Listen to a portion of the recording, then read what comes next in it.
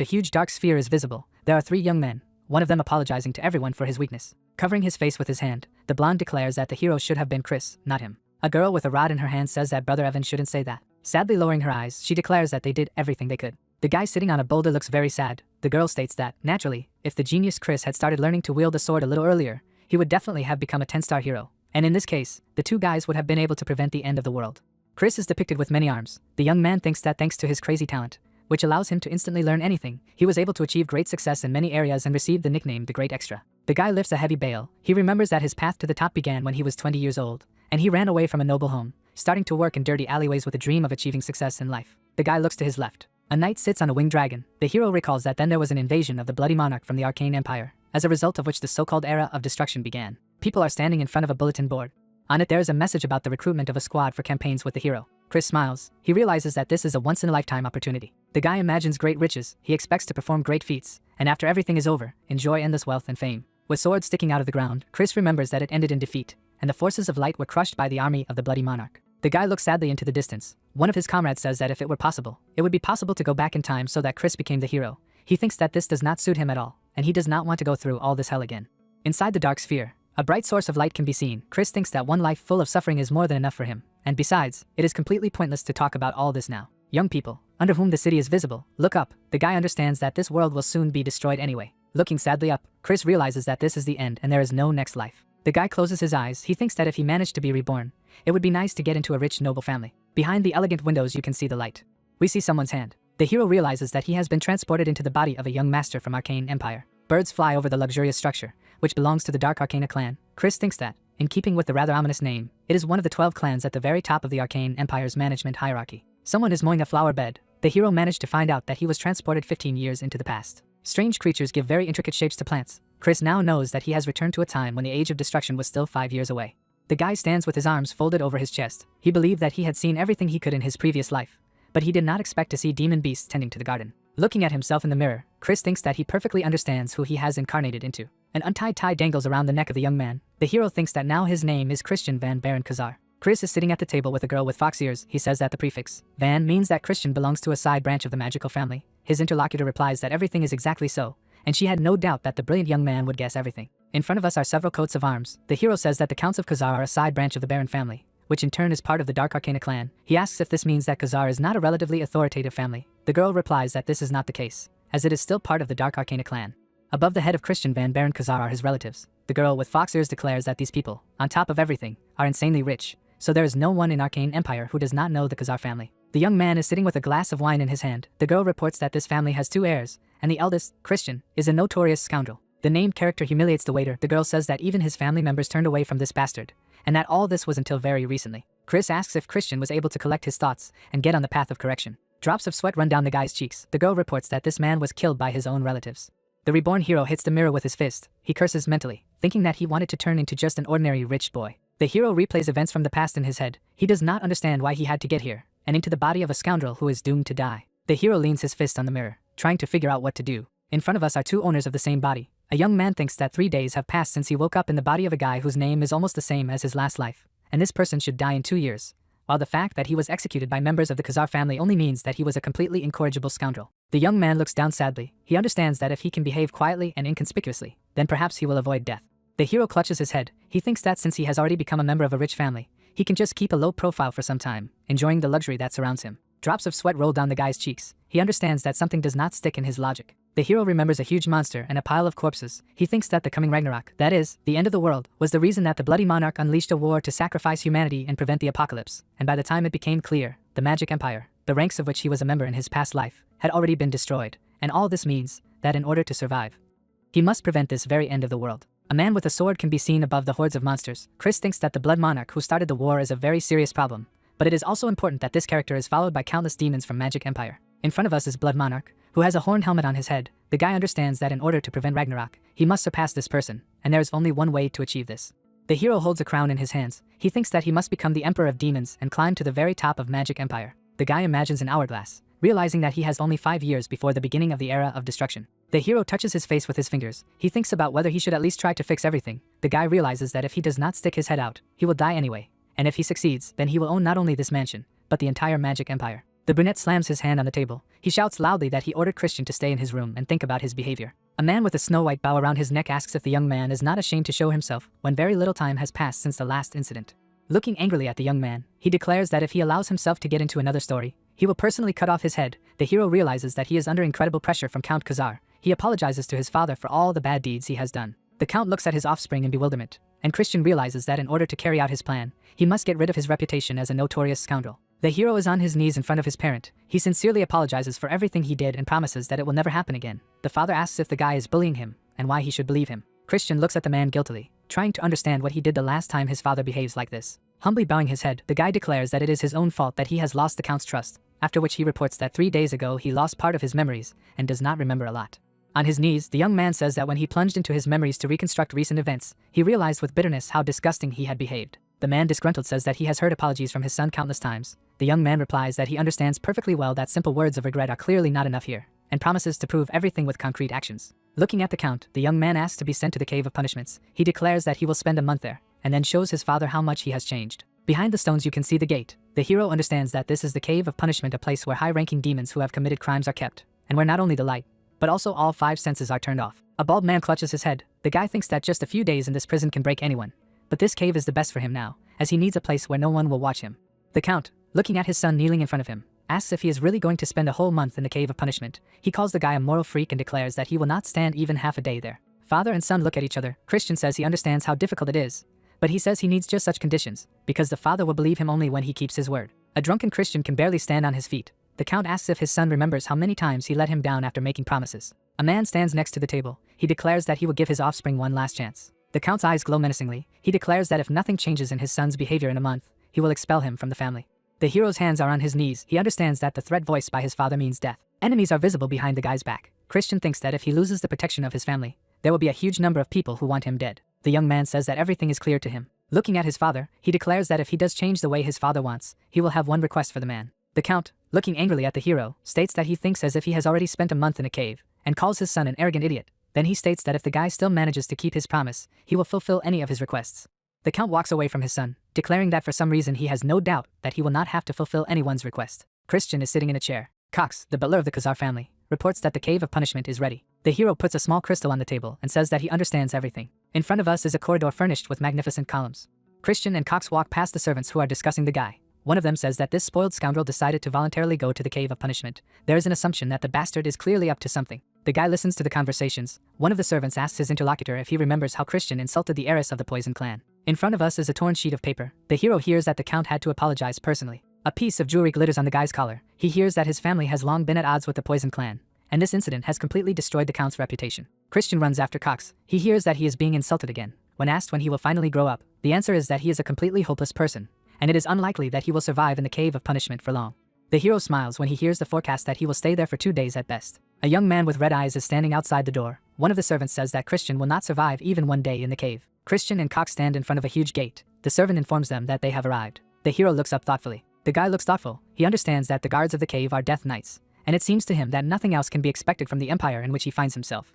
Rubbing the back of his head, the guy walks forward. He thinks that all this probably doesn't matter, as long as no one disturbs him inside the cave. Christian hears him being called brother. The hero looks around in surprise. A young man with red eyes looks intently at the guy, who realizes that in front of him is his exemplary brother turned Van Baron Khazar. We see a red blade. Turn directs it to the hero's face. The brothers look at each other. The tip of the sword is at the hero's chin. Christian asks what his brother wants, and states that he does not seem to have come to see him off on the road. The boy angrily asks if his brother understands what is a real shame for their family. The young man's red eyes glitter. He states that he has no idea what Christian is up to this time. However, if he discredits the name of the family again, he will personally finish him off. Turn says that he warns his brother for the last time. The hero looks at the young man in surprise, realizing that the person in whose body he found himself most likely died at the hands of this character. An adult Turn holds a staff in his hands. The hero remembers that he met this man during the Age of Destruction, and then he was a very famous demon famous for the magic of the curse. Cox raises his hands in fright. Christian looking at his brother, thinking about how this cute kid must have trained hard to become the one he knew. The hero pushes his sword away from his face and scowls to Turn to let him pass. The guy thinks that for someone who has gone through all the horrors of the Age of Destruction, this knot does not pose any threat. Turn asks in surprise. The hero replies that he understood every word, so the young man can go home. Christian walks past his brother, who begins to talk about how this was the last warning, but quickly falls silent. Turn stares open-mouthed at the slammed gate. Cox, next to whom the guards are visible, looks at the boy. Turn clenches his fists in anger. He asks what the hell it is, and why he's being treated this way. The hero goes forward. He looks around. Before us is the eye of a young man. Christian realizes that he does not see or hear anything. He moves his fingers, realizing that he can only feel with his fingertips. The hero, raising his hand, thinks that those in the cave are limited to these sensations so that they can feel the objects that are brought to them here, because otherwise the prisoners would die of hunger. The guy understands that an ordinary person would quickly break down in such a place. Christian looks up, thinking that he went through much more serious trials when he was a treasure hunter. The guy puts his hand to his chest, thinking that, to be honest, turning off his senses is exactly what he needs now, as it will allow him to look deeper into himself. In front of us is a butterfly. Christian thinks that this is the only way he will be able to put in order the body that he inherited after rebirth. Although, of course, this will take time and some luck. The hero remembers how he took care of the wounded, and understands that he will definitely need the skills of a medic gained during one very serious test, after which he was called the Divine Hand. The hero tries to fit in a small box. He thinks that the techniques of body modification that he learned in the circus became the basis for the art of bone reconstruction. We see a lot of shiny stones. Christian thinks that he also has crystals impregnated with different types of mana, and they will allow him to accomplish what he has in mind. The guy is holding a crystal in his hands. He could not even hope that he would get them, since they are too expensive. But he quickly realized that being a member of a rich family is very good, since in it the requests of even a complete scoundrel are fulfilled after the first demand. The guy remembers his friend from his past life, whose name was Evan, as well as how much the two of them had to work to get such items. A white crystal is visible above the guy's head. The hero thinks that he will start with this stone, which will remove toxins from the body. Christian understands that this is a boring, but incredibly important stage. Sparks are visible next to the young man's hand. He thinks that even a small mistake in this process can turn a person into a ruin. The sphere hanging in front of the guy emits electrical discharges. Christian smiles, thinking that for him it is all a piece of cake. The hero's father, sitting at the table, asks how his son is doing. The butler replies that Christian obediently went to the Cave of Punishments. Then Cox says that he is a little worried, as the guy may break down there and not even be able to call for help. The count looks thoughtfully over his folded hands. He realizes that perhaps he should not have sent his son to the cave. He remembers his son and thinks he was a promising child. Christian is on his knees. His father cannot understand why the guy suddenly slid into the abyss. A hand sticks out of the water. The count suggests that perhaps his exceptional talent has made his son too daring and arrogant.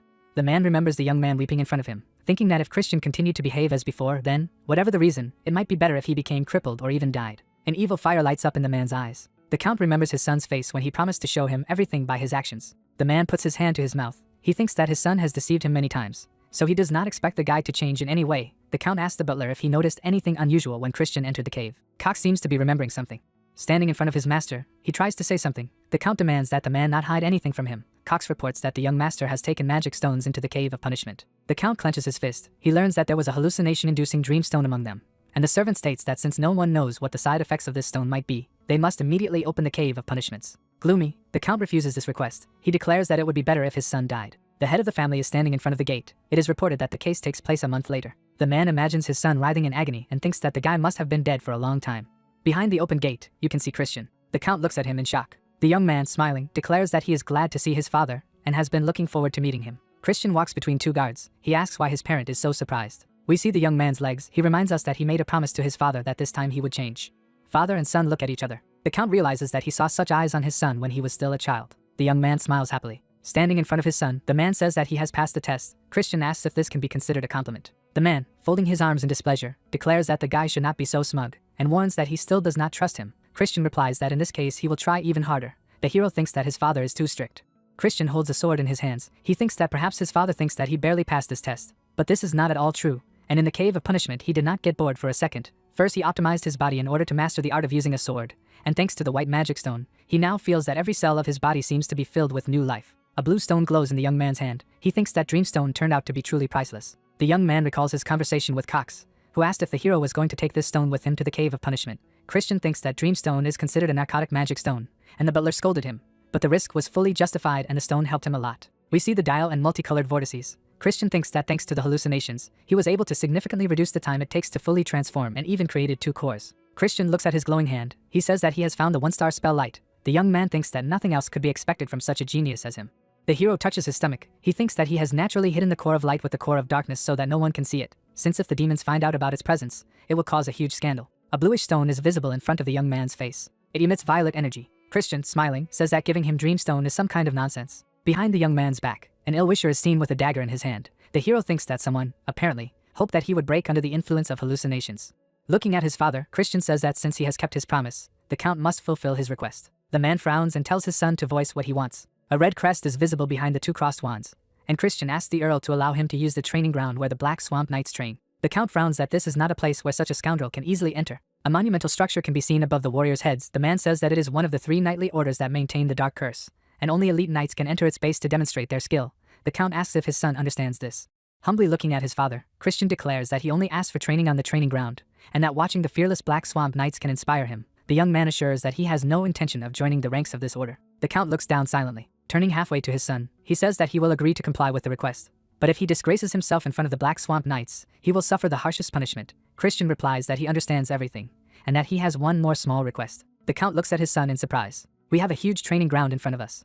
The knights in dark suits look at someone in surprise. The hero examines his hand. The fighters gather near the guy are discussing him. One of them declares that he is a young master who everyone thinks is an idiot. The second asks what this ghoul is doing here. The hero, as the son of the Count, is unpleasant to hear all this.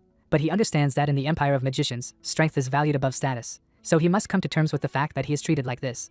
The guy thinks that he actually has another reason for getting to this place. We see a man whose costume depicts the drawing with a branching tree. The Count declares that he will give his son the key to the archives if he brings him a letter of recommendation from the deputy commander of Melon. It turns out that the second request of the young man was to be allowed into the library. In front of us is a huge book depository. The young man knows that in the archive belonging to Count Khazar there are books on dark magic, and if he is going to master this art, he must get into this institution at any cost. Christian, looking at his father, declares that everything is clear to him, and then asks why he sets such conditions for him, since the Count's son is also a member of the family. The young man remembers how he was caught by Cox. The father reminds his son that the guy tried to sell books on high-level magic for a pittance on the black market. Christian wonders what kind of bastard the original owner of his current body was, and realizes that he was a real scumbag. The hero walks forward with a sword in his hand. He thinks that he should receive a letter of recommendation from the deputy commander as soon as possible. Christian notices his brother, who declares that this is no place for such dishonest scum. The hero looks away from the young man, thinking that he is beginning to irritate him. A smile appears on the guy's face. Putting the sword on his shoulder, he thinks that perhaps this is exactly what he needs now. Turn bravely goes out to meet his brother. He declares that he has given the final warning, and Christian must leave if he does not want to part with the life he has so painstakingly saved in the cave of punishment. The hero, sighing, asks his brother if he can answer for his words, because he received permission to come here from his father. Turn looks at his brother in amazement, not believing his words. We see someone's legs. The girl with lush breasts declares that she respects the Count's decision, but Mr. Christian does not inspire confidence in her. The hero looks over his shoulder and recognizes the deputy commander Melon. He realizes that 4-star magic power is being used against him and thus trying to intimidate him from the very beginning, while the guy thinks that he is used to such pressure. Bowing his head, he greets the deputy commander. The girl looks at the hero in surprise, realizing that he was not afraid of her magical power. There are boxes next to the dueling ground. Christian says that now that he has heard Melon's words, he realizes that he has no other choice, and he will prove that he has the right to use this training ground. Turn asks again, surprised. The hero reaches out and declares that he will defeat one of the mages in a duel. Turn says that this is a pretty good joke. Christian, smiling, replies that he is not joking at all. Crossed fists are seen in front of the magic formation. The hero says that he nevertheless wants to limit the use of magical power, as his body is not in the best condition now after the riotous life he led. The guy states that he would prefer a fight with his bare fists. Melon looks at the guy thoughtfully, thinking that she can't allow the Count's heir to be crippled. She asks the hero if he really thinks he has any chance in a fist fight. Christian replies that he should try to check it, after which he asks if there is a worthy opponent here. The hero snaps his fingers, gesturing behind his back. He says that he thinks Turn is a good fit. Looking angrily at his brother, the boy asks how he dares to behave in such a way. Melon, putting his hand on his belt, declares that there is no need for this, and she will find a more suitable opponent, after which he asks the hero if he knows that the young master Turn is already at the level of 2 stars. A boy protecting his face with a sword, Christian thinks that for a 13-year-old boy to reach the level of 2 stars is an outstanding achievement. He imagines his brother climbing the stairs, realizing that even 20-year-olds cannot reach such a level without talent, while the hero realizes that he himself is not an ordinary fighter either. Christian, raising his right hand, states that if he wants to show what he can do, he must fight a stronger opponent, and Turn is better suited for this than anyone else. The brothers look at each other. The hero asks what the boy thinks about his proposal and if he is afraid to fight his older brother. Turn says that he agrees to a duel. The knights surround the opponents, one of them shouting loudly for Mr. Turn to crush this bastard while there is such an opportunity. Christian, stretching his hands, asks the deputy commander how the winner will be determined. The guy assumes that the duel will continue until the surrender of one of the opponents. Melon, frowning at the hero, thinks that this bastard is cocky and does not know his place. She says that it will be too boring, and the fight will continue until one of the fighters loses the ability to fight. The girl thinks that if it has come to this, it would be nice if Mr. Turn tore off one of the limbs of the impudent bastard. Looking mockingly at his brother, the hero says that he has heard the rules and it seems that he is about to get a good beating. The boy calls his brother a bastard and promises to make sure that he never opens his filthy mouth again. Christian strikes an unexpected blow and hits the young man in the jaw. Looking at the bewildered expression on his opponent's face, the hero asks why he is delaying so much if the fight has already begun. Turn looks at his brother. Demanding that the bastard shut up, he strikes. Christian thinks that what he is doing is inherently a scam, because as a magician he has not even reached the level of 1 star, and in a duel using magic, he would not have a single chance. Turn misses. The boy immediately misses a powerful blow. The hero thinks that in his previous life he has had countless fist fights, and if we take into account that in the Cave of Punishment he acquired a core of light, then he is already at the level of the 3rd star. One of the cadets, looking at his comrade, asks what is happening in front of his eyes. Turn is bent over, holding on to his stomach. Putting his hand to his mouth, Christian asks if his younger brother is crying and if he needs to be comforted. Breathing heavily, the boy asks what kind of trick Christian just pulled out. The hero, clearing his ear with his little finger, thinks that he feels great moral satisfaction looking at his brother's face. He states that he did not use any tricks and suggests that turn may just be too weak. The boy's eyes become round with surprise and indignation. Trying to straighten up, he asks again. Christian, sticking out his tongue, declares that his brother is too small, so he can't hear him. Turn curls her fingers. He rushes at his brother, promising to kill him on this very spot, who, smiling, says that the boy is very fast. The younger brother misses his opponent's face again. The hero stops a fist flying at him, emitting jets of black energy. Turn notices that his magic is not working. Christian stabs the boy in the chin, thinking that instincts decide everything in a fist fight. Turn's mouth is gushing blood. He falls backwards to the ground. The cadets, with their mouths wide open, look at what is happening. Turn lies in front of his opponent. One of the viewers suggests that the boy lost concentration for a moment. The answer is that it simply cannot be, and Turn most likely just did not use magical power so as not to harm this bastard. Melon is visibly shocked. Christian, standing over the knocked out brother, asks if he has proven his qualifications. The girl, folding her arms on her chest, declares that this is more than enough. The hero thanks her. Christian, grinning, thinks that he has achieved what he wanted, and now he will master the art of sword fighting, magic, and everything else that will be available to him. There is a door in front of us. Christian looks at his hand thoughtfully. He thinks he has reached the level of 1 star in magic, and has been going to this for longer than expected because he is still unfamiliar with the process of controlling magic, and because there is so much left of the previous owner of his body.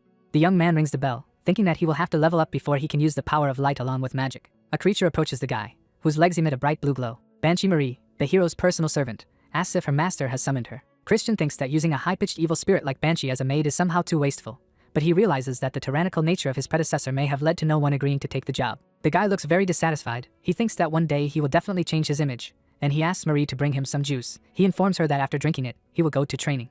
Bowing, the girl asks if the hero wants to get human blood as a drink. He replies that ordinary strawberry juice will be enough. Marie states that the blood tastes delicious. Christian asks that she bring what he asked for. Banshee asks if the guy is referring to human blood. He shouts loudly that he wants strawberry juice. Someone calls out to the hero from behind. The butler runs up to him. The man asks if the guy is really going to practice at such an early time. He states that he is worried that Christian is overloading his body too much. The hero frowns at Cox, who states that he is also very happy and proud of the guy's determination, and despite the others pointing fingers at him, he has always believed in the young master. The hero is confused by something in the servant's words. The interlocutors look at each other. Christian threateningly says that he does not remember asking the butler to believe in him, and that it is not part of his job description at all. Cox, bowing low, apologizes, and admits that he has crossed the boundaries. He wishes the young master a good practice. The butler walks away from the young man. The hero, looking after him, thinks that there is something suspicious in this character. Christian walks past the cadets. Smiling, he looks to his left. The hero understands that those around him are no longer as aggressive as before. The bag falls to the ground. The hero thinks that the cadet's wariness has disappeared. It seems to him that the time has come to win their hearts. The fighter with the eagle's head looks back at the young man behind him. He approaches the tent. The cadet turns to the deputy commander. Melon, with her arms folded over her chest, sitting at the table, she learns that young Master Christian has come to the training ground again today. The girl looks very dissatisfied. She tries to understand what the hero is up to, and what the hell she saw during his duel with her brother. The girl remembers the punch that Christian missed his face and thinks that the moves that Turn showed were, without a doubt, very impressive. In front of us are the hands of 2 brothers. Melon could not even imagine that the hero would be able to take advantage of a very short moment and dissipate demonic energy. It begins to seem to her that Christian somehow foresaw the course of the battle. Imagination draws 2 characters to the girl. She thinks that if her sight does not deceive her, Christian has a talent that is even greater than that of Ashid de Baron, the rightful heir to the ruling family. But the guy remains just a bastard who has lost his magical energy due to a riotous lifestyle. Looking thoughtfully to his left, Melon thinks that Christian will no longer be able to make up for what he missed due to his passions and stupidity. The girl comes out of the tent, stating that she heard some noise. She asks what is going on. One of the cadets tells her that there was a small misunderstanding between the young master and one of the knights. Christian with a sword in his hand stands over a young man lying on the ground. A cadet girl asks a nearby comrade what happened, who asks if Kanan is really a 1-star mage. Melon looks at the young man in shock. She can't believe that this bastard has also reached the level of 1 star. Christian, putting a wooden sword on his shoulder, states that he wanted to see the amazing fighting skills that the Black Swamp Knights have. However, it turns out that they are not as impressive as the rumors suggest. The guy asks if anyone else wants to become his opponent. The cadets look frightened at the hero, who declares that he does not believe that there is a gang of cowardly knights in front of him. We see someone's leg. A big man comes forward and claims his name is Thorn. Smiling, Christian thinks that his opponents have swallowed the bait. He invites the opponent to attack. Thorn rushes to attack. The hero did not think that the knights would voluntarily hand over their secret techniques to the scoundrel they believe him to be, so he has to get them in such an unusual way. Christian deflects the opponent's blow. He stares in front of him, thinking that the grip and smooth movement of his legs indicate that Thorn is using a mud sword technique that he has only heard of before. The hero holds the sword with both hands. He tries to repeat what he has just seen. The young man hits his opponent's neck. Melon looks at him in shock. Christian smiles. The hero sits on his enemy. The cadets animatedly discuss what happened. One of them assumes that this bastard has always been so strong. The second remembers that as far as he remembers, Christian's core of darkness was destroyed, and he does not understand how he was able to reach the level of 1 star. Melon realizes that she was not wrong in her conclusions last time. Christian, looking back at the girl over his shoulder, states that he is very disappointed and perhaps expected too much from the knights who train at this training ground. He says that if they are so weak, then perhaps the deputy commander has some responsibility for this. The cadets standing behind Melon propose to stop this circus. One of them calls the hero a psycho. The girl states that the guy was most likely too happy because of the unexpected victory, became proud and began to overestimate his abilities. The hero, bending a little, invites the girl to teach him a good lesson, and at the same time demonstrate the true level of skill that the Black Swamp Knights possess. Melon snatches a sword from one of his subordinates. Next to the young man, a bright mark from the blow is visible. A deep furrow is formed in the ground. Melon, looking at the hero menacingly, calls him a bastard and declares that 1 second will be enough for her to deal with him. Christian, raising his left hand, asks if Melon is really going to fight against him with full force. He states that the use of magic is limited to the first level, dark magic is prohibited, and they fight with wooden swords. The hero asks if the girl is satisfied with such conditions. Melon, holding out his sword in front of him, asks again about the first level. The opponents stand opposite each other. The deputy commander declares that even with these restrictions, she will break both of the young man's legs. Looking down in bewilderment, the guy declares that, in this way, he puts his feet on the line, after which he wonders what his opponent's bet will be. She declares that she is ready to bet anything. The girl rushes forward. She promises that Christian will not leave here on her own feet today. The hero blocks the blow inflicted on him by the deputy commander of the order. The girl's weapon can be seen right above his head. The guy beats off his opponent's wooden sword. The cadets look on in amazement, one of them saying that the bastard has been fighting against their commander for quite some time. His comrade assumes that this is only because the girl is not using her main weapon. Melon's face is bewildered. She realizes that, oddly enough, her attacks do not reach the opponent, whom she considers much weaker than herself. She remembers how the guy stabbed his brother in the jaw, and realizes that the situation is very similar to the one that was in that fight. Christian, smiling, states that things don't seem to be going the way Melon planned. The deputy commander angrily demands that the guy shut up. The girl is holding a sword in her hand. A purple vortex swirls behind her. In front of the hero you can see the trace of a powerful blow. Christian understands that it is time to act and rushes forward. He puts his knee forward. A young man hits his head on the nose of his rival. Melon holds his face. Blood is flowing down her arm. Christian realizes that his trick has worked. Chains are wrapped around the huge sword. The young man thinks that Melon is a swordsman, and since the use of dark magic is prohibited, she, as he expected, for a moment opened a gap in her defenses, which she could not cover with her sword. The girl looks at the bloody hand in amazement. The hero thinks that if Melon was a martial arts master, nothing like this would have happened. The deputy commander, clenching her fist, laughs happily. She says that she could not even imagine that she would be hit with her head in the face. The girl declares that she underestimated the guy, and from now on she will fight with full concentration. Christian looks at her with his left hand raised. He states that he thinks the fight is over. Melon looks at the young man in amazement, who states that when he hit her headbutt, he scratched the girl with his fingernail. We see a clawed paw dripping with purple liquid. Christian declares that if his nail had been covered in venom, he would have poisoned the girl. Smiling, Melon states that he admits defeat, and the guy can tell her what he wants. But in response, she asks him to give him the opportunity to have another fight. The guy happily declares that the rematch will cost Melon another wish. She replies that she agrees to anything. The hero approaches his rival. Looking straight into her face, he asks if she can kneel before him. The cadets look at the young men talking, trying to understand what they are discussing. Melon whispers to the hero that he must understand that he is asking for the impossible, since she has sworn allegiance to the Baron's family, which rules the clan of dark magicians. Christian says that he understands perfectly well that the girl was sent here, however, when he becomes the heir to the senior family of the clan. The contradiction that Melon mentioned disappear. The deputy commander looks at the young man in shock. The girl remembers several young people and states that all 5 officially recognized heirs are members of the ruling family. Smiling, Christian states that, however, no rule prohibits a member of a side branch from becoming an heir, and that in any case he accepts the challenge that Melon has thrown at him. Putting a wooden sword on his shoulder, the guy asks if he will suit the girl if they fight in a month. He promises that next time he will not put forward any conditions and restrictions. The interlocutors stand opposite each other. Melon states that in this case, the young master will not have a single chance to defeat her. The guy replies that he would not make any predictions about this.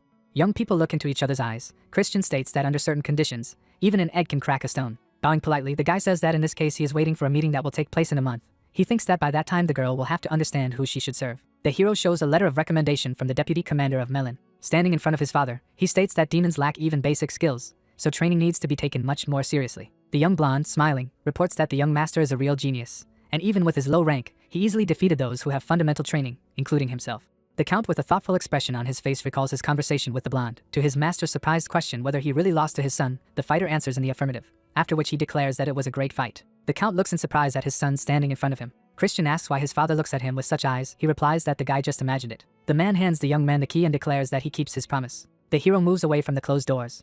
Happily waving the key, he thinks that he has succeeded, and he has received the key to the archive, as well as made a lasting impression on Melon. The girl holds a sword in front of her. The hero thinks that this demon comes from the main family of the Dark Mage clan, and during the era of destruction she actively acted as a high-ranking 6-star demon. Christian thinks that if he wants to establish full control over the Dark Mages, he must win her over to his side at all costs. The young man touches his forehead with his fist. He thinks that, of course, he has not yet fully conquered her heart, but a month of preparation should be enough for him, because he is a real genius. Christian is moving forward. He remembers how his father looked at him, and mentally asks the Count of Khazar what that expression was. The guy understands that even demons have a sense of affection for their family members. Christian remembers the old man in magnificent robes, thinking that perhaps the Count is a much better person than his father from a past life. The young man opens the door, promising himself that he will not disappoint Count Khazar. The hero immediately corrects himself, calling the man father. The sun is shining brightly through the library window. The hero walks past the bookshelves. He sees textbooks on blood magic, the art of summoning and cursing, that is, publications that were considered forbidden on the side of the light. A young man takes a book from the shelf. He sees the eye of his maid in front of him. Marie seems ready to kiss the guy. He asks what she's doing here. The banshee laughs strangely. Books are visible above the girl's head. She says that her main job is the librarian of this archive. Coquettishly lifting her shoulders, she asks if the guy wants to monopolize her as his personal servant. The hero demands that Marie shut up. Christian is just furious. He hears the girl accuse him of being rude, after which he declares that her heart is ready to burst out of her chest. There is a vase of flowers in front of the bookcase. The hero shouts loudly for Marie to shut up. She continues to giggle strangely. Christian looks thoughtfully at his maid. Marie says that he chose a book that focuses on seal of binding, a level for black magic. The guy's hand is on the book. The girl says that, most likely, the young man will not be able to understand what is written there at his current level. The young man turns up his nose and declares that he, as a genius, will understand everything perfectly. Marie looks at him sadly. With 2 thumbs up, she says that her young master is not only very handsome, but also very smart, and she is incredibly impressed. Christian reports that Marie looks very stupid now, and asks if there is any particular reason why her master chose this book. Smiling, the guy confirms this guess. He declares that he must catch the rat. The hero runs with the cadets. He thinks that the first candidate for the rat's his turn, who hates him the most, as he considers him a trash. In second place, the young man puts the butler, who for some reason has free access to the Cave of Punishments, despite the fact that he is not a member of the family. Christian thinks that for a magician, strength is usually more important than status. But Cox continues to court him, trying to please him in every possible way. The hero on the run thinks that it could also be someone else he doesn't know about yet, but in any case, it's crystal clear to him that someone wants to break him, and that's why he was planted a stone of illusion as he headed to the Cave of Punishment. The hero stops. He thinks that if he becomes a scum again, his ill-wisher will make himself felt. The guy angrily shouts that this training is killing him. He walks away from the cadets, declaring that they can continue to have fun here, and he himself, perhaps, will end here. The young people frown after the departing hero. One of them asks what is wrong with him. We see food scattered. The father angrily jumps up from his chair and shouts at his son, who declares that if the servants had brought normal food, none of this would have happened. With an irritated wave of his hand, Christian asks the servant what he is looking at and demands that he immediately carry away the food he has brought. The Count looks at his offspring in disappointment. He states that he was a complete idiot when he believed that the guy came to his senses. He leaves the table. Christian, scratching his cheek, thinks that he feels sorry for his father, and mentally asks the man to understand him, as all this is done for the well-being of the Khazar family. The young man spreads his arms to the sides. He thinks that for several days he has been doing everything possible to spread rumors throughout the estate that he has taken up his old ways again. He mocked the maids when they cleaned and threw money left and right. Wine is poured into the glass. The hero angrily asks Marie why she does not allow him to drink alcohol. The banshee reasonably remarks that this is exactly what the young man is doing now. He irritably states that the girl has extracted all the alcohol from the drink.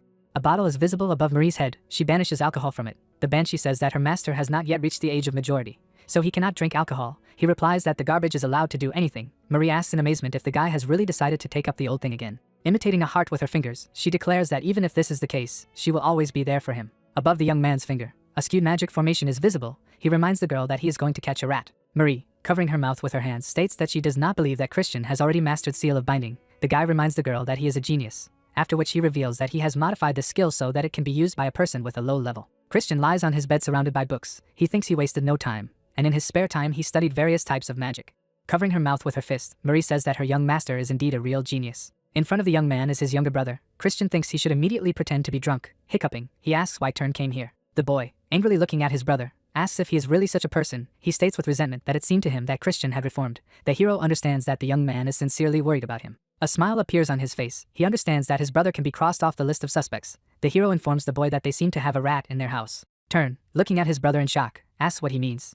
Scratching his head, Christian says that someone wants him to break down again, and he himself is going to play along with this person for a while. Turn asks if this means that his brother has been faking lately. The guy brings a glass of wine to his brother's nose and says that his alcohol is not even real. The boy angrily asks who this rat is. Christian, twisting a glass of wine in his hand, says that he does not know for sure yet. He lets go of the glass, which immediately breaks. The hero says that in any case, the rat should soon swallow the bait.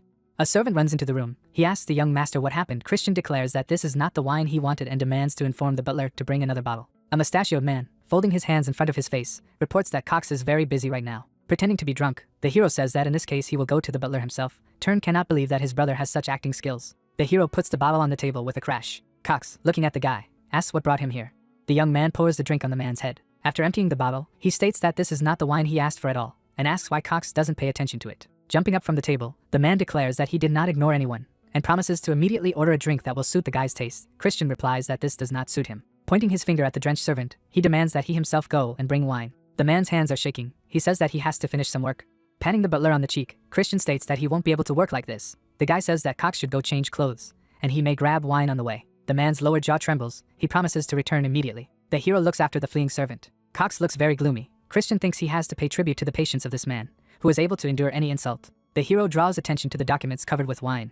He looks through them. The guy smiles, realizing that he has found what he needs. Christian imagines a butler sitting next to a chest full of gold. He thinks that if it is a rat, then this must inevitably affect the administrative side of his activities. While the young man understands that the documents he found are not enough, and he needs ironclad evidence. The hero puts the papers on the table. Cox approaches him with a bottle in his hand. He says that he brought the wine that the young man asked for. Christian thanks the butler and asks if he is offended by him. The man replies that he does not hold any grudges. Continuing to pretend to be drunk, Christian says it's good. Giggling, he states that Cox is his favorite butler who is willing to tolerate him in any form. The servant thanking his master. Cox tells the young man who opens the bottle that he has to tell him something, and Christian asks what exactly he is talking about. Unpleasant young people are seen behind the hero's back. Cox tells him that his friends want to meet him secretly in a familiar place. Christian asks in surprise. Raising his hands, the butler says that he doesn't really want the guy to mess with them again, but he's not in a position to judge the young man's friends. Christian, holding a bottle in his hand, says that he will probably meet with his comrades. Cox says that he is ready to carry out any order from his master.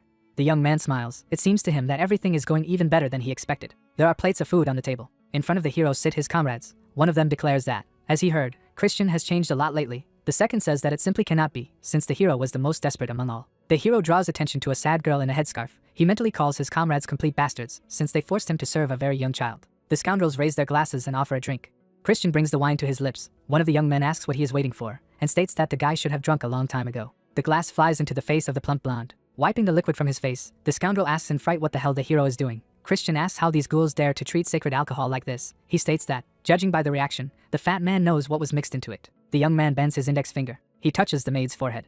The girl loses consciousness right next to him. One of his comrades asks if Christian really knows how to use dark magic. The hero, jumping on the table, declares that the bastards should now worry more about their own fate. The guy grabs the blonde by the hair. He hits the faces of the scoundrels right on the table. The fat man, whose head is pressed to the table, asks why Christian is doing all this and asks him to calm down. A sharp knife appears in the young man's hand. He declares that if the scum do not understand why they are being beaten here now, then he will simply finish them off. There are broken plates on the floor. Tied up and beaten scoundrels sit on the floor. A skinny brunette begs the hero to spare them. With his arms folded over his chest, Christian stands in front of his former comrades, one of them declaring that he was only following orders to poison the drink and blame everything on the little servant. The fat man says that whoever forced them to do this blackmailed them, that they were smuggling drugs, and they had no choice. A knife sticks out in the floor in front of a skinny brunette. Christian asks who exactly gave this order. The villain begins to mumble something incomprehensible. The hero, putting a knife to his neck, asks if the guy really wants to lose his head. The bastard immediately replies that Cox gave them the order. Christian looks thoughtfully at his former comrade, who begs for mercy and promises to do everything the hero tells him. Christian, putting his foot on the knife, demands that the guy swear that he will carry out the order. He readily takes the oath. The hero says that the villain said it too quietly. He shouts that he swears to do everything that is required of him. Raising his hand over the trembling villains, Christian declares that now everything has been pronounced clearly and distinctly. He orders that the scum listen to him carefully. The guy's former comrades are screaming loudly. Tied up scoundrels are lying on the floor. Cox runs up to the count and informs him that they have a serious problem. The man asks what happened. The butler states that Christian committed the murder. The count looks at his servant in amazement. Folding his hands in front of him, Cox states that the guy killed the maid who served him last night, after which he threw the corpse into the river. He states that they are unlikely to be able to hush up this case. The hero's father looks down in shock. The servant asks what they should do. The count demands that Christian be taken to a demonic trial. The man declares that he is using his right to use the simplified office procedure. Smiling faintly, the butler lowers his gaze. Christian stands in front of a small podium. He calmly declares that he is not guilty. The count, looking at his son, asks how he dares to lie if there is a witness who can confirm everything. The young man declares that this is impossible, since what is attributed to him never even happened. His former comrades are visible above the guy's head. Christian states that there seems to have been a small misunderstanding. A maid appears in the doorway. The hero declares that he is actually accused of killing this girl. The skinny brunette and the fat man look at what is happening in amazement. The girl informs the count that the young gentleman took her home after she passed out, and then gave her money to pay her rent.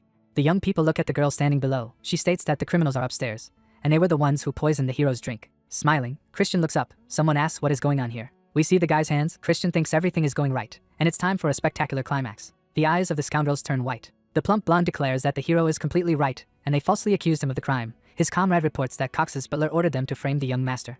The vampire, with his mouth wide open, asks what kind of nonsense this is. He shouts that all this is very unfair, and Christian and his friends try to frame him. Looking at the hero, the butler says that this horrible prank has gone too far. The guy thinks that these are exactly the words he expected to hear from the bastard. Christian asks his father, who is standing in front of the podium, if he, as a victim in this case, can ask for something. The count asks what exactly it is about. Smiling, the young man declares that he wants to personally interrogate the butler. The man looks at his offspring in shock.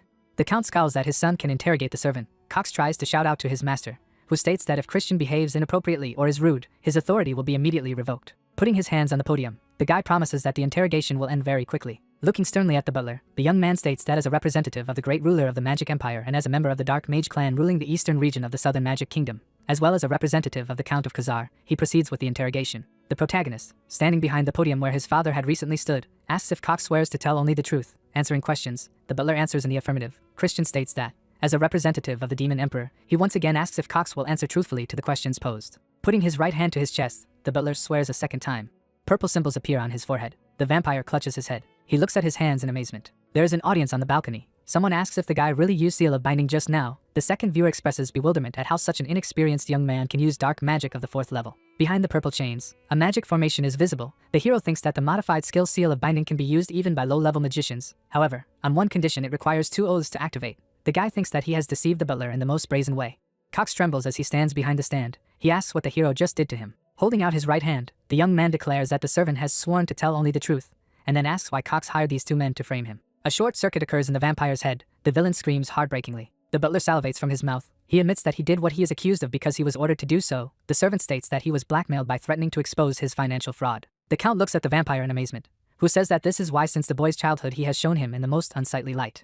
The hero, smiling, declares that he already knows that the butler has long been embezzling the count's money, as evidenced by the documents that he found on his desk. Christian approaches the vampire. He asks who gave him the order. The butler begs the young man not to touch him and promises to tell everything. Purple symbols are visible above the bastard's head. The hero orders to answer immediately. The earl is amazed to hear his servant report that the orders came from Ashid. One of the spectators covers her face with a fan. The vampire says that the customer was Ashid de Baron, the second heir to the clan of dark magicians.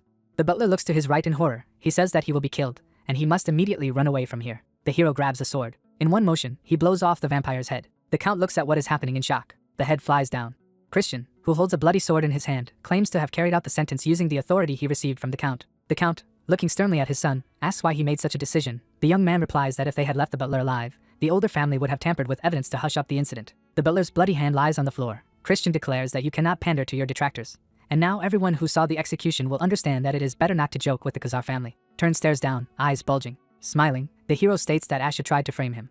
The count silently looks at his son. A spatial gap appears above the man's arm. The father orders his son to follow him. They find themselves in a spacious room. The young man asks where they are now. The count explains that this is a secret training ground where no one will see them. The man looks back at his son standing behind him and asks if the statement he made means that the guy is going to prevent Ashid from ascending to the throne. The count states that the support of the heir is directly related to the power of the family. It seems to him that the guy made the right decision, but it was still hasty. The man says that, nevertheless, after the latest events, he will begin to support the young lady, and not the second heir, who turned out to be a bloodthirsty maniac. The hero, looking to his left, declares that his father should act differently. Smiling, the young man declares that he wants to become the heir himself. The count angrily shouts that this is absurd. Christian, rubbing the back of his head, states that if the claimant has abilities, even a representative of a side branch can become an heir. There are shields and swords against the wall of the training hall. The count explains that his son has just mentioned a formal rule that never applies. Christian reasonably asks why I should try to frame him in this case.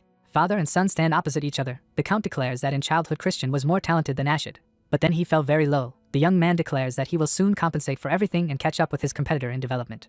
We see a dark sphere. Christian asks his father to give him a recommendation to participate in a sacred dark rite that will take place in 2 months. The man states that only demons who have 2 stars or more can take part in this event, and the guy has barely reached the level of 1 star. The hero, spreading his hands to the sides, declares that in 2 months he will definitely receive a 2nd star. The count asks in amazement. Smiling radiantly, Christian asks his father to help him. The magnificent room is lit by many lights. Someone says that the young master has changed completely. The maid reports that the count has been personally training his offspring lately. The green creature with whom she communicates states that even the older knights are afraid of this training. He offers to see how long the guy can endure such torment.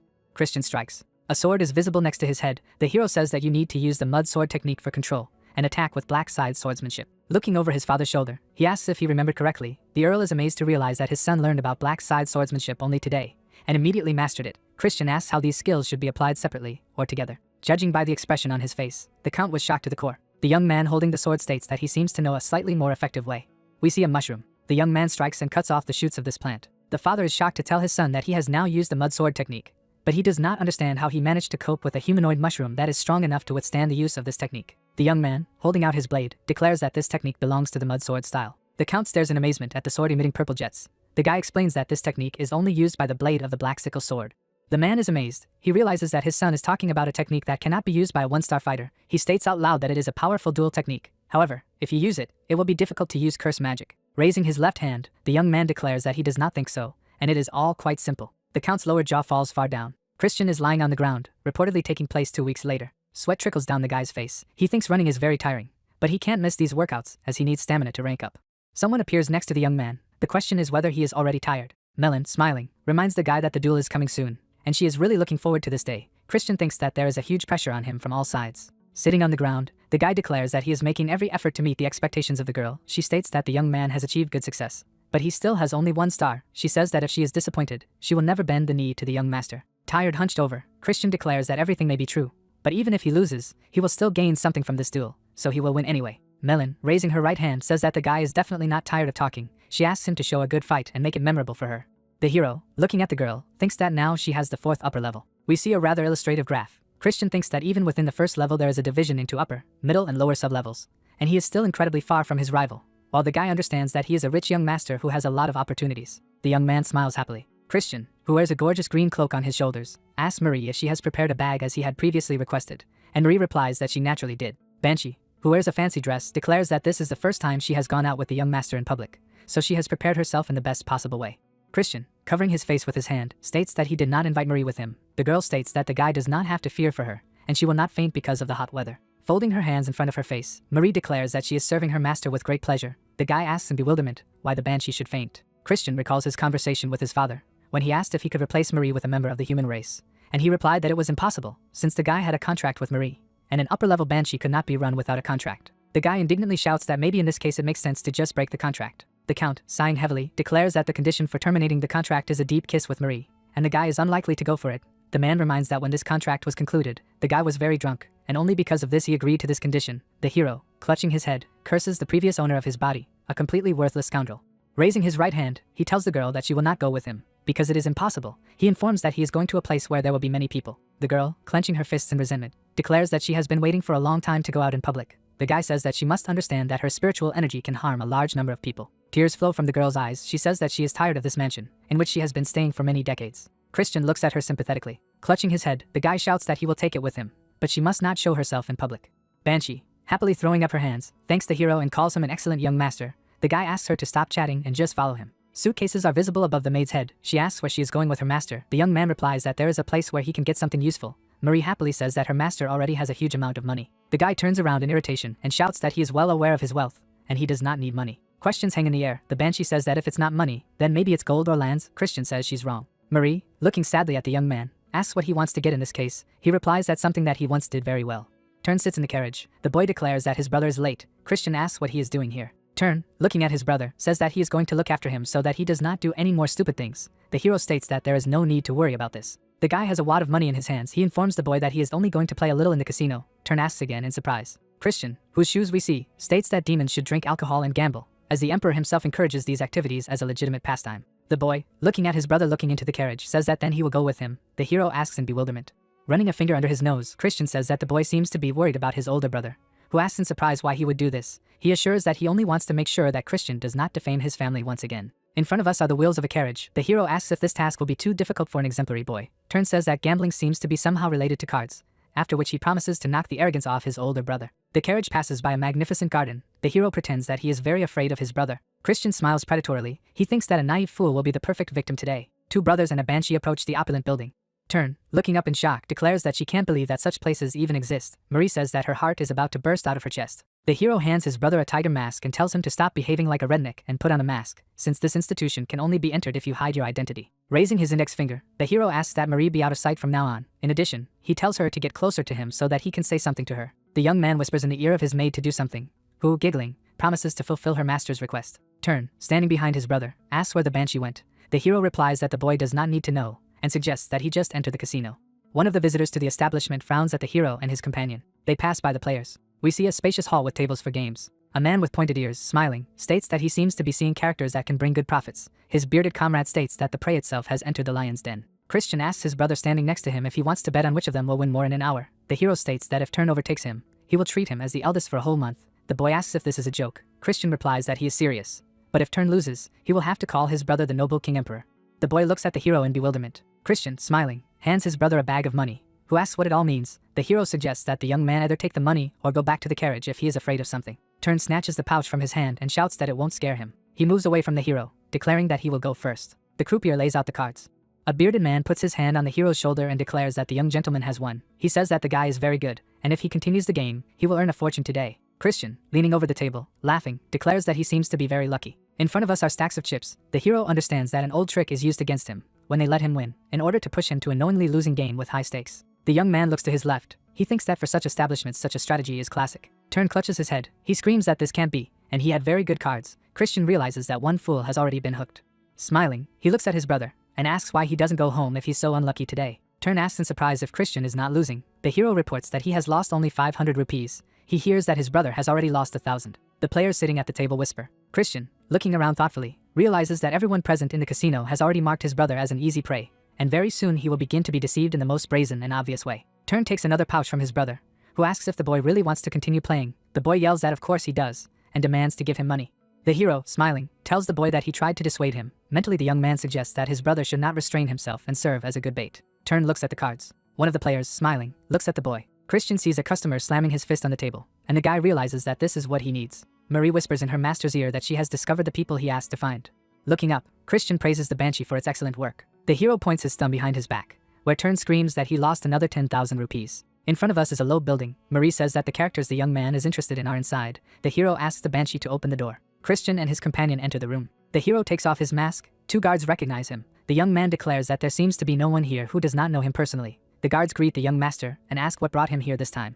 The hero, smiling, asks to bring the owner of the establishment to him. Grantel, the head of the Grantel Trading Company, asks if the hero was really looking for him. Christian, raising his left hand, declares that he wants to talk quietly. The fat man asks what it will be about. The hero thinks that this person is known to everyone as a merchant, but in his past life he was the owner of this casino. Christian asks the agitated man if he really has the audacity to ask what happened after his henchman robbed his dear younger brother. Grantel is about to cry. He asks the guy not to say that he means a fool in a tiger mask. Folding his arms over his chest, Christian declares that the man is absolutely right, and under this mask was Turn, the heir to the house of Khazar. Grantel frighteningly shouts that he is just the manager of the casino, and the players who beat the boy have nothing to do with him. The hero threateningly asks if the merchant wants to die a terrible death. He, with his mouth wide open, lets out a deafening scream. The man falls to his knees and humiliatingly asks for forgiveness. He declares that if he had known that a nobleman from the count's family had come to his casino, he would never have done anything like this. The hero asks if Grantel wants to get forgiveness for free. A bright light hits the windows. The fat man shouts that he is ready to compensate for the costs, and asks how much the young man wants. He replies that 1,000,000 rupees will be enough. The man asks again in amazement. Sweating, Grantel looks at the guy and declares that he doesn't have that kind of money. Christian says that in this case, 200,000 will be enough. Grantel asks again. He understands that this is a fortune, but life is somehow dearer to him. Smiling, Christian says he wants one more thing. Grantel asks what exactly it is about. Swords lie in front of the hero. Marie says that her master spent 200,000 rupees to buy combat equipment. She admires the hero's well-thought-out plan. Christian, smoothing his hair, declares that nothing else could be expected from a genius. A black sword hangs from the boy's belt. We see this weapon wrapped in red chains, and then handed over to the character with the head of a ram. Marie says that the sword that the young man acquired is apparently the Gruna, a sacred blade obtained by a hero who sold his soul and is especially revered by demons. Raising his index finger, the banshee says that the blade is unfortunately rusty. Christian replies that he is fine with everything and has another great plan. He asks the girl to shut up and just take what he gives her. Marie offers her hands. The hero says that, as far as he knows, she has long wanted to receive this gift. Banshee holds a pendant in the form of a cross. Opening her mouth, she looks at her master, who states that it seemed to him that she could never get rid of regrets if she did not receive it. So he gives it to Marie so that she can calm down and move on. The hero warns that the girl should not take this gift as something more. Marie, looking at the guy, states that this is the first gift she has received in her life and even after death, after which she sincerely thanks the young man. Raising his right hand, Christian says that the banshee can think whatever he wants, and now is the time to go home. Marie is over the moon. She declares that as a sign of gratitude, she will make even more delicious blood juice for the hero from now on. The young man and his companion are walking along the pavement. Christian reminds that he does not drink such filth. Marie replies that she always adds a little blood to the strawberry juice that the young master orders. The hero asks the girl to say that it was a terrible joke. Christian waves his hand. He asks the girl to wait, after which he states that he seems to have forgotten about something. In front of Turn, there is 1 rupee on the table. The hero says that nothing terrible happened, and he will remember what he forgot later. Inside the magnificent castle, Turn is loudly calling out to his brother. The hero wakes up. Grantel is seen above the young people's heads. The boy asks why the hero left him in the casino. Christian realizes that he forgot about this when he left with Marie. Turn accuses his brother of almost being sold into debt slavery because of him, and this would definitely have happened if he had not been accidentally recognized. Christian, who has a pillow under his belly, admits that he was wrong. He realizes that his brother was most likely saved by Grantel. Raising his left hand, the young man asks why Turn does not call him the right name. He reminds him that he lost the bet, so he must fulfill his promise to call him nothing less than the noble King Emperor. The boy looks at his brother in shock. His hands are trembling. Shaking with disgust, the guy tries to pronounce the fictional title that has just sounded. The hero picks his nose. Turn angrily shouts the words demanded of him. Sticking out his pinky finger to the side, the hero declares that the boy is doing great, and from that moment on, he must behave well and show respect for his great older brother. Turn feels humiliated. The boy, looking back at his older brother, declares that one day he will definitely regret what he did to him. Christian is sitting on the bed with his head in his hand. He thinks that this cute child was supposed to grow up and kill him, and that was the plan of the bastard he killed with his own hands. In front of the majestic building stands a young man. This is Ashid, the son of Langham, the current patriarch of the Dark Mage clan, and one of the main contenders for the throne. The hero thinks that he does not feel much emotion towards this man, since he is not a real Christian, but if he wants to become the heir, he will not be able to avoid confrontation with this character. The guy looks thoughtfully to the left of you. He promises to pay for the insults of the previous owner of his body. The young man sits on the bed, thinking that in order to achieve his goal, he must first win over Melon. The hero draws attention to a sword entwined with a chain. Christian crouches in front of the weapon. We see several characters trying to cope with the blade. The hero thinks that many magicians tried to subdue the sacred sword Grunna, but it is still gathering dust, since no one has managed to do it. Christian takes the weapon by the chain and states that they will now see how the sword reacts to him. A source of bright glow appears under the guy's hand. The young man looks at his upper limb in bewilderment. We see a blue sphere. Christian thinks that, as expected, Grunna reacts negatively to magical power. He realizes that this is quite natural, as the weapon was made to carry the sacred power of light. The young man takes a tool in his hand. He declares that he still has an ordinary weapon in front of him, and if he understands how it rejects magical power, he will be able to subdue it. The hammer is lowered onto the blade. Jets of yellow energy appear around the instrument. Christian continues to strike. The hammers lie inside the case. The hero says that Grunna must be in pain now. The guy continues to work with the hammer. He advises the sword to surrender. The young man, smiling maliciously, declares that he is ready to swing hammers all night. Grunna trembles. The count asks his son if he is ready. It is reported that the case takes place a few days later in a secret training ground. Christian, looking at a woman whose face is covered by a veil, asks who she is. The guy recognizes her silhouette and realizes that he seems to have seen her before. The woman turns to the guy. He finally recognizes her and greets the commander of the Black Shadow Knights. Mary, the commander of the Black Shadow Knights, tells her nephew that they really haven't seen each other in a long time. The hero represents a woman in combat robes. He knows that she is the daughter of the Marquis of Langham, the head of the Dark Mage clan, and the sister of his father. She supports the head of her clan and is responsible for leading secret missions and internal security structures. The hero looks in surprise at the woman, who is a very influential figure within the Dark Mage clan, and does not understand what she could need here. The count, raising his left hand, reports that Lady Mary came here because of the Cox incident. The woman tells her brother that his son's behavior was quite impudent. Christian realizes that if the head of the clan is going to stand up for Ashid, it will be very problematic for him. Smiling, the young man says that the Marquis of Langham must have a lot of free time if he pays attention to such minor incidents. Mary states that Christian speaks very boldly, but the head of the clan is really not interested in children's showdowns. She directly states that Langham is interested in the hero. The young man imagines a man sitting on a throne and tries to comprehend the words he has just heard. He realizes that this may be his chance to attract the attention of the head of the clan. Mary gloomily declares that, however, she cannot yet report to her master what is more courageous or reckless in the hero. The woman says that the guy has not yet reached the level of the second star, but at the same time he has already managed to challenge Melon to a duel. Mary asks if it would not have been wiser to refuse this duel. The hero's hand rests on Grunna. Smiling, he states that he appreciates the concern shown about him, but he has a good plan that he thinks can bring victory. Mary says in amazement that she seems to see Grunna at her nephew's. Looking at the guy in front of her, she states that he must have completely lost his mind. According to her, she guessed that Christian was reckless, but could not even imagine that everything was neglected to such an extent. Mary frowns that the young man's father, Leiden, boasted that Christian has finally come to his senses. The count swears that this is indeed the case, and the woman asks why. In this case, the boy is going to use the sacred sword in the duel. Christian, looking at his aunt, asks if there is a rule that forbids him from doing so. He states that if there is no such restriction, then he may well use this weapon. Mary sternly says that Grunna is a weapon that even the head of the clan could not master, and the sacred energy of the sword can burn a young man to ashes. The hero, taking a blade in his hands, says that he does not think so. His relatives warn the guy to be careful. The sword glows in the young man's hand. Mary looks at her nephew in amazement. She assumes that he has a fake in his hands. Christian throws her a blade and asks her to check if it's fake. Mary grabs a sword flying at her. She throws him away in disgust. Christian raises the weapon. The woman asks how he manages to hold this blade. The guy replies that it is a trade secret, and he cannot reveal it. The young man puts the weapon on his shoulder. He declares that he is sure of only one thing, namely that he is a genius who can use a sword that does not obey even the head of the clan. Christian, smiling, looks at his aunt. He declares that nothing else matters. The count looks at his son in shock. Loud laughter is heard next to his relatives. Mary and Leiden look at someone in surprise. The remark is that the young master is always very funny, and it's just delightful. Melon appears from the portal. She states that she could not even imagine that the guy would be able to tame a holy sword. We see the girl's legs, and she says it doesn't matter. Smiling, the deputy commander looks at the young man and says that he is living his last day. Christian frowns back at her. Melon rushes to attack. The hero has to raise a blade above his head to deflect the blow. Christian looks at his opponent appraisingly from under his sword. As he thought, the girl's speed and strength are now incomparable to their previous fight, when restrictions were in place. The young man stands with his weapon in front. He thinks that he will not be able to close this gap. The hero parries another blow. Jets of yellow energy rise up around the blade. Mary and Leiden are watching what is happening. The woman says that the power of the sacred sword has begun to work. The older generation looks at the fighting hero. Leiden states that his son seems to be even stronger than his sister at the same age. Mary, pointing her finger at the boy, states that this is not the only thing. She urges her brother to pay attention to the way the young man moves the hilt of the sacred sword. The young man's hand emits violet energy. Melon misses a powerful blow to the chest. Leiden, standing behind his sister, says that the young man has impressive strength, but he thinks that he is shaking a little. Mary replies that this is not the case at all. The woman says that the guy is tweaking his demonic energy to prevent rejection by the holy sword. Christian raises his weapon above his head. He asks his opponent if she likes this battle. Melon, looking at him, states that maybe she's only imagining it, but she feels like Christian is predicting her movements. The hero, putting the sword on his shoulder, declares that he has a very good eye for such things. We see the figures of two fighting characters. Christian states that in sword fighting, every movement is always preceded by something, and if the girl strikes from above, then she must raise her arms, and before that, the muscles of the shoulders and upper arms must move. He says that such patterns are common for both true masters and inexperienced beginners. Melon looks at the young man in surprise. She abruptly puts her hand out in front of her and asks if the guy was ready for her move. Jets of green energy swirl around the hero. Melon states that the guy could have forgotten that the Black Swamp Knights are swordsman mages. A bright flash occurs. Christian, looking down, states that it was quite dangerous. His opponent guesses that the guy used an artifact of purification. The hero, raising his left hand, thanks his father for being alive. Leiden says in bewilderment that the used item should be in the safe. The son replies that he is a very good thief. Drops of sweat run down the faces of the hero's relatives. Christian runs his hand under the hem of his vest. He says that in real combat, equipment is also part of a fighter's skill. He tosses the ball. The sphere explodes above the girl's head. Smiling, the guy declares that it is useless to dodge. Melon stares at the red sphere in fright. Not far from the young man, a powerful explosion is heard. Christian stands with his left hand raised. He thinks he bought this artifact with the money he took from Grantel, and the item turned out to be surprisingly good.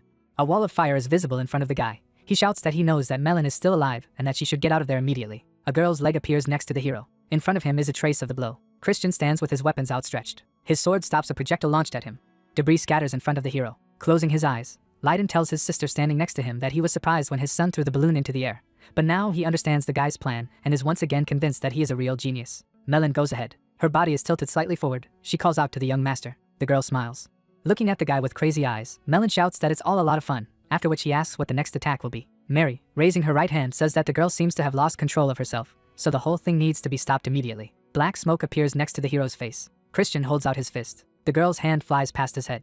We see the young man's leg. Melon cannot believe that he dodged her attack. The hero puts a sword to the neck of his opponent. Smiling, he states that he has won, and asks if she is satisfied with the fight. Melon looks back at his opponent. Leiden clenches her fists happily. Mary covers her mouth with her hand. The girl, laughing, declares that she still cannot recover from what she has experienced. The hero, looking at her, asks for an answer to the offer he made to her earlier. Christian states that he will respect any decision, as he understands that it is impossible to force someone to be true to himself. Melon asks if they will arrange fights in the future if she takes the side of the young master. The hero, smiling, looks at the girl. Giving her his hand, he declares that there will be as many duels as Melon wants. Mary stands in front of a huge window. The woman's face is thoughtful. She realizes that she has seen some kind of transcendent level of control over demonic energy. Someone throws Grunna to the floor, stating that they can't handle it. Mary, standing behind the gray-haired old man, asks if even the head of the family can handle this weapon. He replies that he manages to subdue Grunna for a short time. However, as the woman knows very well, demonic energy constantly changes wavelengths, and it needs to be infinitely adjusted to control this weapon. The sword lies on the floor. The old man declares that no one can do all this during a real battle. The old man, with a red dragon visible above his head, declares that he admits that the demons of Gehenna or the demonic dragon are capable of this. But among humans, only some man who controls demonic energy as freely as he breathes can do this. Christian, smiling, asks Lady Mary if he is worthy of the highest praise. The woman looks down thoughtfully. With the moon hanging over the magnificent park, Mary thinks that perhaps her father's long-held dream has finally come true. Cooks work in the kitchen. One of them has bright eyes. Strawberries are divided into 2 equal parts. Appetizing berries decorate the cake. The hero says with disgust that he could not even imagine that the strawberry cake that he ate a little earlier was made by the hands of this terrible chef. Marie declares that, despite his formidable appearance, he is a very good cook. The green creature, wiping his hands with a towel, makes croaking noises and asks what brought the young master to his kitchen, who replies that he wants to make cookies. Banshee, looking at his master in bewilderment, asks if he is really going to bake cookies. The guy states that he has to give them to someone. Marie, raising her fists in fist, says that it shouldn't be another woman, and Christian irritably states that everything is not at all as his maid thinks, although he will indeed give the pastry to the woman. The cook, who has a white cap on his head, informs the young man that he is an excellent cook of biscuits. The young man replies that it may be so, but he must bake them himself, as this is the only way to make them special. Christian wants to say that he is a good cook himself, but at this moment a red mass flies into his face. 2 green creatures are pounding strawberries in a mortar. The hero indignantly shouts to his maid that she doesn't seem to be joking when she stated that blood is being added to his strawberry juice. Marie giggles. The hero approaches Mary, who is about to mount her horse, and calls out to her. The woman, looking at the young man, asks what happened. The hero reports that he was told that his aunt was leaving, so he came to see her off. The woman thanks the guy for coming, despite the fact that he must have been very tired after yesterday's duel. Christian hands a relative a box, stating that he is not tired at all and, in addition, has prepared something for her. The woman realizes that she has been presented with delicious cookies.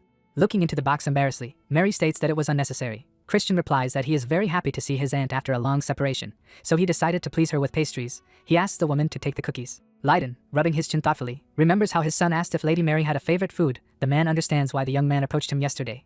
It seems to him that the guy knows how to win people's hearts, and this is just wonderful. The woman looks at the biscuits. Christian asks her to try them and reveals that he made them himself. Mary asks in surprise. She tastes the cookies. Judging by the expression on her face, she likes it very much.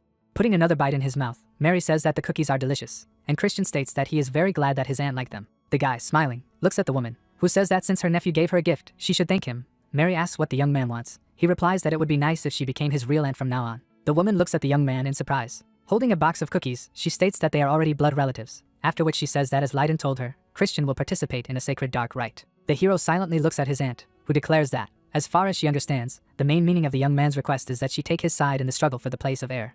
Sighing heavily, the woman says that she simply cannot agree to this, since the elders of the main house must remain neutral in their attitude towards the heirs. We see a hand holding an hourglass. Mary says it's an iron rule that she can't break. Christian, looking at his aunt, states that his request was sincere, and did not imply anything of the sort. He assures that he just wants to get closer to his aunt. The woman replies that the hero is very brave, after which he asks if there really were no ulterior motives in his request. Raising his hands, the young man declares that, of course, if his aunt helps him, he will not refuse to help. Folding his hands, the guy declares that he simply cannot refuse such a wonderful woman. Christian brings clenched fists to his face. Mary brings the cookie to her mouth, and states that the young man's directness does not look repulsive, and since he gives her such a delicious cookie, she may be able to look after the young man. Smiling, Christian thanks her. Leiden wipes away the tears in his eyes. Mary asks if she can ever get the cookies in return. The young man states that it depends on what she does for him. The woman asks in surprise. Winking at her, the young man declares that if his aunt disappoints him, he will not be in the mood, and the cookies are unlikely to turn out as delicious.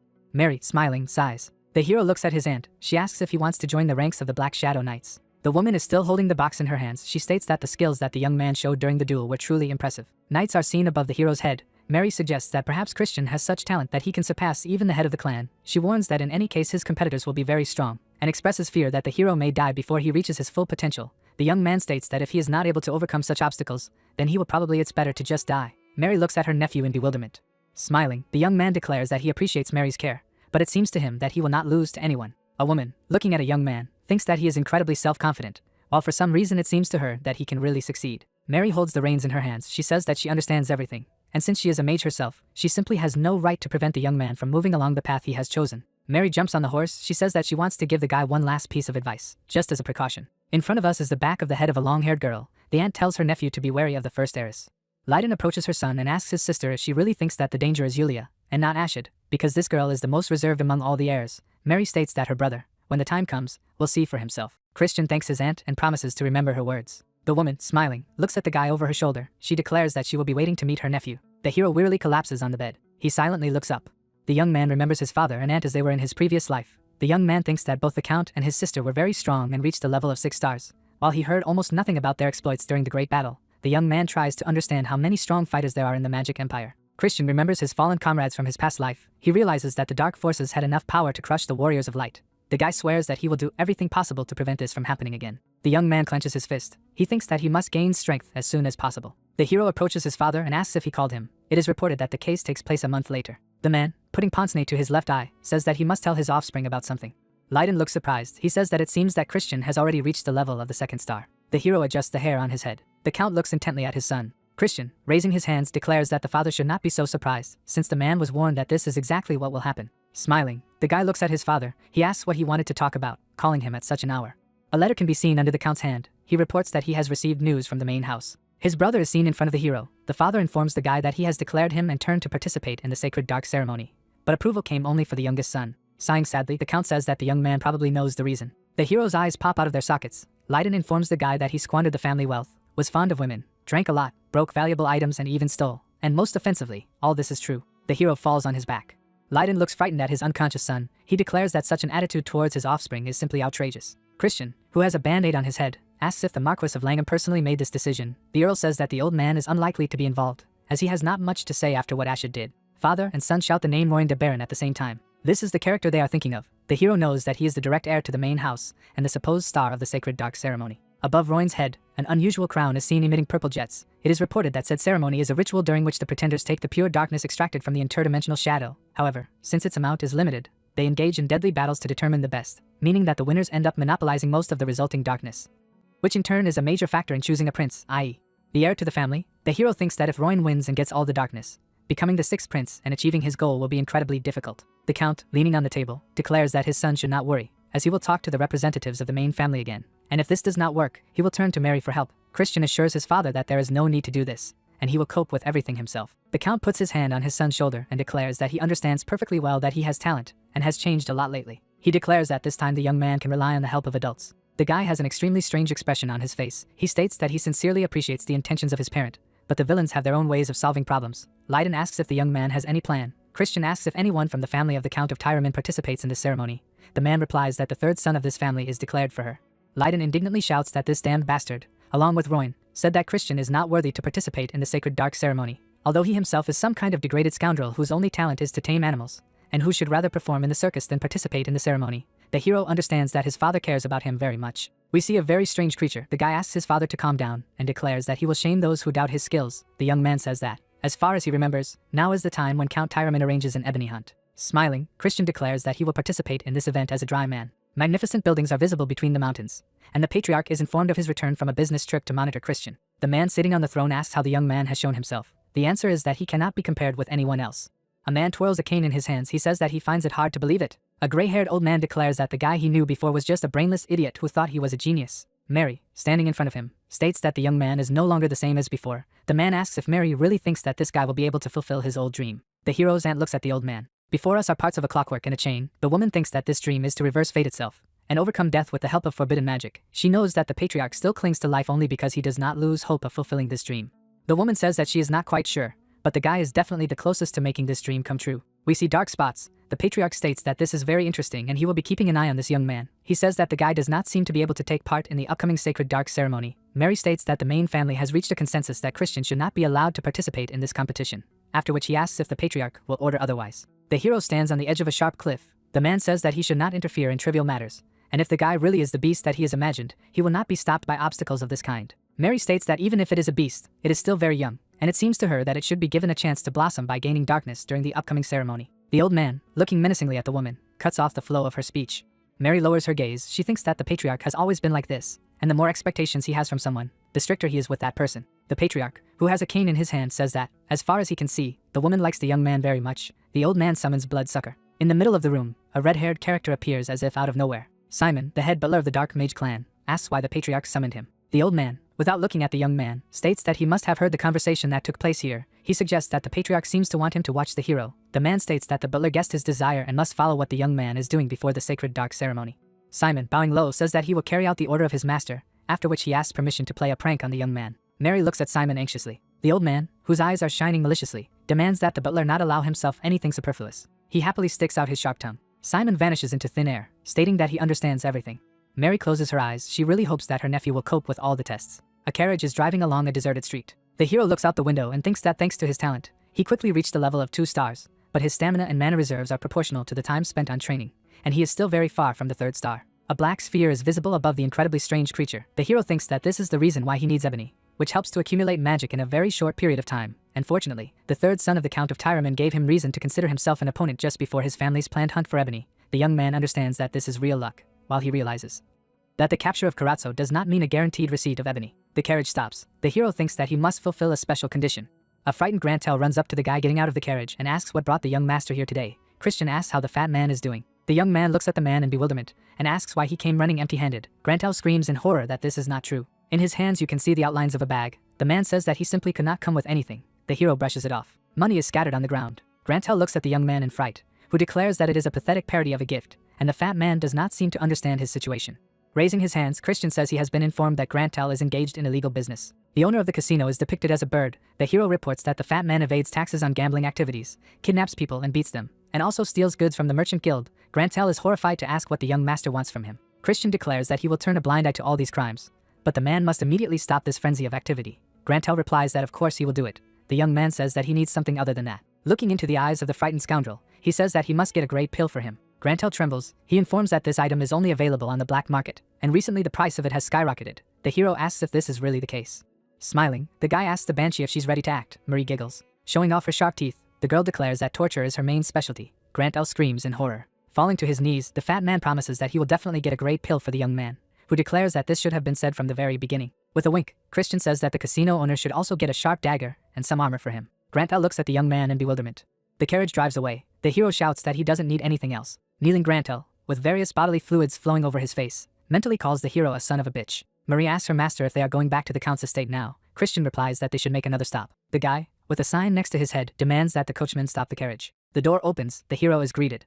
The young man looks around and chooses what he wants to buy. The clerk puts a bottle of pink liquid on the table. Marie asks why the guy needs it, and Marie replies that he might need it. Banshee, covering his mouth, asks why the guy needed an aphrodisiac. Christian, with Marie visible overhead, stands at the counter. Covering her mouth with her hands, the girl asks if her master already needs something like this. The hero angrily says that this is not the case at all. The Banshee, giggling, declares that he understands everything. Blue clouds are visible behind the Banshee's head. Christian tells her that the aphrodisiac is not for him, but for someone else. Marie asks if this other person is the Count. A shadow creeps over the guy's face. He declares that his father is getting old, and he needs to be looked after. The seller looks at his buyer in amazement. Christian points the finger at the merchant and threatens that this information must remain secret, as it can discredit the Count's honor, who replies that he will not say a word. The hero stands in front of his brother and father. Turn addresses the young man. Christian, pointing at him, demands that the boy address him by his title. He immediately corrects himself and calls the hero a noble king emperor. Looking at his brother, Turn says that as far as he has heard, hunting ebony is very dangerous. He asks that Christian be careful not to get hurt. The hero says that Turn seems to be worried about him. The boy states that he is only worried because it will be sad if he is not able to have another duel with the noble king emperor in the future. The father, looking at his eldest son, asks his offspring to stop exchanging barbs. He declares that Christian should severely punish the bastards from Tyraman. Christian, smiling, declares that he will definitely do it and return home with good news. Leiden, looking at his youngest son, asks what kind of king emperor he is, who replies that his father does not need to know. A creature with huge ears, standing in front of the Tyraman manor, once again repeats that passage is prohibited. A young man standing behind the hero says that they were forced to stand at the gate, and now they are being chased away. A green creature that looks like a goblin asks if the doorman knows who is in front of him. We see the hero's face. He hears that he is not allowed inside on the orders of the young Mr. Alrose, who said that such scoundrels do not deserve to be treated kindly. Christian, looking down on the big-eared character, states that, in fact, he is suggesting that he himself find a place in the capital where he can stay. The interlocutor replies that the characters state everything correctly. The hero's companion indignantly asks for permission to cut the throat of this bastard. Christian asks who in this case pays for the hotel, where he is not allowed. The answer follows that the guy may believe that it is the Tyraman family. The hero, smiling, asks again. We see a brilliant fountain. Now we have the upper part of the magnificent structure in front of us. Christian and his companions approach him. The goblin, looking up in shock, asks how much a room in this establishment will cost. The hero, putting his finger to his nose, reports that the price is 100,000 rupees, after which he says that the opportunity to spend a fortune does not come every day. There are suitcases on the ground. Christian states that his companions have an hour to sort things out, after which they will go to drink. A blue light is visible in the slightly open suitcase. The young man asks if his companions heard any unusual sound. Marie, happily throwing up her hand, shouts to the young gentleman that he has chosen just a wonderful apartment. The girl admiringly says that she will be very happy to wait for the hero in this place. Christian indignantly asks what the Banshee is doing here. Raising her hands, Marie states that she broke into the young man's luggage because she is his maid who promised to serve him forever. The girl says that the young man now looks just touching, and, as it seems to her, he has missed communicating with the female sex for a long time. The hero angrily says that all this is not true. Alrose, the third son of the Tyraman family, holds up a piece of paper and asks what the Count does here. Christian, smiling, states that he seems to be the star of the upcoming hunt for ebony. He reports that he was told to find a place for himself, which he did, after which he wonders why Alrose is so excited. Marie and a goblin are seen next to the hero. The guy states that the nobleman cannot sleep in a cheap hotel, so he had to buy a decent mansion. He says that Alrose should not be angry, because some 100,000 rupees will clearly not ruin him. Alrose, whose lower face we see, hears that, to be honest, the hero just wanted to teach a lesson to the rough-haired gatekeeper. The guy crushes the Count. A formidable-looking leopard appears in front of him. Alrose asks if the young man really decided to die. Christian stares at the young man, realizing that he has witnessed the application of the Tyraman family's management magic. The hero imagines two tamers. He thinks that unlike the taming techniques that are accepted within the Alliance, the magic of the dark side subdues animals through fear and domination, and the demons use formulas that paralyze the mind of the beast and cause it to hallucinate, fear and excitement. A magical formation is visible on the leopard. The young man understands that what he is seeing now is complex, and this is not an art that can be mastered in a short time. The guy thinks that all this does not really matter, and he will just give a good beating to the trainer. Christian tells Marie, who is next to her, that in order to kill this scary cat, they may need a gun. The Banshee giggles mockingly. A shaft appears in the hero's hand.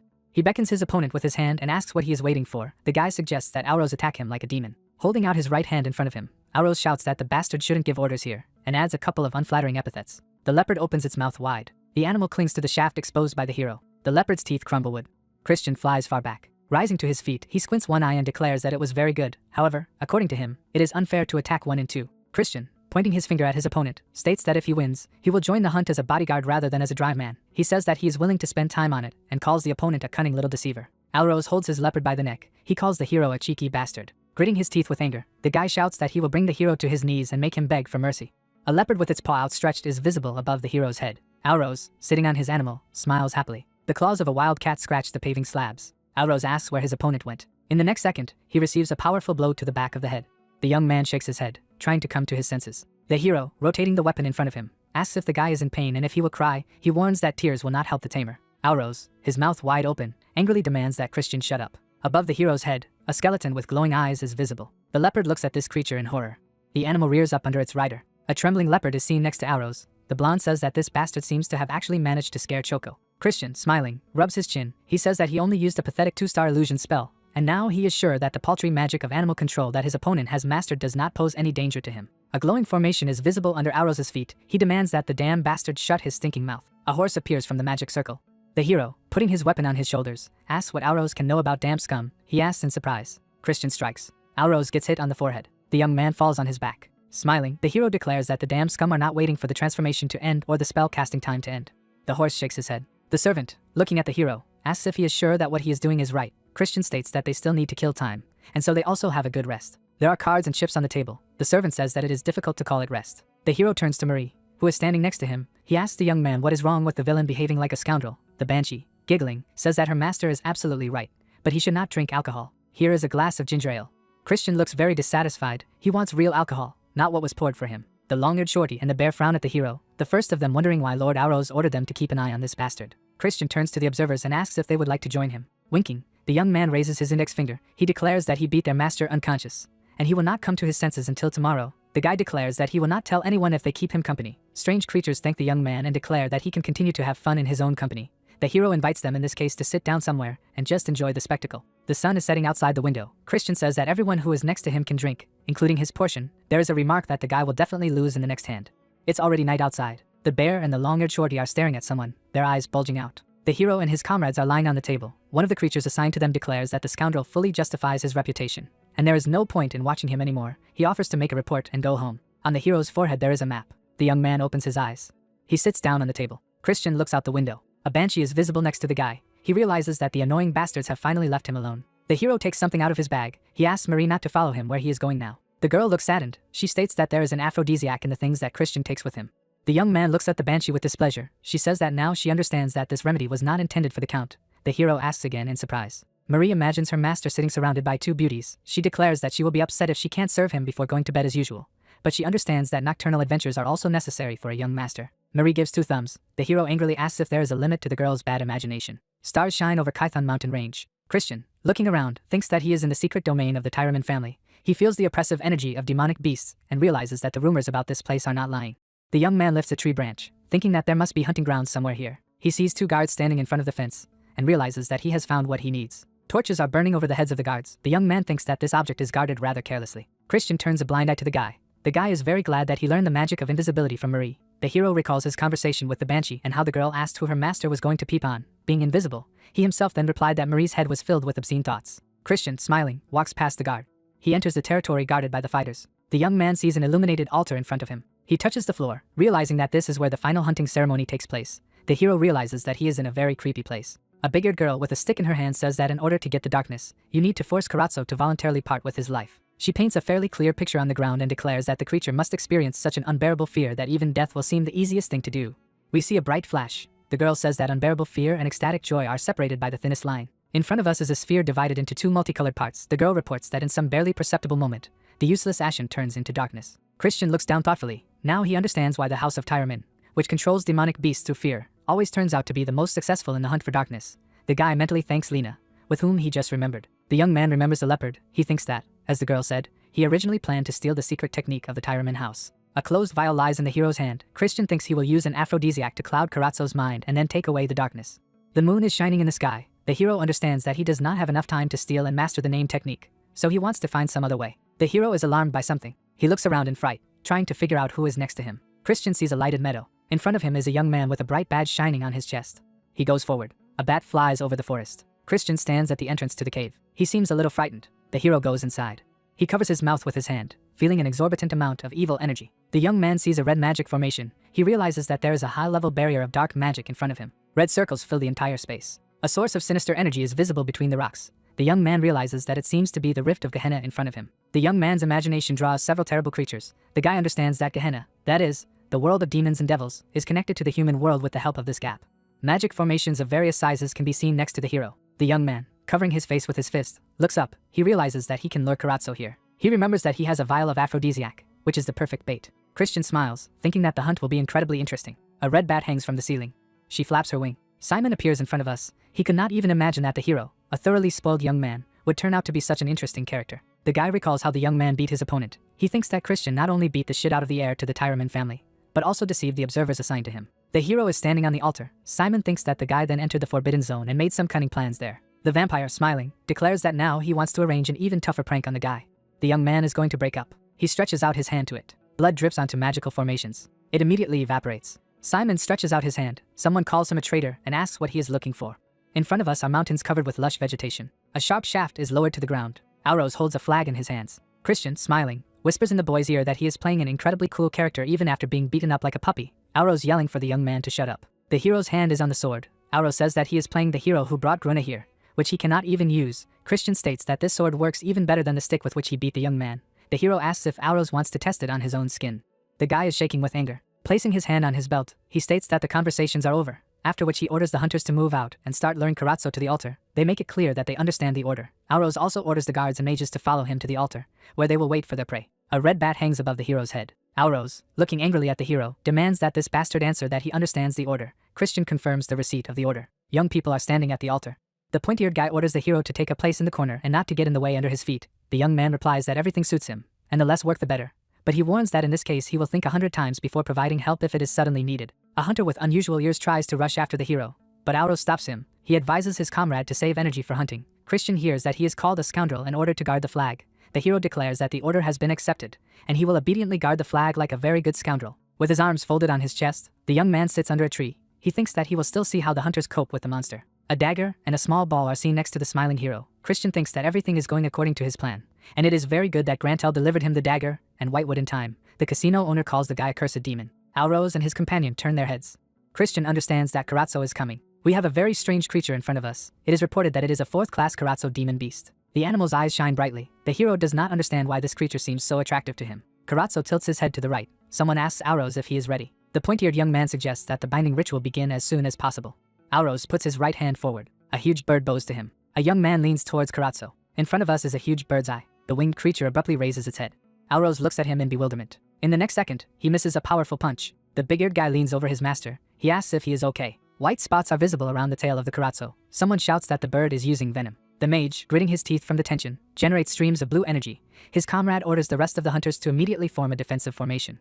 The young people try to restrain the monster. Christian thinks that all this will not help, since Karatsu has already taken an aphrodisiac and literally went crazy. The hunter desperately tries to restrain the bird. Covering his face with his hand, the guy states that he took the antidote in advance. But all of them are in serious danger if the effects of the poison continue for a long time. Covering his face with his hand, he orders his comrades to do everything they can to restrain the bird. Karatsu charges forward, throwing people around. Auros looks after the retreating creature. Someone calls out to the guy. The blonde opens one eye. Amazement appears on his face. Christian, in front of whom a trembling bird stands, states that House Tyraman, despite its enviable reputation, seems to be completely powerless. And that is why the situation had to be saved by an outsider, who was even given the task of guarding the flag. The young man says that if Auros starts calling him Big Brother, he may get help. Auros, seething with indignation, calls the hero a psycho and states that he may not expect anything like this from him. Christian reasonably asks what the young man will do in this case. Looking over his shoulder, the young man states that Auros doesn't seem to have much of a choice. Hunters cover their faces with their hands. The third son of House Tyraman grits his teeth with rage. Standing behind the hero, he asks this bastard to help him. Christian replies that he will do it, but warns that the guy must remember his promise. A bright flash is visible near Karatsu's head. Christian puts his left hand forward. Purple jets wrap around the body of the feathered creature. Auros is shocked to ask how the young man knows the magic of binding. The hero mockingly wonders if the guy really thinks that he is the only one who can use it. The young man's hand is visible under the bird's beak. He thinks that he is not even using a secret technique, but mid-level binding magic. The hero pulls on the feathers that wrap around Karatsu's torso. We see the guy's clenched fist. Christian sits on the back of the bird. She takes off. Auros, holding out his left hand, shouts for the young man to wait, and warns that he is moving towards Gehenna. Christian, smiling, looks over his shoulder. The bird, on the back of which the young man is sitting, stops, and begins to make strange sounds. Behind the magical formations in the depths of the cave, a spatial rift is visible. The hero asks Karatsu if this is the first time she has felt the evil that comes from Gehenna, and states that the bird can be afraid as much as it wants. The winged creature raises its head in horror. His eyes turn yellow. Christian grabs his dagger. He strikes. Hunters run up to the bloodied hero. Auros calls him a scoundrel and asks if he is okay. Raising his left hand, the young man is frightened and declares that this cave is a great danger, and they must get out of here immediately. Christian, next to whom Karatsu is lying on the ground, asks if the young man is scared, and what he is going to do now. The hero demonstrates a glowing ball and declares that it is not black, but ashen. The pointy-eared guy who stands behind Aros is shocked. He approaches the hero and, cursing, declares that if this idiot had not appeared out of nowhere, then everything would have been fine. Aros asks his friend to stop swearing and calm down. The young man, rubbing the back of his head, thanks the hero for saving his people. Christian, who is holding an ash ball in his hands, hears that thanks to him, it was possible to avoid casualties. We see the scheme of deception that the young man used. Hearing such words from Aros, Christian feels very uncomfortable, since he replaced the black ball with an ash one. The hero looks like a real fraud in his own eyes, while he understands that he must continue to play the role of the bad guy. Pointing at Aros, he states that he should call him Big Brother. As promised, the blonde asks in amazement. Folding his arms on his chest, the hero declares that promises must be kept. Aros asks when he agreed to something like this, after which he reminds that he is actually 2 years older than the hero. Fright appears on the faces of young people. The hunters, clutching their heads, fall to the ground. Aros looks up in shock and asks what the hell is going on. A terrifying creature with glowing eyes appears next to the young people. Christian looks frightened to his left.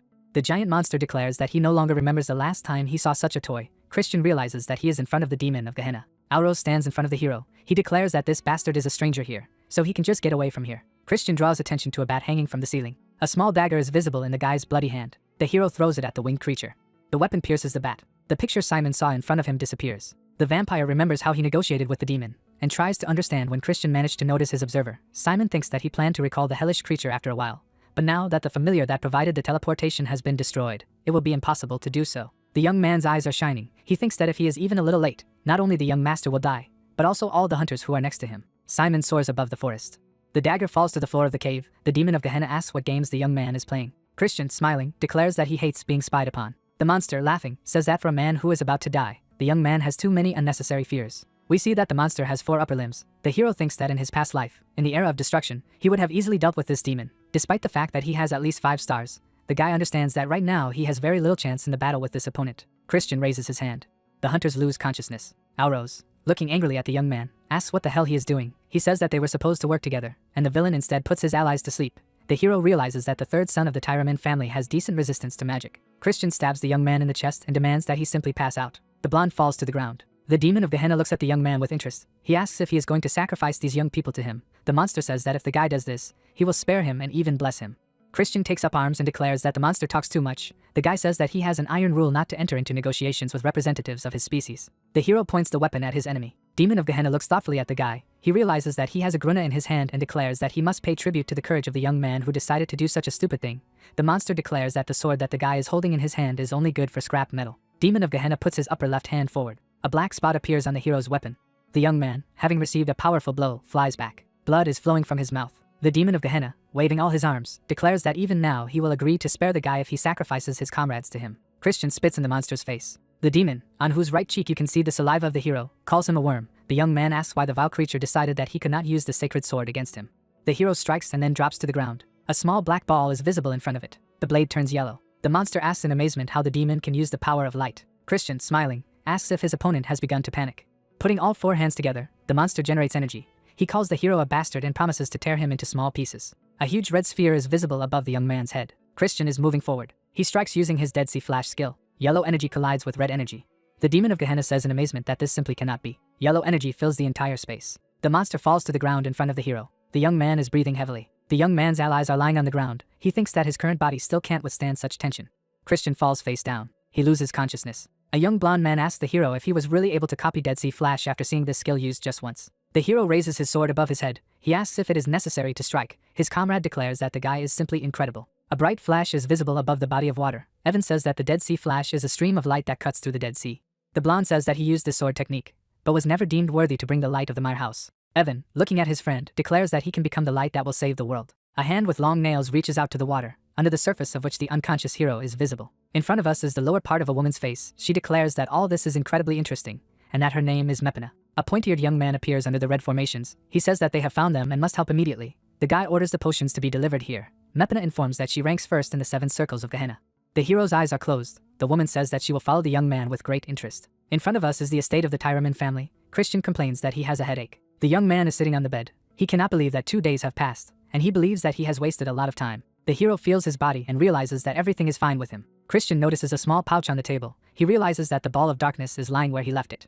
Sighing, the guy looks into the pouch. He remembers a demoness named Mepina and thinks that unwanted attention is exactly what he needs now. A blonde man with a bare torso raises his index finger. Christian thinks that demons who demonstrate their talent at an early age sometimes receive the blessing of high-ranking beings, which further helps them grow quickly, while the guy believes that this path of development is intended for losers who themselves are not capable of noticeable progress. Christian looks at the door. He thinks that besides, if Mepana represents 7 circles, then it can't be too strong. Count Tyraman, smiling, calls the guy by name and asks how he feels. The hero, trying to get out of bed, greets the head of the family, who, raising his hand, declares that there is no need to get up in front of him, and asks just to listen to him.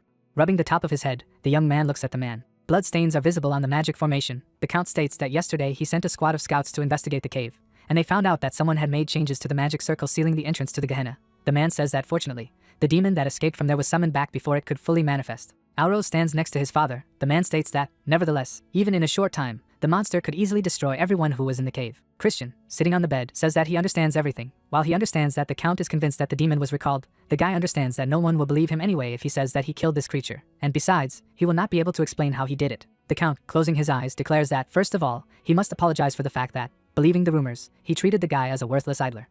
We see a short-haired man who did not let the young man into the mansion. The count bows to the young man and thanks him for everything he has done, stating that the house of Tyraman is now indebted to him. Raising his right hand, the young man declares that there is no need to thank him, and he, as a member of the Dark Mage clan, should have helped, since all members of this organization are one family. Christian is shown playing thimbles. He recalls cheating arrows with a black sphere, and he is tormented by his conscience. The count looks down thoughtfully, repeating the hero's words about his family.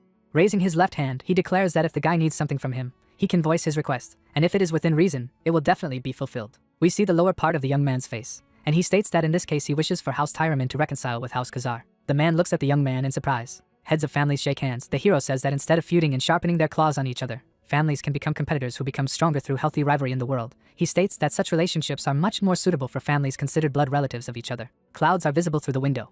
In front of us is a mustachioed man in glasses. The count declares that Christian probably knows that bad relations between families are the result of the intrigues of the main family, where they are well aware that if the side branches unite, then the top will be in danger, and that is why they are kept on a leash like chained dogs. Folding his hands on his chest, the count asks the hero if he wants to say that they should rebel against the main family. He replies that this is not what he means at all. The guy, smiling, declares that he only wants to say that they do not have to be pawns in someone's insidious game. The man declares that Christian thinks far ahead, and his thoughts are very deep. The young man thanks the head of the family for the compliment, and asks if he will agree to fulfill his request. Sighing heavily, the count declares that it seems that he needs to contact Count Khazar, or rather, a scoundrel named Leiden, with whom he has not communicated for a very long time. Christian smiles.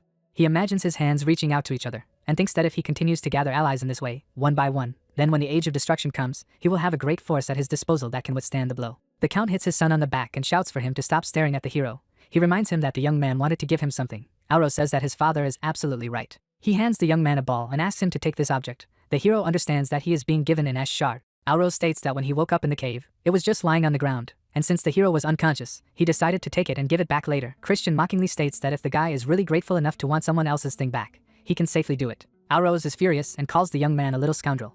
The count laughs happily. He says that he is also very grateful, so he will give something to the hero. In front of us is an elegant blue pendant. The man says that this is a stone that can summon a 4th level beast. Christian understands that he is given a very rare thing. Smiling, the head of the Tyraman family states that, in addition, he will send a message approving the boy's participation in the sacred dark ceremony. The count says that he sincerely hopes that the young man will show a good result in these competitions. Christian, smiling radiantly, thanks father and son for gifts and support. The Tyraman family members move away from the bed. The count says that the hero must now have a good rest. Christian closes his eyes with satisfaction. Opening them, he declares that whoever is watching him can now come out. Jets of dark energy are visible in the air. Simon, putting his hand to his chest, bows. He states that it means that the fact that Christian discovered his presence in the cave was not a coincidence. The vampire states that even the Count of Tyraman did not notice anything, but the young man saw him despite his disguise. The vampire is reflected in the hero's eyes. Christian states that he felt blood. Looking at the guy, Simon states that it is a great honor for him to finally meet the hero. He introduces himself as Simon, the head butler of the Dark Mage clan. The hero looks thoughtfully at the young man. He knows that the head butler is one of the closest characters to Lord Noga.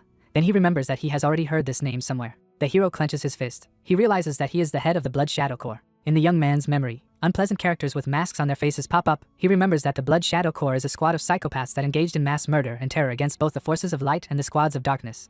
And its leader was an 8-star demon who by the end of the Age of Destruction received the 9th star and became the 10th Demon King. A dark silhouette is visible above the fighter's head. Christian recalls that Simon has brought them to the brink of life and death countless times. And he, on top of that, is the son of Blood Demon King. The hero remembers with horror the horned creature with a sword in his hand. Simon, smiling, states that he could not even imagine that the young master from the House of Khazar would turn out to be such a sophisticated gentleman who is also capable of destroying a very powerful demon. Christian looks at the interlocutor with apprehension, trying to understand how he knows about his victory over the demon of Gehenna. The guy remembers that he destroyed the familiar who was following him. and suggests that Simon could have seen how he himself used Dead Sea Flash. Rubbing his chin thoughtfully, the young man declares that he has no idea what the vampire is talking about, who assumes that the young man seems to be pretending a little. Simon, standing on one knee, examines the magical formation. He informs the young man that once in the cave, he found no trace of the demon, which means that the monster was not recalled, but destroyed without a trace. The vampire states that the exquisite work of the young man shook him to the core.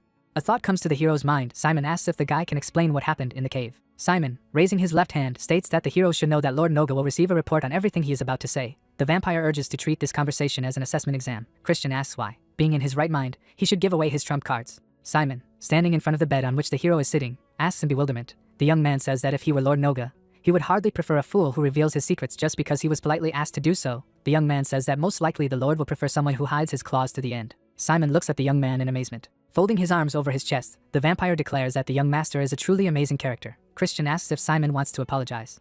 We see the participants in the conversation through the window. The vampire asks what he should apologize for. The hero declares that no one can tell the difference between a callback and complete destruction from the traces left on the battlefield, and that is why Count Tyraman assumed that he was dealing with the first of these phenomena. We again see a magical formation stained with blood. The hero asks why Simon is so sure that complete destruction has occurred. Pointing his finger at the vampire, the hero says that the conclusion is obvious, and the head butler himself summoned the demon of Gehenna. Simon looks at his accuser in shock. Christian, smiling, declares that the actions of his interlocutor almost led to the death of members of the noble family. He asks what, in his opinion, Lord Noga will do if he finds out about the antics of his subordinate.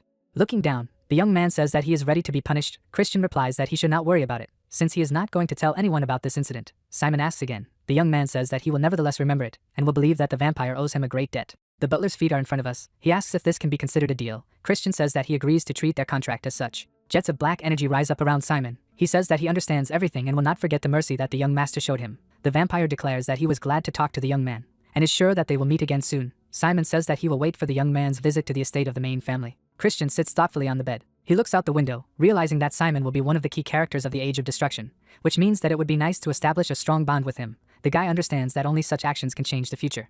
Suitcases are visible above the head of the hero standing in front of the mirror. Marie tells her master that the preparations for the return are over. The hero praises the girl for her excellent work. Someone grabs the door handle. Alrose looks into the room. Christian recognizes him. The guy asks if the young man is really already leaving. Pointing his finger at the interlocutor, the hero says that he should address him by his title. Alrose asks in surprise. Christian says that yesterday, when his father was with Alrose, he did not pay attention to irreverence, but the guy must still keep his promise. The hero declares that from now on he must call him his older brother. Alrose reminds that he is 2 years older than the hero. There are green chairs next to the window. Christian asks what Alrose wanted to ask him. He replies that he came to warn the hero.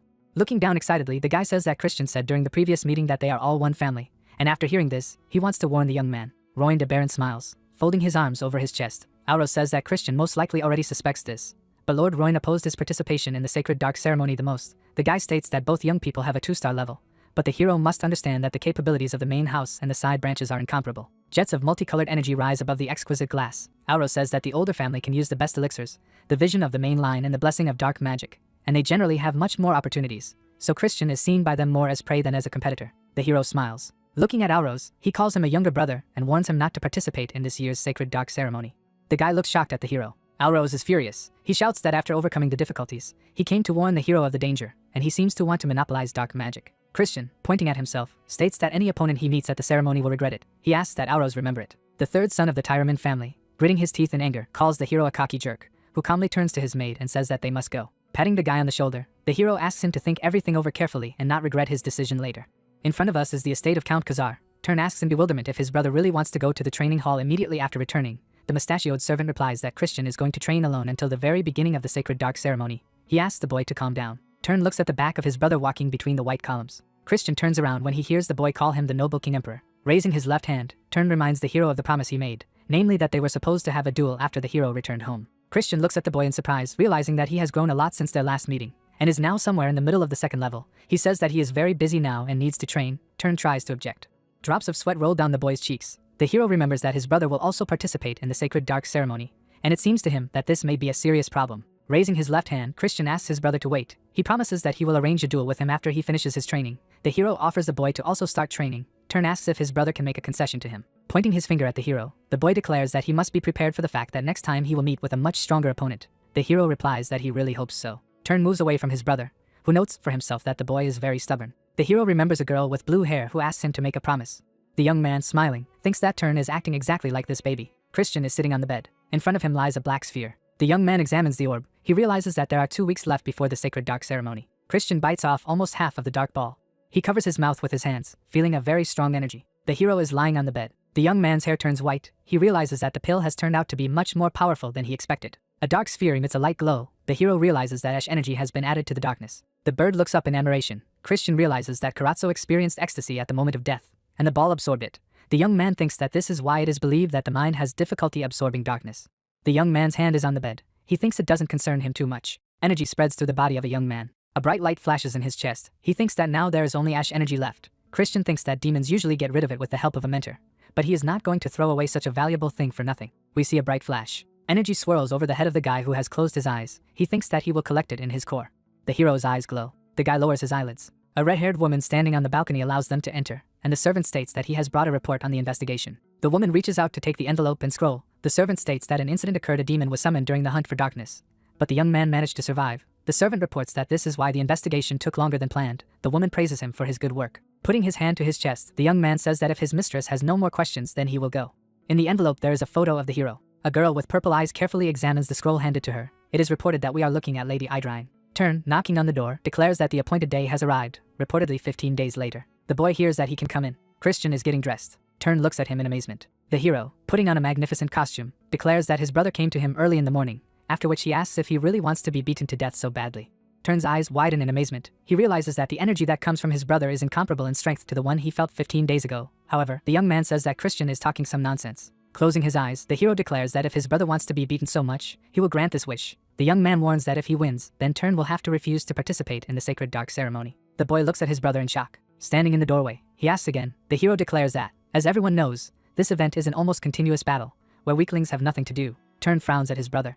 Holding out his sword, he demands that Christian shut up and draw his sword. The hero, taking a weapon from the table, declares that the boy simply does not understand the good intentions of his caring older brother. Smiling, Christian says that it is likely that the child will begin to understand words better when he gets hit on the head. Turn rushes to attack. A beaten boy, whose arm appears to have been broken, is lying on the bed. Leiden, folding his arms over his chest, disgruntled states that Christian seems to have overdone it. He reports that according to the doctor's conclusion, Turn will have to stay in bed for at least 15 days. The man rubs his chin thoughtfully. He says that Turn will be forced to miss the sacred dark ceremony. The boy indignantly calls out to his father. Looking at the count, the hero asks if he can talk to his brother alone. Leiden agrees to leave them alone. Opening the door, he says that Christian should try to settle his relationship with his brother. The hero stands in front of a boy sitting on the bed. Smiling, Christian asks if his brother is upset, after which he says that he looks pathetic, almost like the bastards from the Union. He reminds that it was Turn who started the fight in which he was injured. The boy, looking down sadly, asks if his Christian is really unhappy that his brother can grow in his development. The boy remembers how the hero taunted him. He accuses his brother of ignoring him and mocking the achievements that he has so hard to get, and then he deliberately crippled him to prevent him from taking part in a sacred dark ceremony. Turn recalls his brother, grinning, hitting him on the arm. Christian, putting his hands on his belt, looks at the boy. He realizes that he is about to cry. The guy says that Turn doesn't seem to understand something. The guy says that he only wants his brother to be a good and strong support for him. Turn looks down in surprise. The brothers stand opposite each other with weapons in their hands. Christian states that if Turn meets him during the ceremony, he will lose the opportunity to receive dark energy. He states that in the duel he made the boy feel how dangerous stupid stubbornness can be. The sun shines through the windows. Christian says that, among other things, pure dark energy is not very suitable for his brother. Turn asks again. The hero says that ash energy is much more suitable for the boy. Turn looks to his left. We see characters marked with different colors with stars. Christian thinks that if the intensity of light is divided into different colors, then dark energy is also different. Pure dark energy is considered the highest of all, and immediately after it comes ash energy, which is most suitable for curse magic.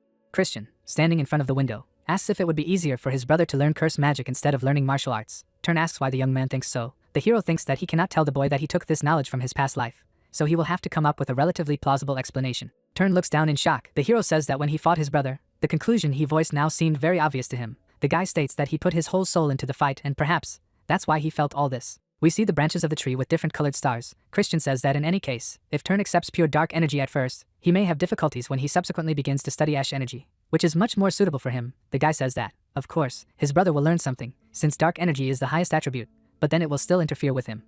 The hero warns that it can slow down the development process of his brother, who, as far as he knows, seeks to become stronger as soon as possible. The brothers look at each other. Christian says that for this reason, the boy should think carefully before deciding to participate in the ceremony. He states that this is good advice from the older brother, who sincerely wants the boy to become as strong as possible. There is an ash ball on a black pillow. The hero says that this is a gift. Turn, looking at the orb, shocked, asks if it is a healing stone. He wonders why the hero gives him this priceless thing. Closing his eyes, Christian says that this is his younger brother, and he can't have any other reasons, while he thinks that he has recently eaten something much more interesting. Turn tearfully stares at the ash sphere. The boy clenches his fist. He says that he just can't believe that Christian has changed so much. He remembers kneeling in front of his dying mother and asks why his brother acted like the last scum when their mother was dying. He reminds them that the woman suffered greatly because she had such a good-for-nothing eldest son. Christian silently looks at his brother. He sits down next to him on the bed and declares that he was a real scumbag then and did not understand anything. In front of the building with high sharp spires there are carriages. The hero gets out of one of them, complaining that his back hurts. He asks how far they ended up traveling. Looking around in exasperation, Christian asks if it was really impossible to open a portal for fast travel, after which he states that the one who did not do this is just behaving pettily. The guy promises to change everything when he becomes the boss here. Marie flies up to her master and calls out to him. Folding her hands in front of her face, the banshee enthusiastically declares that the guy went on a romantic trip only with her, and her heart is ready to burst out of her chest. Christian reminds the girl that she has no heart. The coachman, looking at the boy, asks the young master to deal with the villains from the main family. Christian thinks that the organizers of the ceremony limited the number of escorts for the participants to one, and because of the oath of allegiance that Marie made to him, he was only able to take her with him. The hero draws attention to the young people whispering. Marie, who is hanging behind her master, whispers to him that he seems to have become a very famous person that everyone is talking about. Someone calls out to the hero, after which she declares that she is very glad to see him again. Young people look at someone in amazement. Simon stands in front of the hero. One of the guys recognizes the head butler. The second asks why such an important character communicates with this slacker. The vampire looks at the young man from all sides. He declares that only half a month has passed, but the guy seems to have achieved a lot during this time. The hero asks if the assistant head of the clan really has so much free time. Putting his hand to his chest, Simon states that he actually came here on behalf of Lord Noga. Looking at the hero, the vampire says that Lord Noga wants to meet the young master. Leaning over to the guy, Simon states that he does not seem to be surprised, and asks if the hero really expected this. Christian displeased says that his surprise knows no bounds. The vampire states that the young man seems to be disingenuous again. Clouds are visible outside the window. Simon, who is standing next to the hero, loudly announces that he has brought the young master. The gray-haired old man replies that he has already noticed this. Next to Lord Noga is Mary. He states that he has not seen the hero for a long time. A glowing eye is visible above the hero's head. Lord Noga presses 2 fingers on the head of the tiny hero. Christian thinks that the energy emanating from the old man is so powerful that it is difficult for him to even stand still. His eyes are shining brightly on his black face. The young man thinks that the old man is unleashing so much energy on him, knowing full well that he, with his current level, simply cannot resist it. The hero's hand trembles. Christian tells an old man standing in the distance that he greets the great head of the Dark Mage clan. Lord Noga, looking at the young man, asks if he was surprised by the unexpected summons. The hero declares that just the opposite, he expected him. The old man asks for clarification of these words. Putting his hand to his chest, Christian declares that a new rising star has appeared in the family, which is impossible not to notice. Lord Noga, leaning on his cane, giggles. He declares that Christian is absolutely right, and Simon and Mary are scattered in endless praise of the young man. An evil fire appears in the old man's eyes. He declares that, nevertheless, he is not sure that the young man will live up to the expectations placed on him. Christian stares silently at Lord Noga. Grain sprouts from the ground. The old man declares that no one knows what can grow out of such a promising guy. We see a stunted plant. Lord Noga says that Christian may well be a frail shoot that will dry up as soon as it breaks to the surface. Christian, closing his eyes, declares that his interlocutor is absolutely right, and at the moment he is not yet living up to the expectations of the great head of the family. He asks if the guy wants to say that this situation will change in the future. Under the huge tree, a healthy sprout is visible. The hero says that only time will tell if the seed can turn into a huge tree or even into the very heaven that hangs over the trees, but he will try to do everything in his power not to disappoint the one who pins his hopes on him. Leaning on a cane, Lord Noga stands in front of the hero.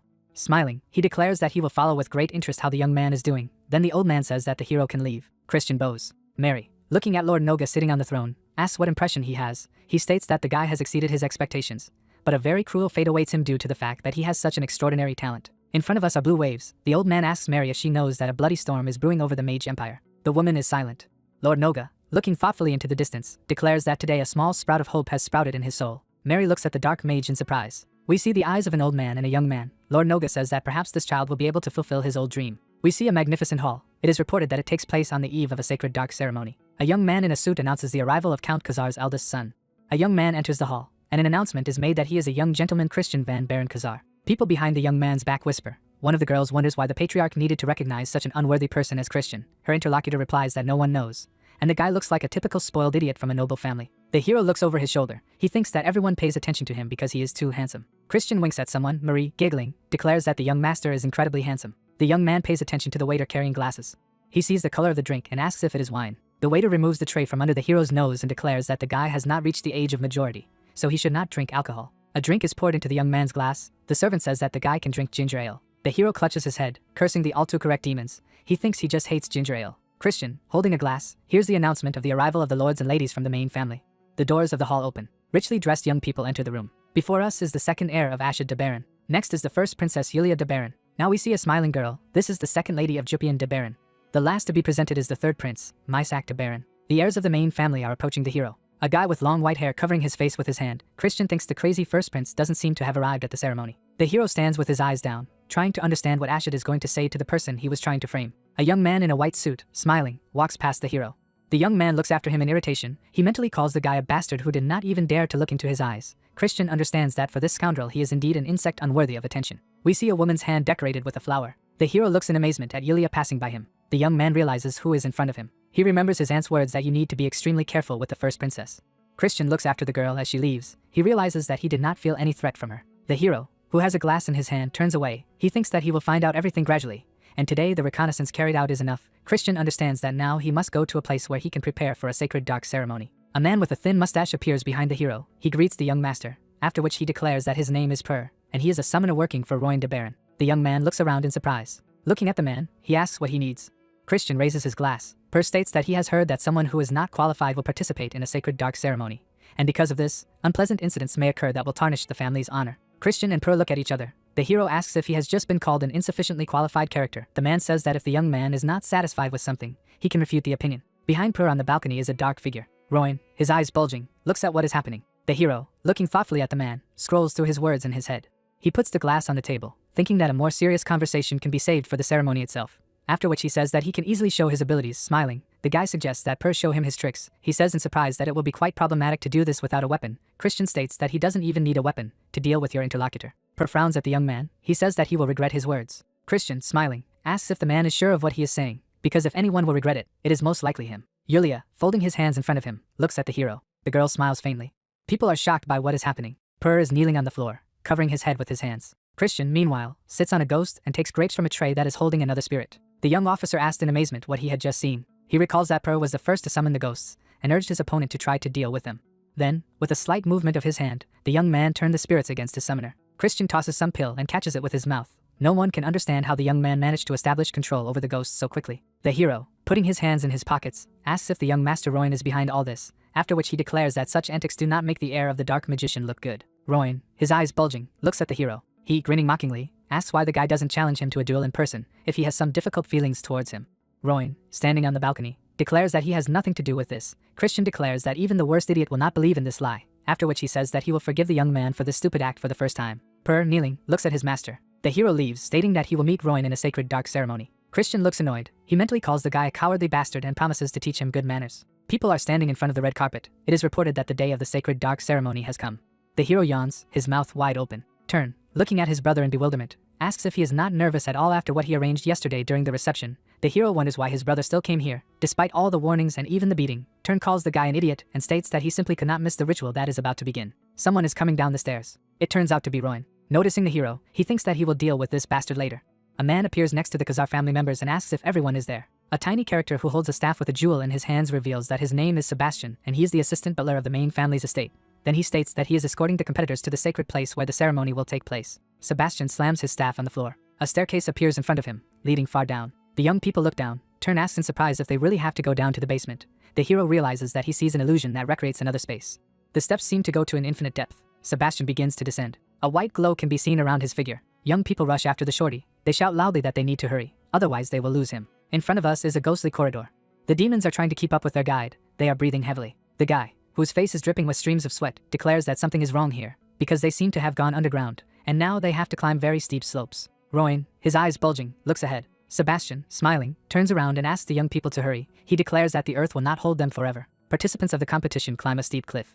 Two of them fly down, emitting loud screams. Two guys look after them, cursing everything in the world. Sebastian, smiling, says that they are behind schedule, so they should hurry up a bit. Shorty noticeably accelerates. A moment later, two more dark figures fly away. Royan, smiling maliciously, thinks that the young men turned out to be weaklings, and, as he thought, they were nothing. The young man sees a completely calm hero next to him. Christian, looking at Royan, smiles. He realizes that the young man is not even sweating. The hero mockingly asks his competitor why he is breathing so heavily. He states that it seems that he has an incapable dummy in front of him. The guy states that Royan must have stocked up on excellent medicines thanks to the fact that he represents the main family. And thanks to this, he should move much faster. Royan, gritting his teeth in anger, looks at the hero. Turn is also exhausted. Christian mentally calls his competitors idiots, whose bodies must suffer due to the impenetrable stupidity of the brain. He knows that moving in an illusory space as it is done in ordinary life is pointless, and is an unacceptable waste of energy. A magic formation can be seen around the guy. He thinks that he does not lose stamina, no matter how fast he moves, and that if he changes the technique he uses just a little, he will become invincible. Sebastian looks back at the young men following him. Shorty realizes that he has a young Mr. Christian in front of him. A lantern hangs on the wall. Next to it you can see graceful columns. The participants of the competition and their guide stand inside the octagon. Turn, looking at his brother in shock, asks why he didn't even get out of breath. The hero says that if the boy hadn't fooled around, training animals all the time, he would also have greatly increased his endurance. We see a shiny crystal. Someone greets young people. Surprise appears on the hero's face, next to whom Royan is visible. The girl, who emits powerful streams of white energy around her, states that, as the young people surely know, they have entered a sacred place where the purest dark mana is erupted. She says that the demons call this energy sacred darkness, and she herself is Li Hu, who rules this place. Li Hu has a brilliant sword in her hands. She says that today, the young masters, like their great predecessors, will obtain dark magic. A white arrow is visible under the foot. Turn looks around in surprise. Li Hu, in front of whom the participants of the ceremony are standing, declares that there is enough dark magic for all of me and, in addition, the beasts inside will test the strength of the young people's combat skills. Turn looks frightened at the arrow going through the doorway. Someone's hand is visible in the air. Smiling, the hero says that as far as he understands, the one who reaches the finish line first will receive the most dark magic. Li Hu states that she did not even doubt the great mental abilities of the young master, whose name is Christian. We see two hostile guys. The hero asks what will happen if some misfortune happens to someone during the ritual. He wonders if this will mean the disqualification of this participant. Li Hu replies that since the young people part ways, they are unlikely to meet with any of their competitors, but if this happens, it will be better to avoid any conflicts. The number 4 is visible above the girl's head. Li Hu states that the more time the members spend, the more dark magic their competitors will get. Christian, whose robe glitters with bright jewelry, smiles. Turn looks carefully at something. Li Hu advises the hero not to think about competitors, but to worry more about his own safety. Above Royan's head, the number 1 is visible. Young people run through different doors. The girl wishes them all good luck. Next to it, a tiny Sebastian is visible. Shorty offers the girl to bet on one of the participants, but she disappears into thin air. Sebastian angrily shouts that Li Hu shouldn't be so cold to him. A lantern hangs on the wall. A young man runs down a wide aisle. He sees yellow eyes in front of him. A fire-breathing monster appears in front of him. The monster is approaching the guy, who is already streaming jets of dark energy over his arm. Royan deals a lot of powerful blows and kills the enemy. Smiling, he thinks that the monsters are quite strong. However, they are only level 2, and for him, with his 2 stars, they are very easy opponents. The guy thinks that Christian, in the meantime, may face difficulties. He imagines a bloody opponent with a sword in his hand. We see a magical formation, as well as the octagon in which the participants of the ceremony used to stand. Royan thinks that the paths of the contenders should be the same in length and difficulty of the tests. However, he bribed the wizard and he placed stronger monsters on the route that Christian is now moving. Royan imagines a huge muscular monster in front of his rival and thinks that his enemy will meet much stronger creatures along the way, so most likely something irreparable will happen to him. A bloody hand lies on the floor. The villain thinks that no one investigates the deaths that occur during the ritual, and this dungeon will become a grave for Christian. There is a door in front of us. Smiling happily, Royan approaches her, realizing that there is sacred ground behind her. The guy has no doubt that he came here first. Christian calmly states that the young man is late. He asks why he was so late. The hero, folding his arms on his chest, declares that he almost died of boredom. Royan, looking at him in amazement, asks how the guy managed to get here so quickly. He replies that he just didn't meet anything special on the way. The villain says that it simply can't be, and the path the hero was taking was much more difficult. Realizing that he has blurted out too much, Royan covers his mouth. Christian smiles. Behind him, dead monsters are visible. He says that now he understands why he came across monsters of too high a level. Royan, looking indignantly at the hero, asks how he dares to accuse him of something like this. Christian states that they will be alone here for a while, so the young man can throw away his manners. Royan, raising his fists, calls his opponent a cocky bastard. He says that during the ceremony, competitors are forbidden to fight, but he will kill the bastard here and now. The young man strikes with his fist. Christian leans back, letting his opponent's right limb pass him. Jets of black energy are visible next to the hero's face. He is trying to understand what exactly he should use to defeat the enemy. Royan, gritting his teeth in anger, looks at his opponent. He lands many punches, which Christian successfully dodges. Continuing to attack, the young man calls his opponent a slippery little bastard. A bright flash is visible next to the hero's hand. Royan stretches out his left arm. The hero thinks that he will break the limb that is closest to him now. Smiling, the guy declares that his opponent is incredibly stupid. He grabs him by the wrist. Christian twists his opponent's arm. Smiling, the young man says that Royan will now feel very severe pain, but he should not cry. The young man opens his mouth wide. A very loud cry is heard. Turn runs down the hallway, thinking he's too late. Next to the hero lie Royan and another guy. The brother asks the hero if he knocked them out. Christian says that the boy is very slow. He asks if Turn wants to pass out quietly and calmly or prefers a brutal beating. Royan looks at the hero in shock. A magical formation is visible in front of the young man. He declares that he will not joke this time, and encourages the hero to attack him. Turn lies unconscious on the floor. Christian says he feels a sense of déjà vu, and if he leaves his brother here, someone will surely come and carry him to safety. In the hero's memory, memories from his past life from the battlefields pop up. He thinks that in 5 years the first war with the Alliance will begin, and by that time he must obtain as much dark energy as possible. Shaking off his hands, the young man declares that he cannot miss a single drop of sacred darkness. Christian puts his left foot on his toes. He thinks that he has dealt with those who could have interfered with him, and it is time to take away the sacred darkness.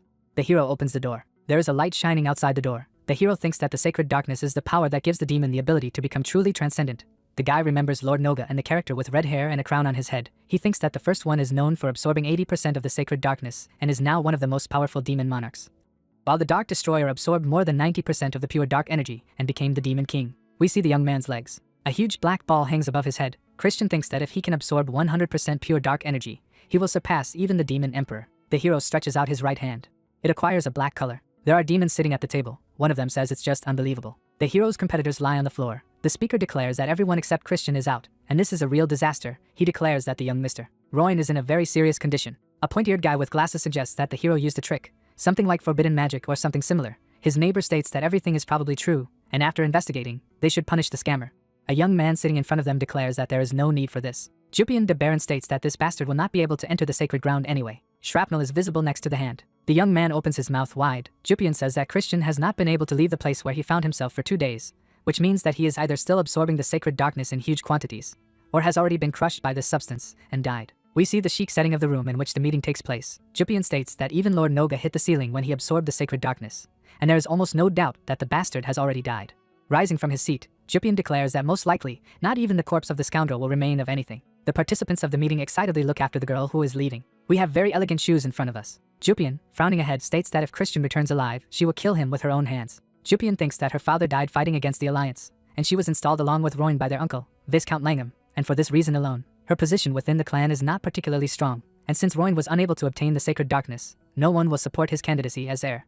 Behind the demons talking to each other, a brother and sister stand embracing. Jupian, frowning ahead, thinks that in any case he will repay the hero for the insult inflicted. The maids talk to each other. The young woman asks if the idler has returned. The old woman says that the guy must have already died, and this will be his punishment for being too greedy and does not know his place. Marie looks out the window. One of the maids says that it is the banshee patiently waiting for her master. However, she will most likely meet him when he himself becomes a ghost. Next to the maid's head, a bluish sphere is visible.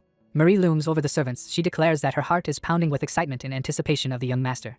But if these chickens continue to cluck around her, she will turn them into ghosts and possess their souls. The maids look on in horror at Marie's sudden transformation. They run away from her rapidly. The girl looks thoughtfully into the distance. Hovering in front of the window, she begs the hero to come back quickly and says that the man who makes the girl wait behaves like a villain. Christian looks up. The guy is hanging in the middle of an empty space. He feels that the endless darkness has become across his throat and does not allow him to breathe. The young man cannot believe that he has reached only 70%. He thinks that this test is much more difficult than he initially thought. The hero clenches his fist. He is determined to withstand this test at any cost. The guy understands that the real difficulties will begin when the absorption mark reaches 90%. Christian imagines a vase shattering. He thinks that if he takes in too much darkness and exceeds the limit, his core will shatter into many pieces, and he will die here before the war even begins. It seems that the hero comes up with some idea. He realizes that he can use the dragon's heart. A vital organ is visible in the chest of the young man. Christian thinks that dragons have the largest receptacles for the core, and he can imitate such an organ for a few minutes. The heart emits black energy. Cracks appear on its surface. The young man thinks that he must stop, since he has reached his limit. Someone asks him if he needs help. Christian stares at the horned creature in shock. In front of him is Mepina. The young man pronounces the name of this creature in amazement, after which he asks how the demon ended up in this space. The interlocutors hang opposite each other. Mepina informs that it is not difficult for her, since demons are able to communicate with the darkness. She states that at this very moment she can help the guy. Looking down, Mepina says that she does not put forward any conditions. Christian, looking at her, asks why she does this. Mepina, smiling, states that this is her fleeting whim and offers to take her hand. She says that in this case, the hero will be able to accept all the sacred darkness. A cup is lowered on the table. It is reported that the case takes place a week later. Lord Noga, with Mary standing next to him, states that he will have a hard time convincing anyone that Christian is still alive, as there is still no news from the guy. The woman frowns down. She reproaches her nephew for immense greed and wonders how the guy could do this. Simon, smiling, informs that Viscount Langham agrees with Lord Noga, so he demands that the passage leading to the sacred lands be closed soon. The vampire stands in front of Lord Noga, who is sitting at the table, and asks if the old man will give the appropriate command. The latter, looking angrily at Simon, calls the hero a vile snot and declares that this guy is testing the patience of the old man. A cup is seen in front of the demon's hand. He asks if the bloodsucker thinks that this carefree child is still alive. Simon replies that the probability of this happening is close to 0. Smiling, the vampire says that he is nevertheless an incredibly interesting young master. Lord Noga frowns at the vampire. He states that he only gives 1 day. Simon looks at the old man, who states that the gate should only be open for 1 more day. Mary sighs heavily. Simon says he understands the order. Clouds hang over the magnificent structure. The heart breaks into pieces. Christian clutches his chest. Mepina holds out her hand to him and yells for the guy to grab it quickly. Gritting his teeth, the hero says that he refuses to do this. The demon, pointing her finger at the little youth, says that this is very stupid, because the hero must know that people are not allowed to absorb more dark energy than he has already done. With his mouth wide open, Christian shouts that this is not true, and Mepina forgets something. He reminds her that they are now in a world of concepts. A bright flash occurs. Mepina looks at the hero in bewilderment. Christian is surrounded by a bright glow. The demon says it's just incredible. We see the red eye of the young man. Horns grow on the top of its head. The appearance of the hero changes dramatically. Mepina realizes that there has been demonization. Red wings are visible behind the hero's back. He thinks that demonization is the most powerful technique of the mystical magic clan, a forbidden spell when a mortal temporarily transforms into a demon in order to multiply his abilities. A winged creature hangs in the sky above the young people. Christian thinks that due to its gigantic power, This technique is lethal to the one who uses it, and in his previous life, Lena died after casting this spell. We see a magic formation. Christian thinks that nevertheless, if he removes those parts of the spell that help to amplify the dark energy, then perhaps he will be able to use the laws of this world to form a bowl to collect energy and avoid negative consequences. Between the hands of the young man you can see a bright source of light, and under it a black vortex emitting dark jets. The hero understands that he has succeeded, and with the help of the received container he can overcome the threshold of 90% and completely take possession of the sacred darkness. Mepana is shocked to say that she simply does not believe in what is happening. The hero's eyes resemble those of a snake. The demon claims to see a black crescent moon. She does not believe that a mere mortal, who is no different from an insect, was able to transform his body in such a way. Mepana asks who the hell is in front of him. Smiling, the young man replies that he is just a genius. Floating in the middle of empty space, the guy raises his index finger. The hero has 2 curved horns on his head. He states that Mepana may live here, but it is time for him to leave. The hero distances himself from the demoness. Mepana, smiling faintly, declares that she very much hopes to meet Christian in the near future. The hero dissolves in space. The demon watches in amazement as he disappears. The last to disappear is the hero's hand, showing the middle finger. The demoness hears an offensive phrase corresponding to the gesture demonstrated. Mepana silently watches on and then starts laughing. The hero passes through the portal. He waves his hands indignantly, stating that he doesn't seem to look crazy, so he won't date Mepana. He calls the demoness a very annoying creature. A huge purple ball is visible above the young man's head, and Christian asks how long it has been since he entered the sacred land. The guy covers his mouth with his hand. It seems to him that at least a week has flown by. Christian assumes that real chaos is now happening in the ranks of the main family. The hero is transformed, becoming like himself again. He thinks that it would be nice to arrange a small prank. A young man in a suit addresses Viscount Langham and informs him that Christian has returned. At the head of the table sits a man in glasses.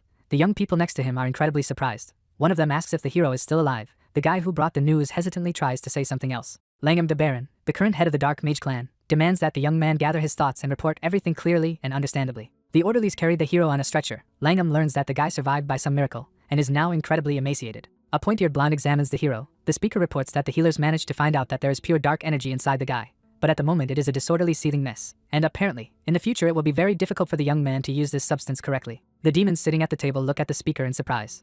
Christian is lying unconscious on the bed. Someone claims that nothing else was to be expected, and this bastard simply could not absorb more than 80% of the sacred darkness. There is an opinion that due to the greed of this scum, the priceless substance was actually thrown to the wind. The plump young man, leaning on the table, turns to the Viscount and declares that they must make the young man suffer punishment for what he has done. Langham frowns that he has taken into account all the opinions that have been expressed, and the people present may differ. He declares that their meeting is over for the day. Only one young man remains next to the man. Langham taps his fingers on the table and asks Macfield if the message is true.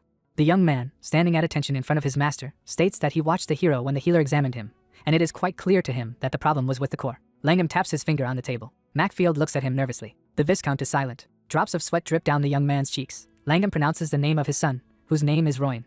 Macfield nervously says that he is listening to his master, who states that Royan was supposed to be a lord, a sacrificial lamb, and also the key to the implementation of the plan regarding the Poison Clan. The man's eyes glow. He declares that now the destruction of this organization along with Jupian will have to be postponed. Macfield looks at his master in fear, who states that no one would have thought that his father would show interest in this young scoundrel. Macfield looks to his left. He hears a single fish stopping the flow of the river. Langham bangs on the table again. Macfield looks very tense. The man orders his servant to bring the hero to the Hall of Darkness tomorrow. Langham declares that he will announce the impending exile of the young man in front of his vassals. People sitting at the tables look at the hero standing in front of them. Christian, looking at them, thinks that they are desperately trying to get rid of him. He turns his attention to 2 young men. Langham asks if Christian is aware of the sins he committed during the sacred dark ceremony. A wavering core can be seen in the boy's chest. He declares that he realizes that he was wrong. The head of the clan asks the guy to report what he thinks he did wrong. Royan is lying unconscious on the bed. Christian states that his competitors were unworthy of becoming members of the Dark Magic clan, and he should have beaten them even harder. But he couldn't. The hero states that he is sorry that these people can still walk on their own feet. Jupian tries to say something to the hero, but she is urged to be silent. Langham, looking at the young man, states that his main sin is that he monopolized the invaluable resource of the Dark Magic clan, but failed to produce a respectable result. Christian, smiling, asks if the man can answer how exactly he measures the quality of the mentioned result. A dark substance splashes in an elegant glass. Langham states that the purity of the darkness should have been at least 70%. The hero calmly asks what punishment he will suffer if it turns out that he cannot get to this value. The head of the clan, calmly looking at the guy, declares that he will not be able to inherit dark magic techniques, and in addition, he will be forever forbidden to enter the territory of the main family, and the guy will not be able to become the heir to the house of Count Khazar. Raising his right hand, Christian asks how and who will evaluate his results, because the respected jury is currently unable to fully measure the final result. A hand rises up.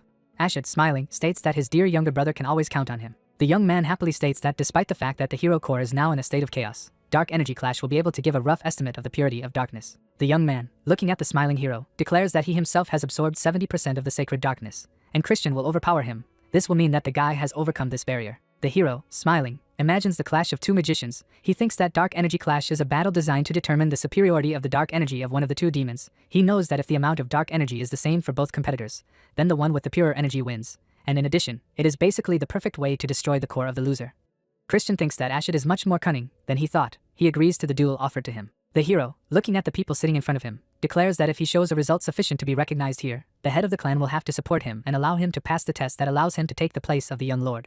Ashid, standing up from the table, declares that he agrees to the conditions that Christian has put forward. He says that the place that the guy claims can be taken by both a descendant of the main family and a representative of a secondary branch, since in Magic Empire it is customary to identify the strongest, who then rule over the weak. The servants look at Ashid in surprise. A young man approaches the hero and warns him just in case that during the dark energy clash, the hero can damage his core if he fails to control his energy enough. The guy, smiling, says that he will try to take into account the level of his opponent, so he only uses the dark energy of the level of 2 stars. He states that of course he understands that there is a difference in the purity of darkness between them. Opponents put their right hands forward.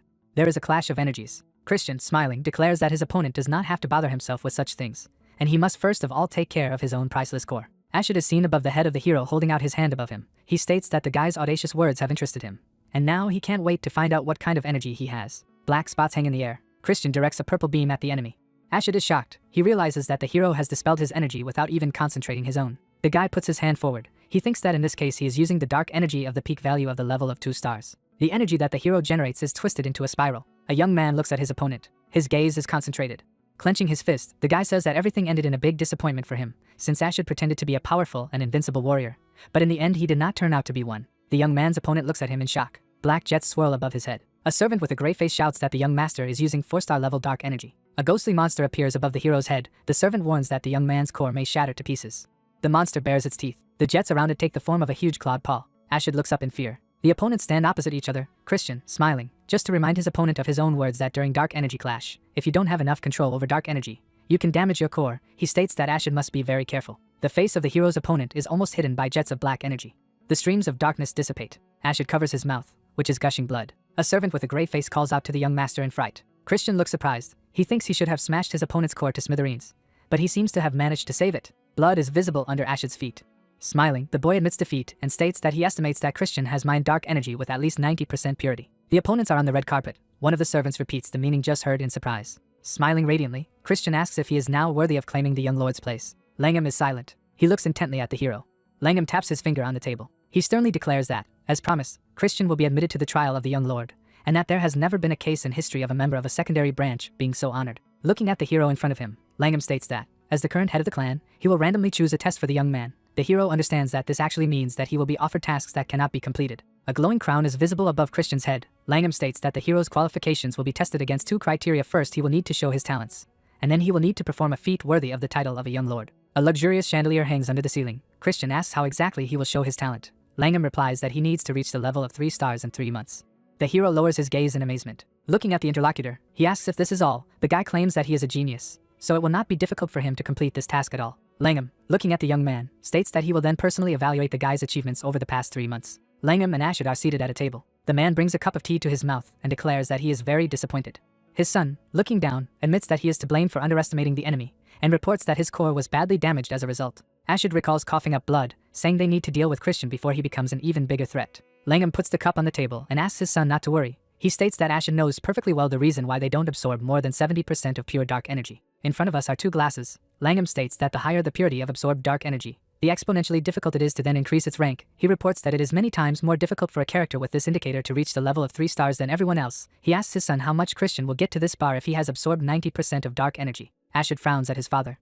The man's face is reflected in the cup. He declares that no matter how genius Christian is, he will not be able to overcome this barrier. There are chicken thighs on the plate. Marie, giggling happily, says that the news of the hero's success has spread throughout the mansion. Pressing her hands to her chest, the banshee says that the hero is just a wonderful and charismatic young man, and her heart is ready to jump out of her chest when she sees him. Christian asks to stop showering him with compliments, as he is very embarrassed. Marie, looking at her master, states that when she was waiting for the guy, she realized what feelings she had for him. Banshee stands in front of the window. She says that the days when she was waiting for a guy seemed to drag on endlessly.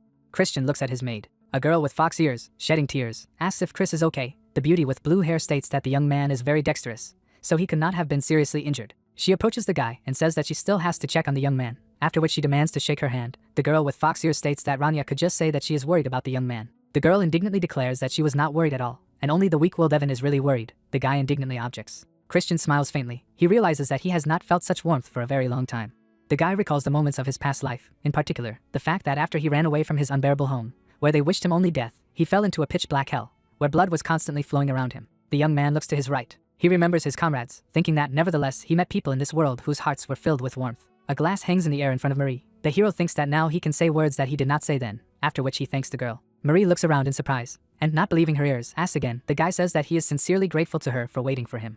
Banshee covers her mouth with her hands. Smiling, she asks if the guy has finally understood her true feelings. Putting her hands to her chest, Marie says that her heart is beating much harder than before. Christian reminding her once again that she has no heart. Hearts are in the air. Marie says that she has no heart because he was kidnapped by a young master. The hero understands that it is useless to answer in this case. Taking a glass in his hand, the guy invites the girl to go for a walk together. Banshee shockingly asks the hero if she misheard. He replies that her hearing is fine. The girl's eyes become round in amazement. The hero tries to shield himself from her with his hands. Christian and Marie walk down the path. Blue flowers are visible next to the Banshee. The hero smiles, looking at his maid.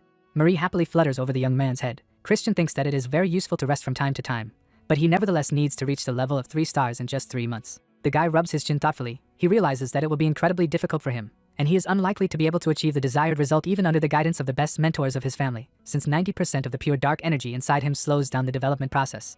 The hero hears that he seems to continue to create problems for others over and over again. Looking over his shoulder, the young man sees his aunt. After bowing, he greets the woman, who declares that the guy does not seem to have chosen the right time to walk carefree in the garden. She asks if her nephew has found a teacher who will help in teaching. Christian expresses the hope that his aunt will become a mentor. She sharply refuses the hero. The young man complains that his hopes have just been ruthlessly shattered. Mary replies to him that she will not teach him.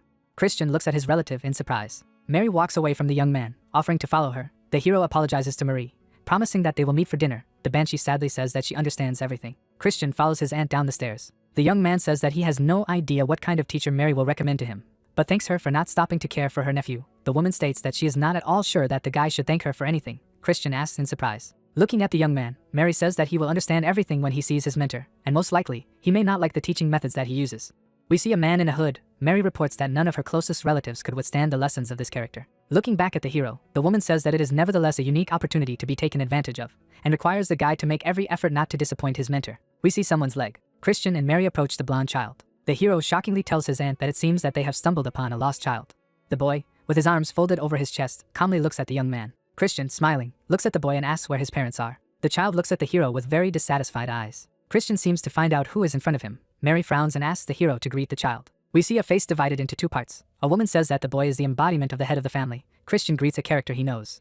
The child silently looks at the hero. Smiling, he puts his hand to his chest. The boy whose eye we see understands that the guy has absorbed 90%, or even more, of darkness. In front of us is the upper part of the aisle. Lord Noga declares that Christian has done something truly great. The hero thanks the interlocutor for the high appreciation of his efforts. Raising his index finger, the boy asks if the hero understands that the choice he made is still reckless. Christian confirms this. Gears are visible behind the child's back, and he says that even he himself absorbed only 80% of the dark energy. And after that he faced much more difficult tests than anyone else he knew. We see 2 characters with their right arm outstretched. Lord Noga saying that even their ancestor could not have become what he became without the blessing of the demon emperor. He states that he has no idea what difficulties the hero will have to face. The boy reaches out and declares that he can take some of the dark mana from the boy and return it to the void. Closing his eyes, the child says that with such a talent, Christian will most likely get by with 80%. He declares that anything above this value is a manifestation of greed. The hero, apologizing, asks if he can ask one question. The child looks at the young man in surprise, who asks why their family has become so weak. Mary, looking indignantly at her nephew, asks what he is getting at. Christian states that once everyone thought that their family's possibilities were limitless, but now they are the weakest among the 12 great families. Lord Noga asks if the hero knows the reason for this. Spreading his arms to the sides, Christian says that the dark family has flourished under the leadership of its head like never before. However, other demons say that it has lost its greatness. The guy states that there is only one reason for this. Looking resolutely at his interlocutor, the guy declares that there are no absolute beings higher than 8 stars in their family. Lord Noga, judging by the look, understands that the young man is saying reasonable things. The hero remembers the horseman. He thinks that when the bloodletting demon king invaded the dark family's domain in his previous life, Lord Noga was already dead, and there were only a few 7-star demons and no 8-star demons. Dead warriors lie on the ground. Christian recalls that 10,000 soldiers came out against bloodletting demon king, but in the end they were defeated and became the aggressor's servants. Christian and Lord Noga look into each other's eyes. The young man thinks that demons of level 8 and above are incredibly important for families, and the old man, who has always been wise, surely realizes this. Mary, frowning, looks to the right of him. The hero says that, of course, he understands the concern of the old man, who is afraid that such a promising demon will break under the pressure of dark energy and stop growing. Christian, whose eye we see, asks if the head of the family is interested in whether gaining this power will be an important step in the restoration of the clan or if it will allow him to overcome all trials and gain unlimited power. We have 2 chess pieces in front of us. The hero raises his horse up. All the other figures lie under his feet. The boy happily declares that the impudent scoundrel speaks very beautifully and convincingly. A purple whirlwind is visible under the feet of the hero. The child wishes the guy that he would not regret his words later. Christian looks at the interlocutor in amazement. He is caught up in a whirlwind. Clouds are visible above the trees. The hero tries to understand where he is. Looking around him, the young man asks why he suddenly found himself in the forest. We see the back of the hero's head. Christian hears that his first task is to inherit dark mana, and asks in amazement. Lord Noga declares that the guy must also survive. Bears are visible behind the young man's back. He looks around frightened, realizing that he is in a very unpleasant scrape. The hero, who is seen inside the ball, stands in front of a six-legged bear. Mary stands behind the boy.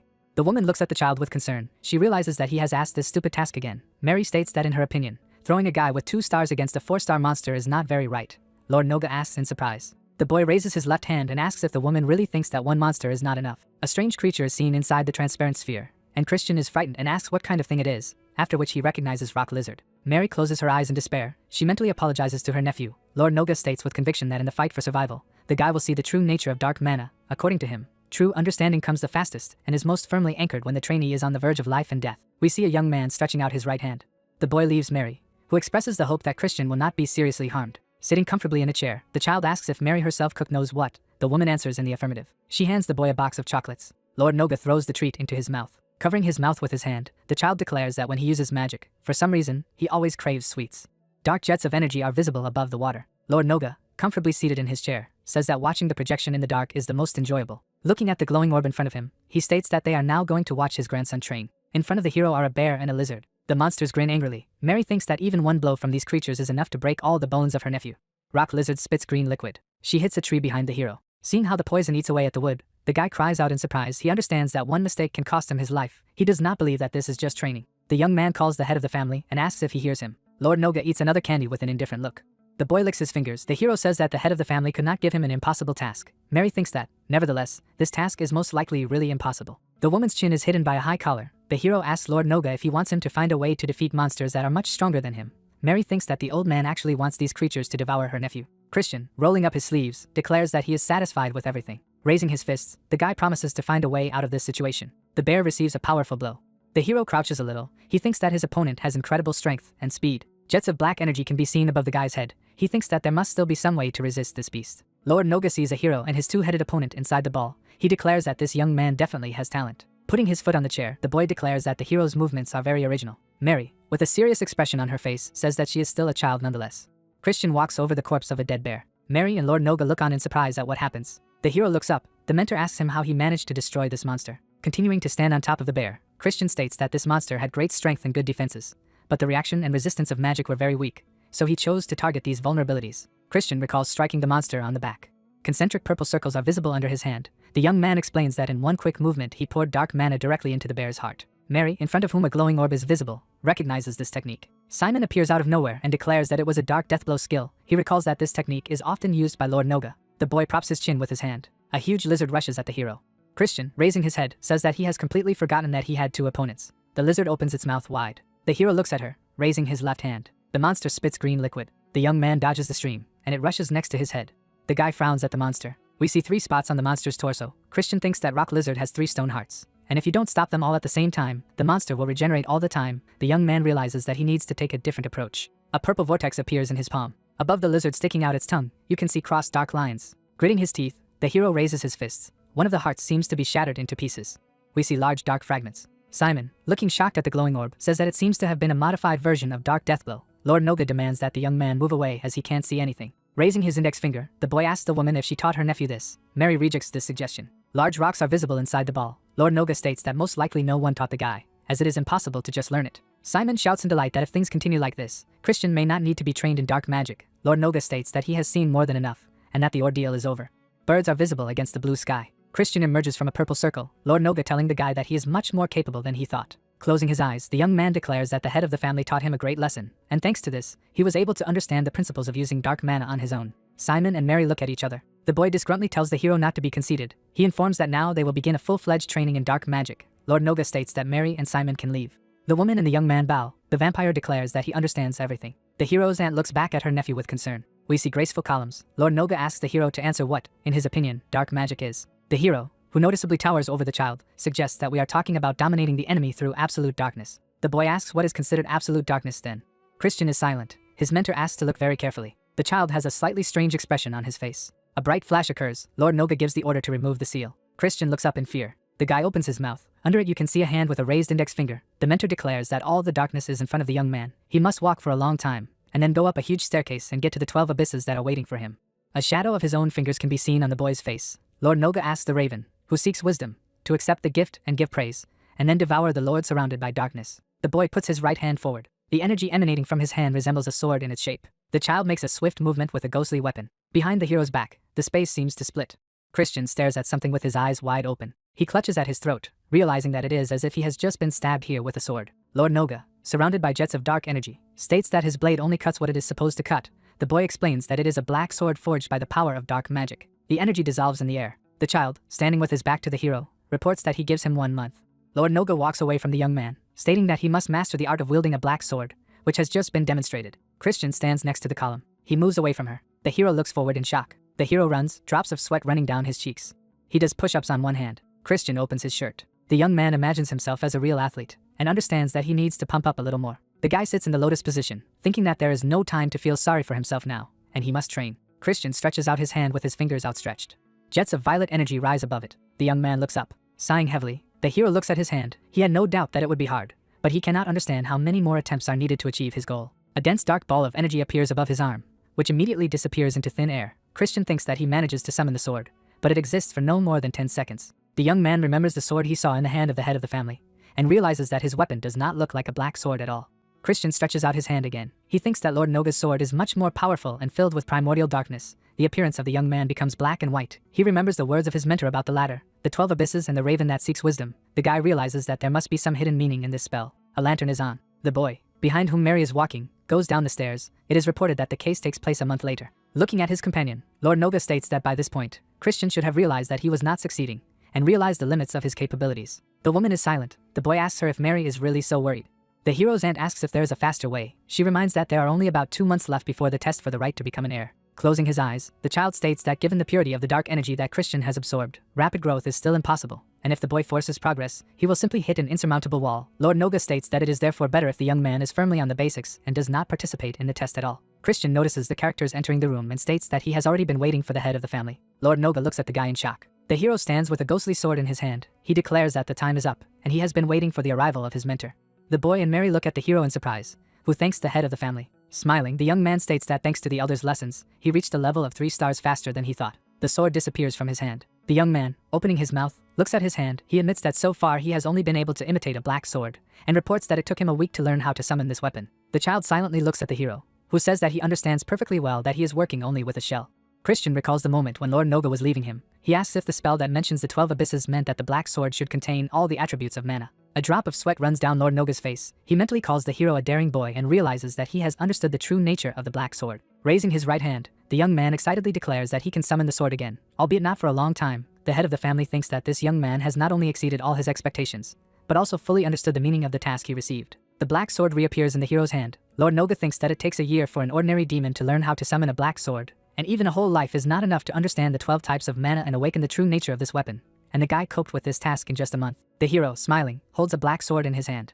The weapon disappears from the hero's hand again. The boy standing in front of him thinks that Christian may really be the only hope left on the cursed demonic path. A smile appears on the child's face. Mary looks at the boy in fright, who says that the hero must be ready to start real training tomorrow, and the tasks will be very difficult. Christian is radiant with happiness. Lord Noga and Mary leave. The young man shouts that he is ready for anything and trusts the head of the family, who is his mentor.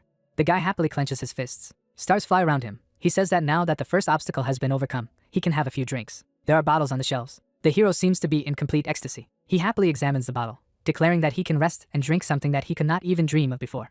A door is visible in front of the hero. He thinks that it is better to drink where Marie will not see him. The guy turns around in fright when he hears someone calling out to him. A disgruntled girl with blue hair declares that the hero, as always, drinks in the middle of the day, and nothing else could be expected from him. Christian tries to understand who it is in front of him. The young man thoughtfully examines the beauty. He realizes that a 3-star demon is in front of him, and by the color of her eyes, you can conclude that she is not a member of a dark family. The guy asks how the girl knows him. Amazement appears on her face. Furiously, she asks the hero to repeat his words. The girl trembles with anger and cannot find words to express her indignation. Finally, she calls the hero a bastard and stabs him in the head. Christian flies far back. The maid suggests that the princess leave. She declares that they should not waste their time on such garbage. Sebastian runs up to the hero sitting on the floor. The young man, holding his cheek, asks the man who took the bottle of rum from him who she is and why she is so rude to him, Sebastian replies that she is Princess Marissa of the Venom clan. The hero holds his cheek in amazement. He remembers a torn sheet of paper. Marissa looks very annoyed. The hero says that it seems to have been his fiancée. Sebastian clarifies that it is his ex-fiancée.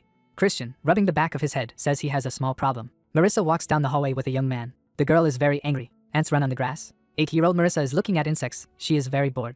The girl sees people talking. She thinks that all the attention of others will go to her brother, and does not understand why her father brought her with him to visit a dark family. Marissa, sitting on her lap, looking down, she hears one of the adults asking if the girl is an illegitimate daughter. The answer is that Duke Wham must have gone crazy. The baby looks down sadly. Someone says that the Duke's son is of no use and most likely, the man just wants to gain useful connections by marrying his daughter. The girl notices someone's legs. She looks up in surprise. The hero asks the baby what she is doing here completely alone. Marissa looks at the boy with huge eyes. Looking decisively at her interlocutor, she declares that she should not be called a baby. But Marissa, Christian declares that he understands everything, and will take this into account for the future. Crouching down in front of the girl, the boy says that his name is Christian. Marissa asks again in surprise, after which she wonders if his father is Count Khazar. The hero, carelessly looking at the girl, advises her not to pay attention to what the adults say, and declares that she can take revenge on them when she grows up.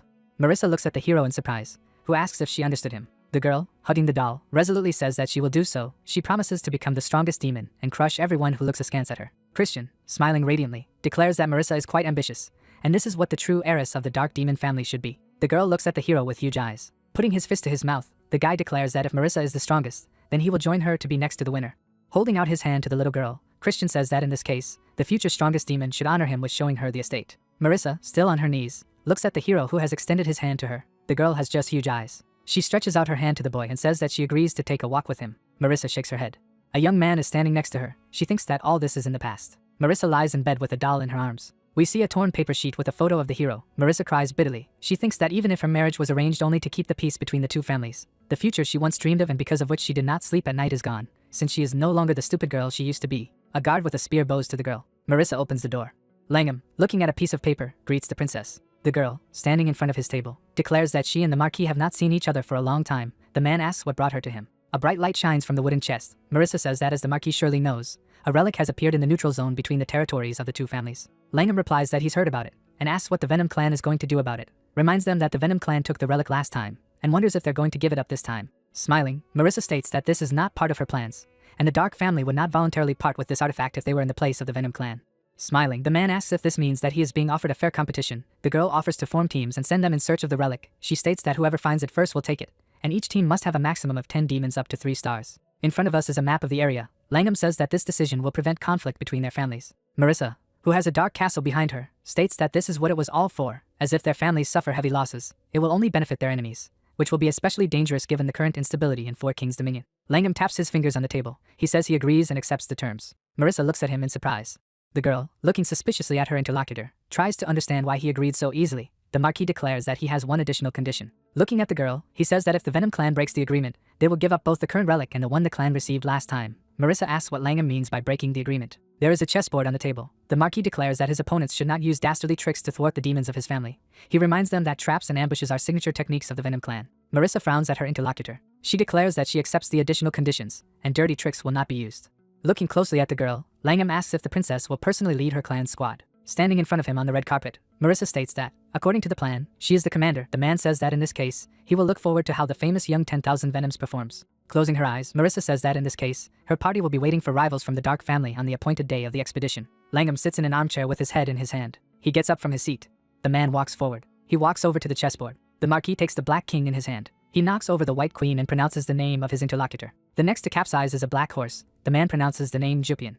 Langham puts the king on a black square. Taking his hand away from him, the man says that it will be a beautiful scene filled with the loudest screams. Autumn trees are visible not far from the castle. It is reported that 2 months have passed, and if Christian trained hard, then the others did not stand still either. Christian and Lord Noga fight with black swords. Marissa looks into the doll's eyes. She will offend her lost love.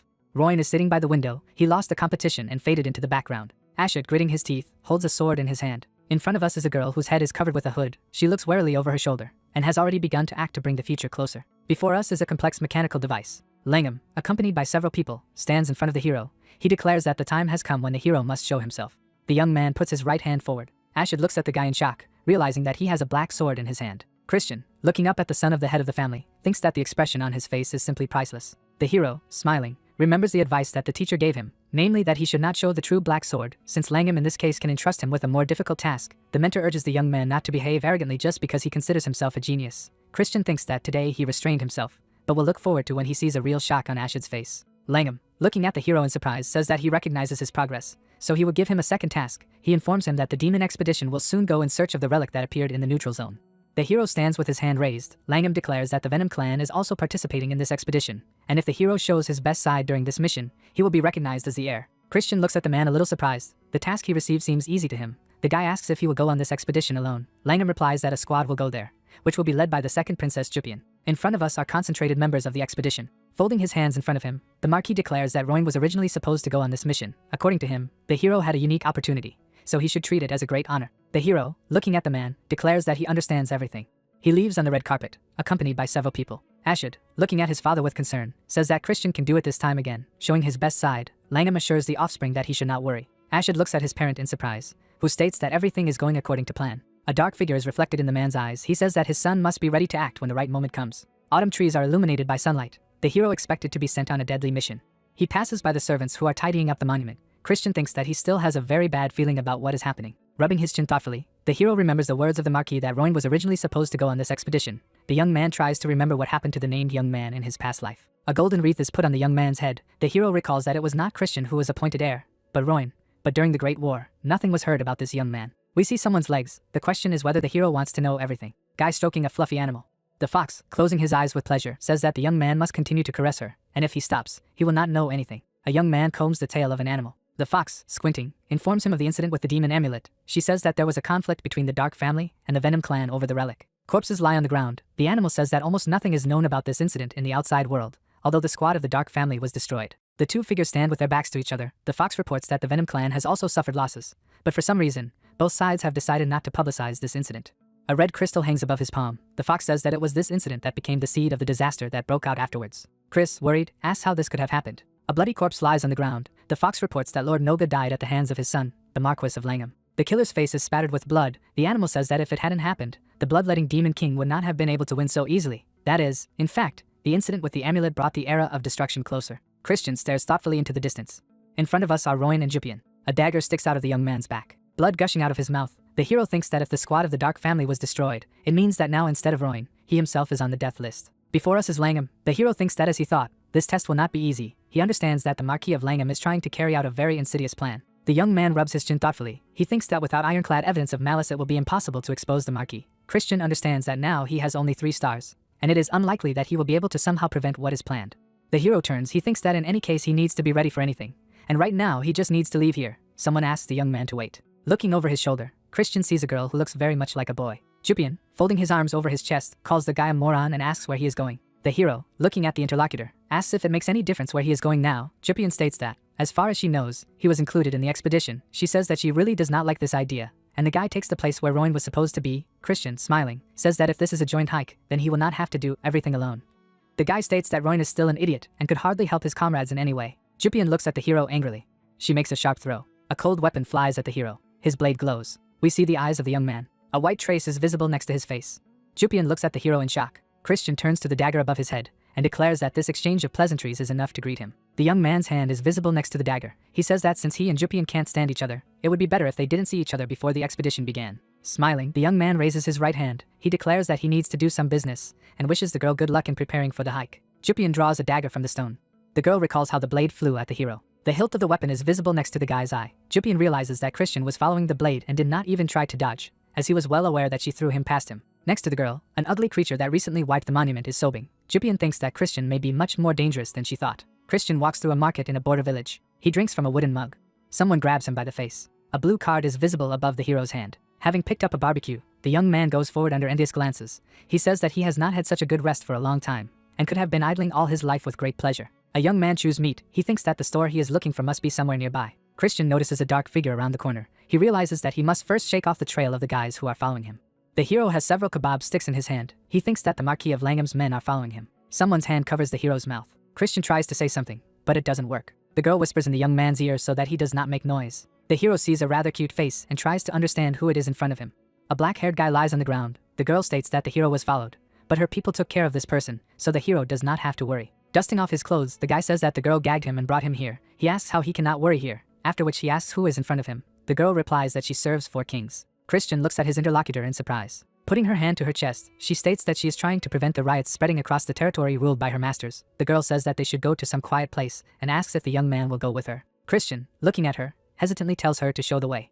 The entrance to a narrow alley is littered with wooden boxes. Christian asks in surprise how long it will take them to go. People with torches can be seen above the girl's head. She states that demons have been disappearing without a trace in Four Kings Dominion lately, and even safe zones in the city disappear one by one every day. A map is visible above the skeleton's head. The girl says that, as the guy knows very well, Dominion is now torn apart by the conflict of 3 families and has turned into a place where fear reigns, and the heads of families do not care about the lives of ordinary demons. Tied up people pass in front of the prison bars. The girl states that she has come to the conclusion that the fight against crime will require the help of many families. Then she says that she cannot ask for assistance without offering anything in return. Christian looks at the girl in surprise. She declares that she will provide the guy with information that can disperse the storm raging over the dark family. On the feet of the beauty are magnificent shoes. Looking at the young man, the girl says that the Marquis of Langham has colluded with a high-ranking member of the Venom clan, and their goal is to kill Princess Marissa. Christian looks at his interlocutor in shock. He imagines a girl in shackles, and realizes that they want to kill not only himself, but also his ex-fiancée. The young man does not understand why someone needs this. Corpses are visible under the torn banners. The girl informs that if both families lose their key figures, the troublemakers in Dominion will become even more brazen, and in the end, the balance between the 12 demon clans will collapse, leading to a gigantic tragedy. The girl, lifting her hood, says that this is why she wants the guy to carefully prepare for the expedition to find the relic. Looking at the hero, she declares that, in addition, she hopes that Christian will become the heir and stand in the way of those who threaten peace and tranquility. A drop of sweat runs down the hero's cheek. He understands that his interlocutor knows that this expedition can make him the heir, and this means that she has excellent sources of information, while the young man still doubts that his new acquaintance can be dealt with. Raising his right hand, he asks why he should trust a girl who has no proof. He states that if she wants to cooperate with him, she must offer something in return. Putting her hands forward, the girl says that the young man wants too much. Waving her off, Christian declares that in this case he is not interested in cooperation. The girl asks the guy to wait. She reaches under the sleeve of her robes. The beauty stretches out her fist to the hero and tells him to take what she gives him. Christian looks shocked at the object offered to him. Waving his hand, he moves away from the girl. She looks after him. A shadow is visible behind the beauty's back. Jets of black energy rise up. The girl sadly asks why she can't show the hero her true appearance. The ghostly monster looming over her states that it's all just for her own well-being. He says that if Christian is in danger and drops her name, the situation will get much worse. The girl agrees that this is true. The ghostly creature advises her to temporarily observe everything from the sidelines. It calls the beauty by name, Idrine. Putting the hood on her head again, the girl says that she understands everything. Christian is walking down the street. A wide smile appears on his face. The hero has a VIP card in his hands. He thinks that he is incredibly lucky. A green bird sits in the cage, reportedly taking place in the dark auction house, a secret market where smuggled relics and rare creatures can be purchased. Christian knows that only nobles and very wealthy buyers can get entrance tickets to this place. The young man remembers events from his past life and thinks that then none of his squad had a pass, and getting inside turned out to be an incredibly troublesome task. The hero sees the inscription on the VIP card and realizes that he has never heard the name Ria de Wolfman. Christian remembers the girl's face and her words that the Marquis of Langham colluded with a high-ranking representative of the Venom clan.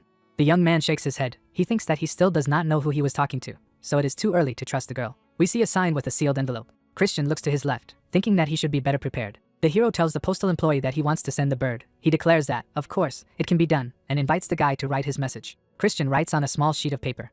A postal worker attaches a note to the owl's leg. The bird takes off. Christian, smiling, thinks he's got one thing out of the way, and now it's time to pay a visit to someone he knows. In front of us is a man who is holding a glass in his hands. Christian approaches the luxurious structure. The doorman standing at the entrance says that the guy is not allowed to enter, and he must leave immediately. Christian shows him a VIP card and asks if he won't be allowed to pass even with that. The doorman looks shocked at the pass presented to him. 2 servants at once kindly invite the hero to go inside and apologize. Once inside, Christian examines the audience. The guy, who has a mask on his face, looks to the right of him. A man in a suit looks at the guy in amazement and asks if it is really Lady Ria de Wolfman in front of him. Christian, smiling, declares that he will be Ria de Wolfman, since he has such a whim today, after which he asks if such eccentricity is acceptable. The employee of the establishment looks at the hero doubtfully, but declares that everything is fine. Christian asks if the man can call the manager of this branch. He asks again in amazement. Showing the VIP card, the young man asks if his interlocutor hears him, after which he repeats that he needs a branch manager, and immediately, Christian is sitting on a luxurious sofa. The man, looking at him in fright, promises to bring the manager immediately. Comfortably lounging on the sofa, the hero examines the luxurious chandeliers and other furnishings. He thinks that everything here is done to the highest class and nothing else could be expected from the Rudolph Merchant Guild. Under the emblem of the organization, jewels, a map, and even a peacock are visible. The hero knows that the Rudolph Merchant Guild is a giant guild that can rival the Deer Guild representing the Union. It is so powerful that it controls almost the entire black market and controls many trade routes in the Dark Empire. It is believed that if the Rudolph Merchant Guild can't get something, then no one else can. A young man in glasses appears in the doorway. Smiling, he thanks the hero for waiting and introduces himself as Rubid, the manager of the auction house's branch and the head of the Rudolph Merchant Guild. Sitting down on the sofa, the feminine young man says that the hero seems to have been looking for him, after which he asks what the guy needs, who demands to bring Rena to him. The young man looks shocked at the unusual visitor. He asks again in surprise. The hero wonders if he really does not know who Rina is. The answer is that he is the head of the Deer Guild. On the wall hangs a picture in an expensive frame. Ribbit states that of course he can't bring a guild leader representing the union here. Squinting slyly, Christian says that his interlocutor's words cannot be true, and Rina, as it seems to him, is right in front of him. The young man looks at the young man in shock. The interlocutors are shown from under the ceiling of the room. Ribbit asks what the hero is talking about. He suggests that he is dealing with the action of a relic. The shock does not disappear from the face of the young man. Christian declares that from now on they will meet quite often, so it is possible to stop this useless performance. Ribbit grits his teeth. Jets of blue energy rise around him. A blue-eyed girl holds a mask in her hands. She asks how the hero recognized her. Christian smiles. He thinks that he had a rather specific relationship with this beauty in his past life. The young man remembers how she ran away from him with a bag of gold on her shoulders. Then he himself hides from her with a box filled with expensive items. The hero remembers that he himself also made a fool of her several times. Rina looks at the hero in amazement, who asks if the head of the Rudolph Merchant Guild is ashamed to use such a lousy relic. He states that the disguise provided by this artifact is clearly unsatisfactory. Rina looks at the mask in amazement. She does not understand how the young man recognized it. He, smiling, thinks that, of course, he is bluffing, and it is almost impossible to destroy the effect of a real relic. He suggests that the girl's face is too large and the mask does not completely cover it. Rina, who is clearly offended, says this is not true. Raising her hands, the girl states that this is not Rhea the Wolfman either. Then she says that the guy seems to have gained a pretty decent reputation in the Dark Empire lately. Rina angrily says that the guy has gained power and status, but behaves like an ill-mannered boor, and no one will judge her if she kicks out a villain who used stolen personal data to get into a place intended only for selected people, which might start a rumor that a Union spy was quietly operating in a Dark Empire. Rina, trembling with anger, looks at the interlocutor. She asks what he wants from her. The hero smiles. Shiny jewelry is visible around his neck, and his bag is stuffed with elegant bottles. He lifts a bag of money above his head. Christian, who has diamonds in his ears, recalls Rina agreeing to give him everything he demanded, and states that he got a good result for a small altercation. Rina, who is visible behind the young man, indignantly shouts that it was not an altercation, but the most brazen blackmail. The hero reasonably notes that he is doing everything to prevent the end of the world, so the whole world should be grateful to him. Above Langham's head are familiar characters. The young man thinks that, of course, what he has received will not be able to significantly increase the strength of his squad. However, it seems to him that now he is quite capable of thwarting a couple of the Marquis' insidious plans. Young fighters are training. Christian, throwing his suit over his arm, walks forward. He is called up by Jupian, who asks why the guy is wandering around. The hero calmly stands in front of the members of his squad. Jupian informs him that they are going on an expedition the day after tomorrow, and it would be nice if the hero joined the training. Scratching his cheek, the young man states that he has been having a lot of fun lately and is very tired. He says with an impudent look that he is going to be as useless as Roin, so he does not want to bother himself with any activities. Mockingly throwing up his hand, the hero says that he completely trusts his future comrades. The guy with red hair calls him a complete idiot. Jupian tells the young man not to pay attention to this character. He tries to object. The girl says that Christian is not worthy of the opportunity that is given to him, so it is better not to touch him. Jupian frowns after the departing hero. She thinks that if he does not prove himself during the mission, then he will be worse off. Rubbing the back of her head, she tries to understand why Christian is acting so stupid. Clouds are floating outside the window. Christian, next to whom Ribbit stands, declares that he did a good job. The head of the Rudolph Merchant Guild asks what the young man is going to do with all this. He replies that it does not concern the interlocutor. A suitcase is lowered to the floor. Ribbit says that the young man asked for this too. Ribbit, opening the suitcase, declares that it all looks very strange. The hero replies that now there is not much to choose. The head of the Rudolph Merchant Guild, opening the door, declares that he has no idea what Christian is going to do, but asks for a promise that he will not tell anyone who is hiding under the guise of Ribbit. The hero says that, of course, he is not going to do this, and offers to meet in the near future. The answer is that it would be nice if this did not happen. Christian, smiling, asks what he should now call his interlocutor, Ribbit or Rina, after which he informs that war may break out very soon. The head of the Rudolph Merchant Guild looks at the guy in fear. In front of us is a map of the area. Christian reports that Rina is moving between the Alliance and the Dark Empire, and should know how unstable the situation on the continent is now. He states that if the war really begins, the routes of movement will be closed and the girl will have to choose where to stay in the Union or in the Empire, which means that her income will be reduced by exactly half. Rina, in the guise of Ribbit, looks at the young man. She asks if he is exaggerating, confidently speaking about the imminent outbreak of war. The head of the guild says that war is very serious, and it is better not to joke with such talk. The guy states that if you remember what rumors are now coming from Dominion, all this does not look like some kind of exaggeration. Rina looks at her interlocutor anxiously. She looks at the papers. The girl thinks that the atmosphere around her lately is really not the best, and many families are in favor of starting a war with the Union. One of the sheets shows a guild report stating that the situation in Four Kings Dominion is very volatile, and then lists the alarming actions of various parties. Rina, looking at the hero, asks why he is telling her all this, since he does not really expect that some merchant will prevent the war. There is a fire burning in the furnace. Christian declares that of course she will not be able to do it. Smiling, the guy declares that the head of the Rudolph Merchant Guild can become his sponsor, and he will make sure that the war does not happen in the future. Rina anxiously asks if the hero is capable of this, and how he is going to fulfill his promise.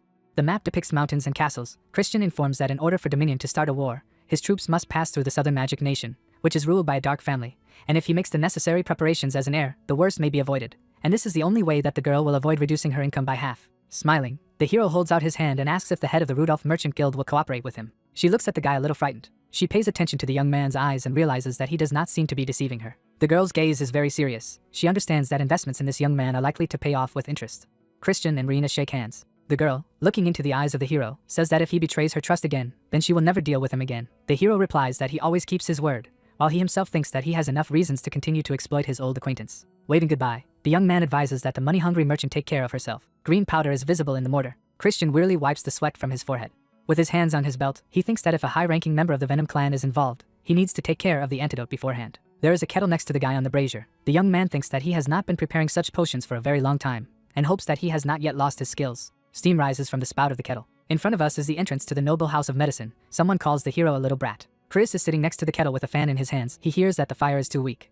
A pretty girl advises the hero to wave his fan harder. Ella, the 26th chapter of Noble House of Medicine, reminds the hero that some plants show their properties only when exposed to high temperatures. Chris, looking at the girl with concern, asks her to stop giving him obvious advice and lie down to rest. The hero remembers that the first time he met her on the battlefield was during the First Great War. The ground is strewn with corpses. Ella bandages the young man's wound. He remembers that the girl was young. However, she had no other choice and participated in the fights because the bloodletting demon king destroyed her entire clan. With people standing behind Ella, the hero thinks that since the noble house of medicine was the best among the 7 great healing houses of the Union, the demon king treated it as a serious threat. Ella covers her face with her hands. Blood splatters fly upwards. The hero remembers that this girl also failed to escape the sword of the demon king. Steam rises above the kettle. Chris is waving his fan. The girl, smiling faintly, looks at him. She says that no matter how she looks at the young man, he seems very strange to her, if only because, for example, he managed to recreate the elixirs of her clan after not the most intelligible explanation. Chris continues to wave his fan. Ella declares that she is very sorry that she did not meet him sooner. Behind the hero's back you can see a girl lying on the bed. The guy says that he does not understand why the noble house of medicine is called a saint, even if its head can barely stand on his feet. Ella, raising her left hand, declares that she is still alive after what the demon king did to her, only thanks to her knowledge of medicine. The girl is bleeding from her mouth. She says that she can't just lie in bed, as hell is happening around, in which everyone writhes and screams in pain. Ella states that if the noble house of medicine disappears, it will be a real tragedy. Chris looks back at the girl. Turning back to the fire, he states that clinging to the past is the most useless thing, so Ella must focus on her healing. The girl looks down sadly. She touches the stack of books and asks the guy to take a look at her. Standing behind the hero, Ella says that these books contain the invaluable knowledge of her clan, and only a small part of them were able to survive the war. The girl asks Chris to take them. Ella coughs. The hero approaches her and asks her to rest. Clinging to the hero's hand, Ella declares that she wants to ask him something. Looking at the young man, she asks that Chris save the suffering instead of her, because if she knows that her work continues, she can die in peace. The girl asks if the hero can give her such a promise. Chris looks at her excitedly. Leaning over to Ella, he asks if he can call her his mentor from now on. The girl smiles. She says that she has chosen a very good student if he is ready to call someone who cannot fully teach him a mentor. Chris scatters seeds in a flowering meadow. The hero sadly lowers his gaze. He hears that from this moment Chris has become the 27th chapter of Noble House of Medicine. As he cares for a wounded man, he recalls that due to a large part of the library being destroyed, he was unable to fully master the clan's secret technique, medicinal chi arts. But he kept the promise he made to the girl on the battlefields. A fire is visible around the young man. He thinks that thanks to this he began to be considered a saint. Christian examines a tiny dark ball. He imagines a smiling Ella and, mentally addressing her as a mentor, declares that she is most likely now in a better world, and he, having been reborn, will continue to fulfill the promise he made to her. An owl flies over a magnificent building with spires. On an iron tray there is a message. Someone informs the gentleman that Christian has sent a message. Lydon happily exclaims that he has been waiting for him. The count unfolds the message, and he says that, as Mary told him, his son has safely obtained the dark core. Lydon looks at the unfolded note. The man frowns. He turns to a servant standing behind him, who says that he is listening to his master. Smiling, the count says that it looks like he will have to prepare something for his offspring. The squad is located in the Biskin Mountains, on the border between the Dark Clan and the Venom Clan. Jupian states that solo movement is prohibited, and everyone must move in squads of at least 2 people. Her subordinates confirm that they have received the order. Christian, raising his hand, declares that he will go alone. Jupian looks at him in surprise. The guy says that it will be much more convenient for him. We see a hole in the ground. The hero declares that if you move at a snail's speed, it will take a very long time to find the relic, and the Venom Clan will probably do it faster. Jupian warns the boy that there are demon beasts of level 4 and above in this area. She says that the guy should not hope to be rescued if he gets into trouble. Putting his hands behind his back, the young man declares that the girl herself should try not to get into trouble. He hands her a vial filled with pills and asks her to take an antidote that can resist the poisons used by the Venom Clan. 2 dark balls fall into the hand. The hero says that his remedy is very effective, so he asks to accept it, even if someone thinks he is bluffing. Christian swallows the pills and suggests that his teammates do the same. Jupian looks at his ally in displeasure. Marissa, with members of her squad visible behind her, states that her opponents seem to be starting to ferment internally. Jupian, folding his arms over his chest, states that the Venom Clan team is late. The hero's ex-fiancée frowns that she arrived just in time and it was her competitors who were too impatient. She states that she should probably thank them for not breaking the rules and starting to scout the area in advance. The girl asks if Jupian knows the rules by which this competition will be held. The commander of the Dark Guild team, looking at her rival, declares that it is forbidden to set traps and set ambushes. Marissa asks why the girl speaks so aggressively. Jupian reminds them that they are now enemies, and then asks if Marissa wants her to change her tone to an official one. The princess, whose leg we see, declares that there is no need for this. She looks into the eyes of her opponent. Jupian, turning to his fighters, gives the order to advance. Marissa, in turn, declares that her team is beginning to explore the area, and orders to check the communication equipment. Christian throws something on the ground. He declares that he will go forward first. Jupian looks at the guy in amazement. Two flasks are visible behind the back of the fleeing hero. The squad leader cannot understand what the young man who has just got rid of the communicator is thinking about. A monster is visible in front of the hero.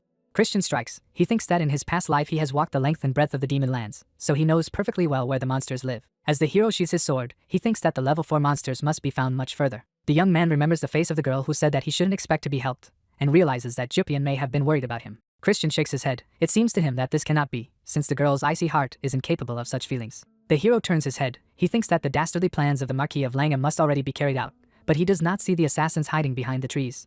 Looking up, Christian thinks he has to find the relic first. He is being watched by Marissa. The hero notices his former fiancée and calls her by name. For a while, the guy and the girl look at each other in silence. Christian raises his left hand. He realizes that he somehow ended up on the route of the Venom clan team, apologizes to the girl and says that he must have lost his way, and will leave here immediately.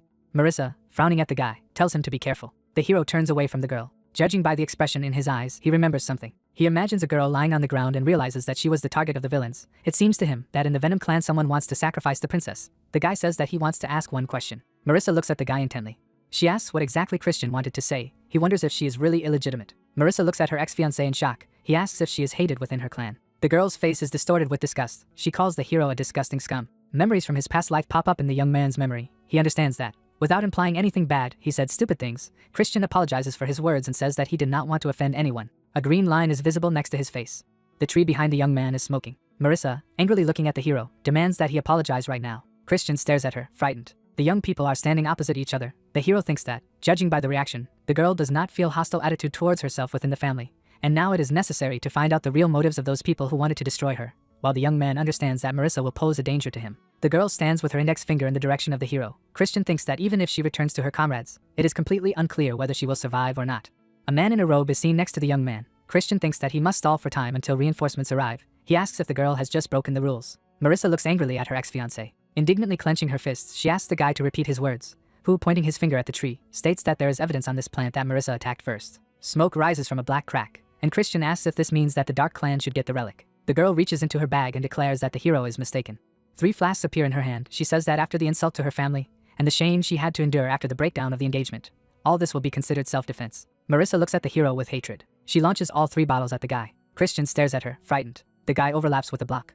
He drops to his knees and begins to cough. Christian holds his chest. Marissa asks if he liked Blue Bloom. We see the girl's fingers. She declares that if she snaps them, there will be an explosion and the poison will begin to spread through the hero's veins, so he must apologize immediately. Then she corrects herself and demands that he beg her not to kill him. In the left hand of the beauty, 3 more flasks are visible. She launches them at the guy too. The dark figure of the young man is barely visible in a cloud of green smoke. Streams of green energy curl around the hand. Christian looks into the girl's eyes. He tells her that unfortunately he can't do what she asks. Thin blue lines are visible on the hero's neck and face. Christian and Marissa touch their foreheads. The hero says that now he understands why the girl was nicknamed the Little Poisonous Witch. Marissa looks at the guy in shock, who declares that this poison causes terrible torment until it leaves the body. Beauty snatches her hand from the young man's hand and declares that she does not believe what is happening, since only she has the antidote to this poison. Christian asks the princess if she has ever heard of the Divine Healer Clan. He states that he found inspiration from this organization and prepared something on his own. In front of us is a jar with dark balls. The young man says that what he has made can be called a universal antidote. Marissa angrily asks what the hero is talking about.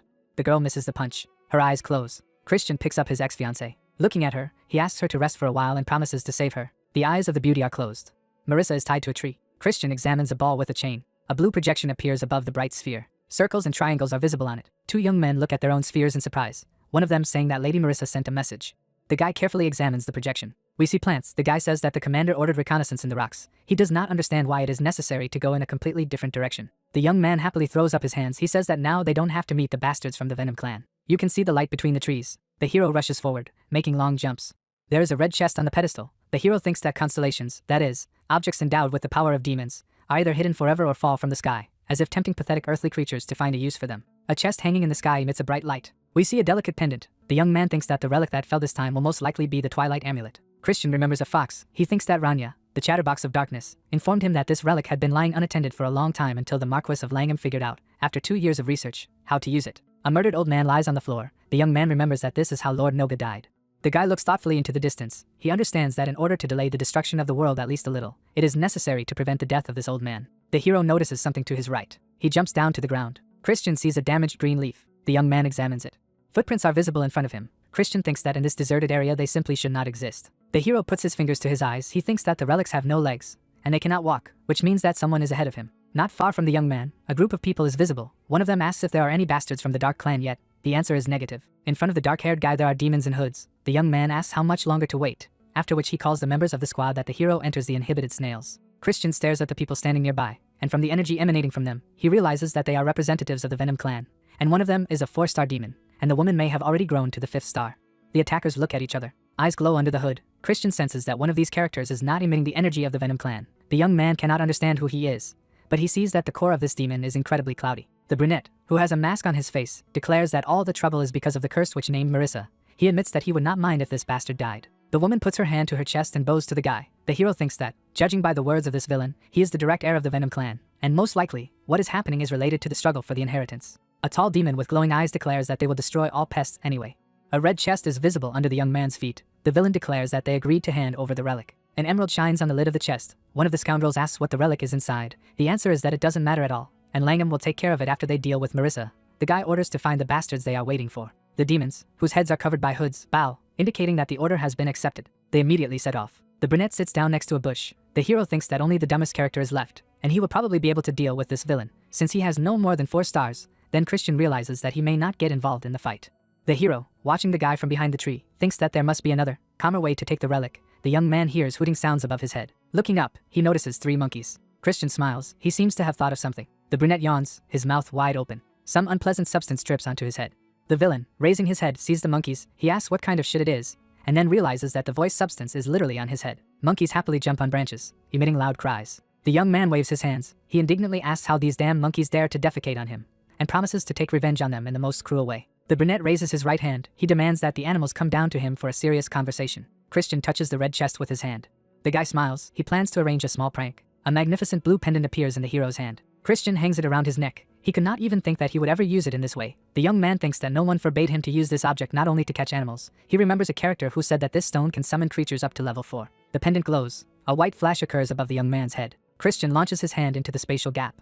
He retrieves a red chest, intending to swap the relic container with the one Marina gave him. The hero, sitting down on one knee, smiles. He swaps one chest for another, thinking that now everyone will be hunting for a fake. The container lies on the ground. Christian declares that the mission is accomplished. He opens the chest, stating that now that everything is ready, all that remains is to see what happens.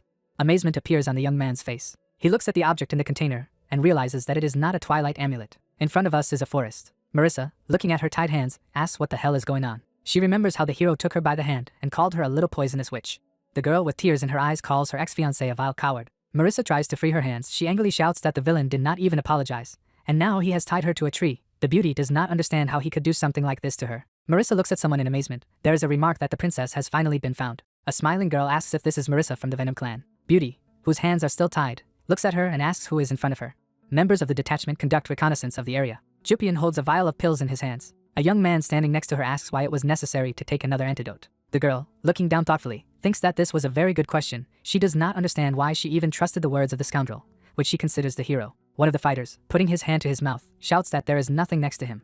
Jupian asks if there are any results from the far side. The answer is that the area is still being combed. The girl's deputy asks if everything will be all right with the young Mr. Christian, who went looking for him on his own. Jupian, who in her imagination sees how the hero is grabbed by a huge bird, does not answer. The girl puts her hand to her face. She understands that the hero himself decided to leave them. She does not understand what she could have done in this situation. Jupian realizes that even if something happens to the guy, only he will be to blame for it. A guy appears next to the princess. He shouts that the relic has been found.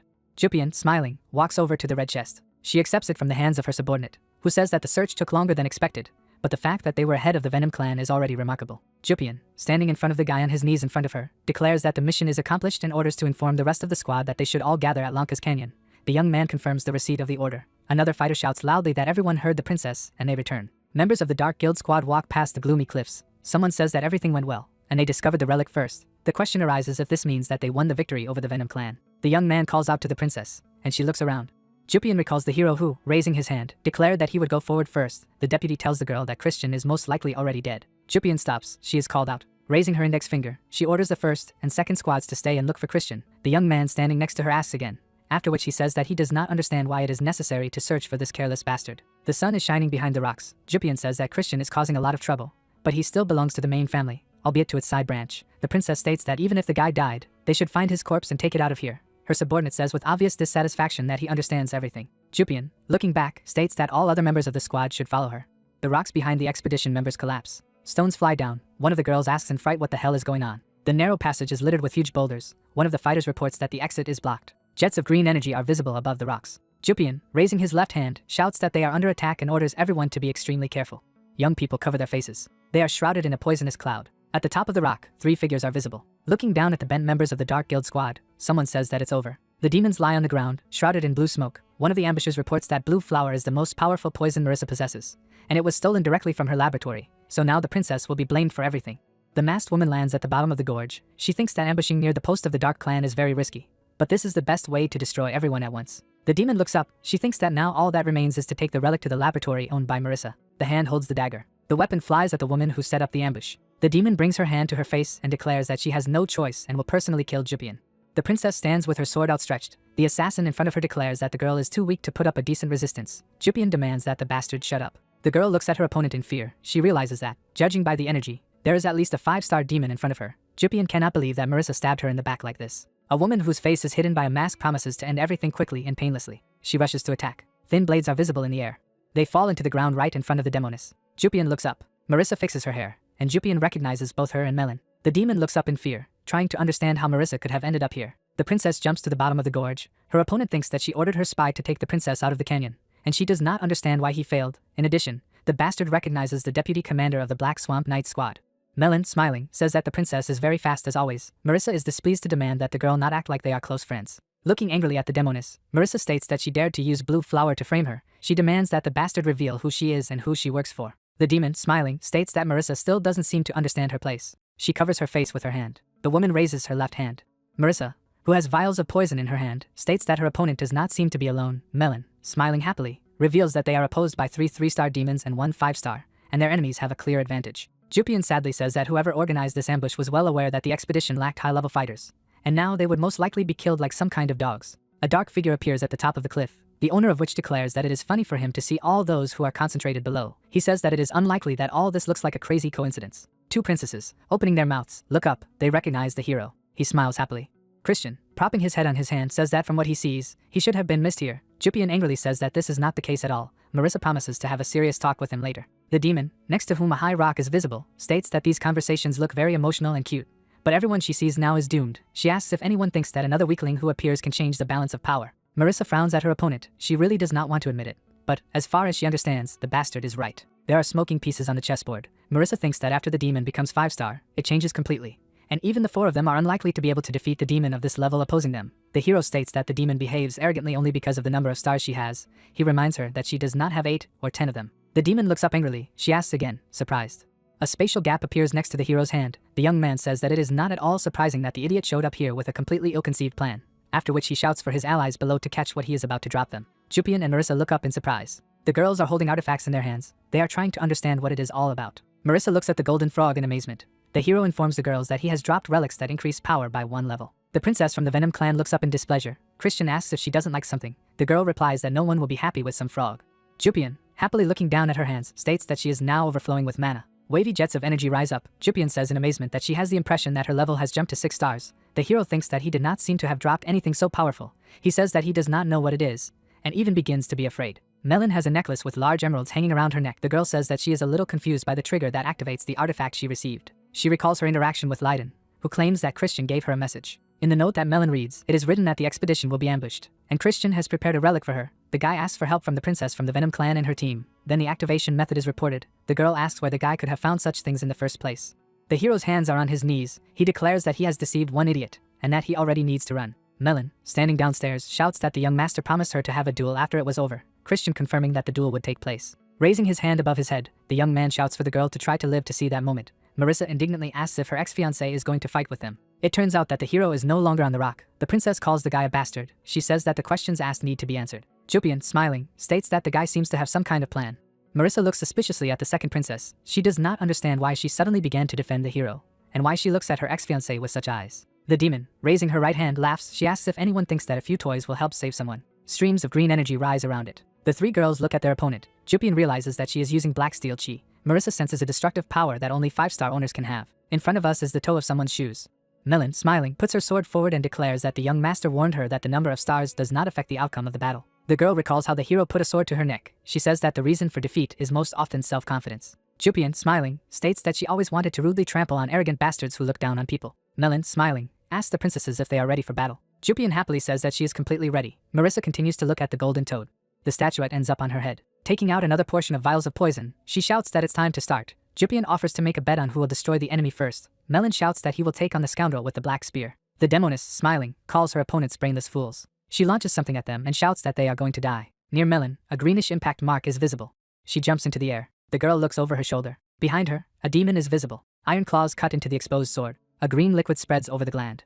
The demoness, holding out her right hand, declares that Melon is very good. A white footprint is visible under her feet. She strikes a blow that falls on the girl's left hand. Jets of green energy swirl around the demoness. She declares that despite her skill, Melon is just a small bug and the Black Swamp Knights, as far as it is now understood, are nothing special. Melon, smiling, asks if her opponent is sure she has 5 stars. The girl says that she barely felt the hit. The demon raises her hand to attack again, and asks how her opponent dares to mock her. Melon stares at the enemy. She realizes that she must act now. The girl grabs the demoness by the face. Jets of dark energy rise from the woman's head. The demon trembles. She wonders why the 4-star curse suddenly affected her.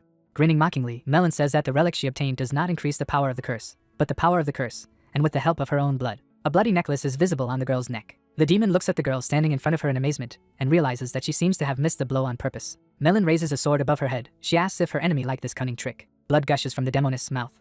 The bastard, missing the blow, flies back. One of her comrades tries to shout out to her. A dark point is visible next to the guy's face. He is ordered to look into the eyes. Jupian declares that their battle is not over yet. White clouds float over the forest. Someone asks how long this game of hide-and-seek will last.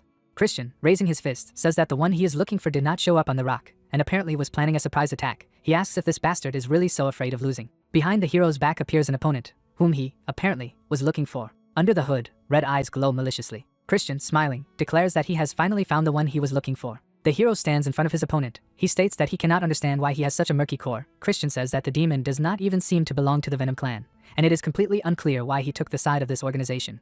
A young man with a mask on his face silently looks at the hero. He picks up a pebble from the ground and declares that the guy can decide for himself whether to answer him or not. Christian puts the stone between his fingers. He launches this projectile. He flies next to the opponent's head. Bright white rays are visible next to the 3 figures. The stone flies up to the demon's face. He hits him in the eye. Christian says that when the guy tenses, his right shoulder rises, and when he is distracted, his field of vision narrows. Smiling, the young man says that this is a disgusting habit, and Ash's brother should get rid of it. The mask on the guy's face is torn. He puts his hand on his face. A deep scratch is visible on the right side of his face. Langham, sitting at the table, tells his son that the Venom clan will deal with Jupian and Marissa. However, if Christian slips away like a slippery eel again, Ashid will have to personally track him down. The man says that there should be no survivors on this expedition. The young man frowns up and mentally curses everything in the world. 3 figures can be seen between the rocks. Ashid thinks that everything did not go according to plan. The squad from the Venom clan was not destroyed, and the opponents were joined by Melon, and because of this, the destruction of the expedition no longer looks as foregone as before. We see dead people. Ashid thinks that if he kills the hero under such circumstances, outsiders may have doubts, and perhaps someone will decide to start an investigation. The guy imagines himself being pointed at. He realizes that since he is not at the estate now, he will not be able to avoid suspicion, and this means that Langham will be drawn into a very unpleasant story. Christian, folding his arms over his chest, asks why his relative hasn't said a word yet. The guy asks what Ashid is afraid of. An object emitting black jets appears in his hand. The villain thinks that he must first kill the hero, and only then think about what to do next. Jets of black energy swirl over the Ashid. Christian, smiling, declares that he likes it much better. A purple sword appears in his hand. In front of the hero you can see a trace of a blow. Christian looks over his shoulder. Ghostly figures approach him. Smiling, the young man says that Ashid seems to create clones from demonic energy, and that the young man did not become a young lord by accident. Christian parries the blows that the ghosts inflict on him. The young man blocks the sword of one of the opponents. Another enemy is approaching him. Christian, smiling, thinks that Ashid is using an illusion to attack from behind. He says that he expected something like this. The hero rushes to the enemy, who has covered his face with his hand. Christian strikes. He only cuts through a black veil. Ashid flies up behind him with a sword raised above his head. The young man realizes that this was also an illusion. His relative angrily shouts that the hero must die. He strikes a powerful blow. Ashid lands on the ground. In front of him, a deep mark from a blow is visible in the ground. The young man says that Christian is just a useless insect. The hero immediately asks him to repeat his words. Ashid is very surprised. We see the right side of his face. He says it just can't be. In front of us is a dark silhouette. The sword emits jets of purple energy. Ashid looks at what is happening in shock. He realizes that he is looking at a true black sword. Christian, smiling, asks if the guy liked this surprise. He lands a punch that trails directly toward Ashid, flying backwards. The young man covers his head with his hand. White cracks are visible above it. In front of us is a vague figure. Christian stands in front of an opponent lying on the ground. Resting his fist on the ground, Ashid asks why he is being bullied by some pathetic spawn from a side family branch. Ashid recalls looking at Christian when he was very young. The hero, raising his right hand, invites his relative to just calmly accept defeat. He promises that in this case he will not tell anyone about what happened. Christian says that in this case the Marquis of Langham will not suffer either, and a war between the families will be avoided. Ashid looks at the young man with his mouth open. The guy thinks intensely, trying to understand if the hero knew about all the details of the plan from the very beginning, and if so, from where. He realizes that if everything is so, then he must kill the hero to avoid all problems in the future. However, this is impossible now, and since there is no other choice, he must wait for another opportunity. On one knee in front of the hero, Ashid thanks him for saving his reputation. Christian declares that there is nothing to thank him for, and a true demon should be proud of such actions. Smiling, Ashid states that the guy is absolutely right. The hero, squeezing the young man's hand, asks if he really hoped to hear something like this. Looking at Ashid predatorily, the young man uses the Clash of Demonic Energy skill. Ashid looks at the young man with his mouth open, and mentally calls him a bastard. A black stream pierces the body of the villain. Ashid has blood gushing out of her mouth. He falls to the ground in front of a smiling hero. Christian calls his brother a naive idiot and says that he fell for the trick. Christian runs, he curses, thinking that he spent more time than he planned. The hero's mouth is open. He really hopes that his comrades fought as they should. Someone calls out to him. Christian looks at the girls approaching him in amazement. He holds out his hands in front of him, begging him not to come closer, as he feels incredible pressure from them. Marissa angrily shouts that it's all about the artifact the guy gave her. Melon, smiling, says that the mission is accomplished. Christian asks what happened to the girls' opponents. The answer is that they turned to ashes immediately after they died. Next to Melon holding a sword, jets of black energy are visible. The girl says that most likely someone made sure that no traces are left. Christian states that he understands everything, and praises his comrades for their good work. Marissa looks at the guy strangely. Jupian, looking at the young man, asks where he came from. Christian, hesitating, replies that he was just exploring the area.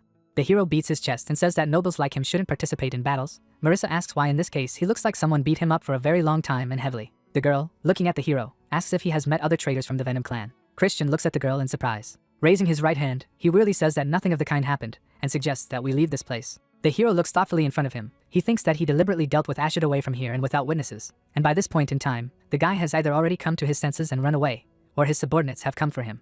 Ashid pulls the hood over his head. Christian thinks he must keep it a secret. As if there is an uproar, the Marquis of Langham will be forced to take some further action. We see a trophy of the hero and the characters we know. Christian thinks that he got the insignia of constellations and saved the lives of 3 people, and that's more than enough. Christian is sitting at the table. It is reported that the case is taking place a week later. The guy thinks that the incident agitated both families. The Venom clan was in the role of the culprit, but everything was settled as part of a compensation agreement. There are papers on the table. The hero reaches for food with a fork. He thinks that the Dark Clan so easily went to end the conflict due to the fact that its head is well aware that Christian knows what role he and his son played in these events. It seems to the hero that in the end everything turned out much better than in his previous life, where everyone died.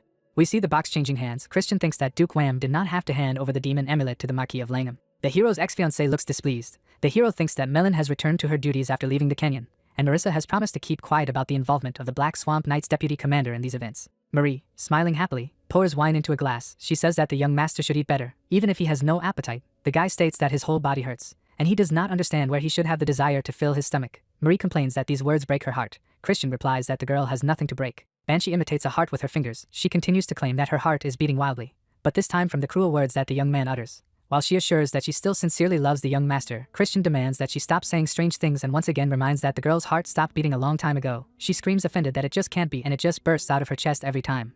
When she looks at the hero, Marie looks at the young man with a strange look, who orders her to stop pretending to tremble on purpose. There is a piece of food in the spoon. The Banshee asks the hero to open his mouth. Christian, looking at the food with disgust, declares that his hands are in place, and he can put it in his mouth himself. Marie, looking at the guy with loving eyes, says that he is modest, but she likes this side of the young man incredibly much. Banshee shoves a spoon into the hero's mouth. She declares that the guy should eat a balanced diet so that he has strength for the night. The hero tries to stop the flow of his maid's speech. Jupian calmly watches all this obscenity. Marie asks if the hero likes the taste of a special soup. He replies that it was not cooked by a banshee. The girl replies that it is filled with her love.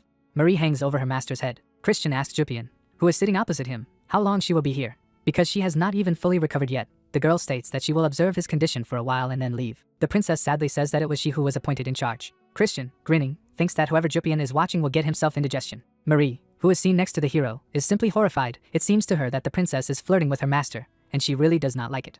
Folding her hands in front of her face, the Banshee asks Jupian if the lady will drink anything. She states that she can bring her some bloody juice. The girl calmly replies that she can't stand this drink and prefers scallion juice. The Banshee looks at her with a very strange look and states that there is no such item on the local menu. Christian sits at the table with a sad look, thinking that Jupian has unexpectedly turned out to be quite a strong opponent. Looking at her, the young man asks if the girl wants to say something. She replies that she hates the hero and will crush him one day. Sighing heavily, Christian says that Jupian may try to do so.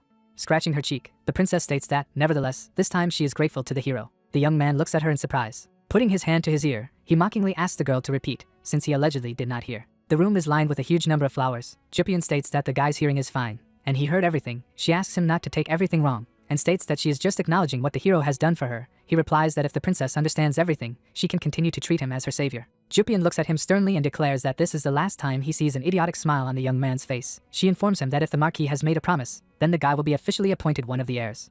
The hero is wearing a costume with epaulets. Jupian says that after the guy gets a new status, everything will change for him, so he better prepare in advance. Christian looks at his interlocutor, thinking that, of course, it will no longer be the same as before. The young man looks thoughtfully into the distance. He thinks that until this moment he was considered a small bug and did not pay attention to him. But now that he has become an equal opponent, everyone will try to crush him. Behind the young man's back, his competitors are visible. He thinks that as soon as Ashid recovers his core, he will raise his head, and intrigue should be expected from the first Princess Yulia, who is hiding some secrets. And do not underestimate the third son of the Marquis, Mysak, and the mad first prince, whose name is Shirad. Jupian touches his cheek with his hand. The hero tries to understand whether to expect some trouble from her too. The princess, looking at the guy in surprise, asks why he looks at her like that. She wonders if she really seems so beautiful to him. A purple vortex is visible in front of the girl. She uses the unbridgeable 4D wall skill. Jupian barely gets up from her seat. She asks not to look at her like that, and declares that she is already leaving. The girl waves goodbye. Christian picks up a knife and fork. Sighing with relief, he says that the princess is finally gone, having sucked all the energy out of him, so he needs to recharge for a while. The guy has a strange smile on his face. Closing his eyes, he looks at the girl standing next to him and asks why she didn't leave if she promised. Amazement appears on the hero's face. Marissa stands in front of him. Christian looks at the girl in surprise. Marissa asks if the young man is okay. The hero, smiling, says that everything seems to be fine with him. Christian and Marie do not take their eyes off the princess. The guy cannot understand why she came, and really hopes that she will not reproach him for tying her hands. Surprise appears on the hero's face when he hears that the girl's father wants to see him. He imagines a man with an emblem over his head. The young man thinks that Duke Wham is the head of the Venom clan and an 8-star demon lord. The young man has a thoughtful expression on his face. He tries to understand why such a person would meet him. Christian and Marissa walk next to each other. The girl, lowering her eyes, asks how the guy knew about the ambush that was set up on them during the expedition. Christian remembers the green-eyed girl and states that he has an informant. Marissa silently looks down. She recalls her conversation with Melon, who, posing as the deputy commander of the Black Swamp Knights squad from the Dark Clan, reported that she had infiltrated the expedition zone on the orders of the young Mr. Christian. Marissa, whose hands are tied, asks again in surprise, after which she says that this is an admission that Christian broke the rules. Then she asks if anyone is really hunting the members of the expedition. Melon says that the young master asked the beautiful lady, the head of the Venom clan, to fight back against the ambushers. The girl asks again, shocked. Clouds float outside the magnificent window. Marissa asks why Christian, knowing about the ambush, tied her up instead of just warning her. The hero replies that at that moment it seemed to him that the girl might be in danger. Marissa looks thoughtfully at her ex-fiancé, who states that if the ambush was organized by members of the Venom clan, then the girl would become the main target as the heiress, because there is also a fierce struggle for this place within this organization.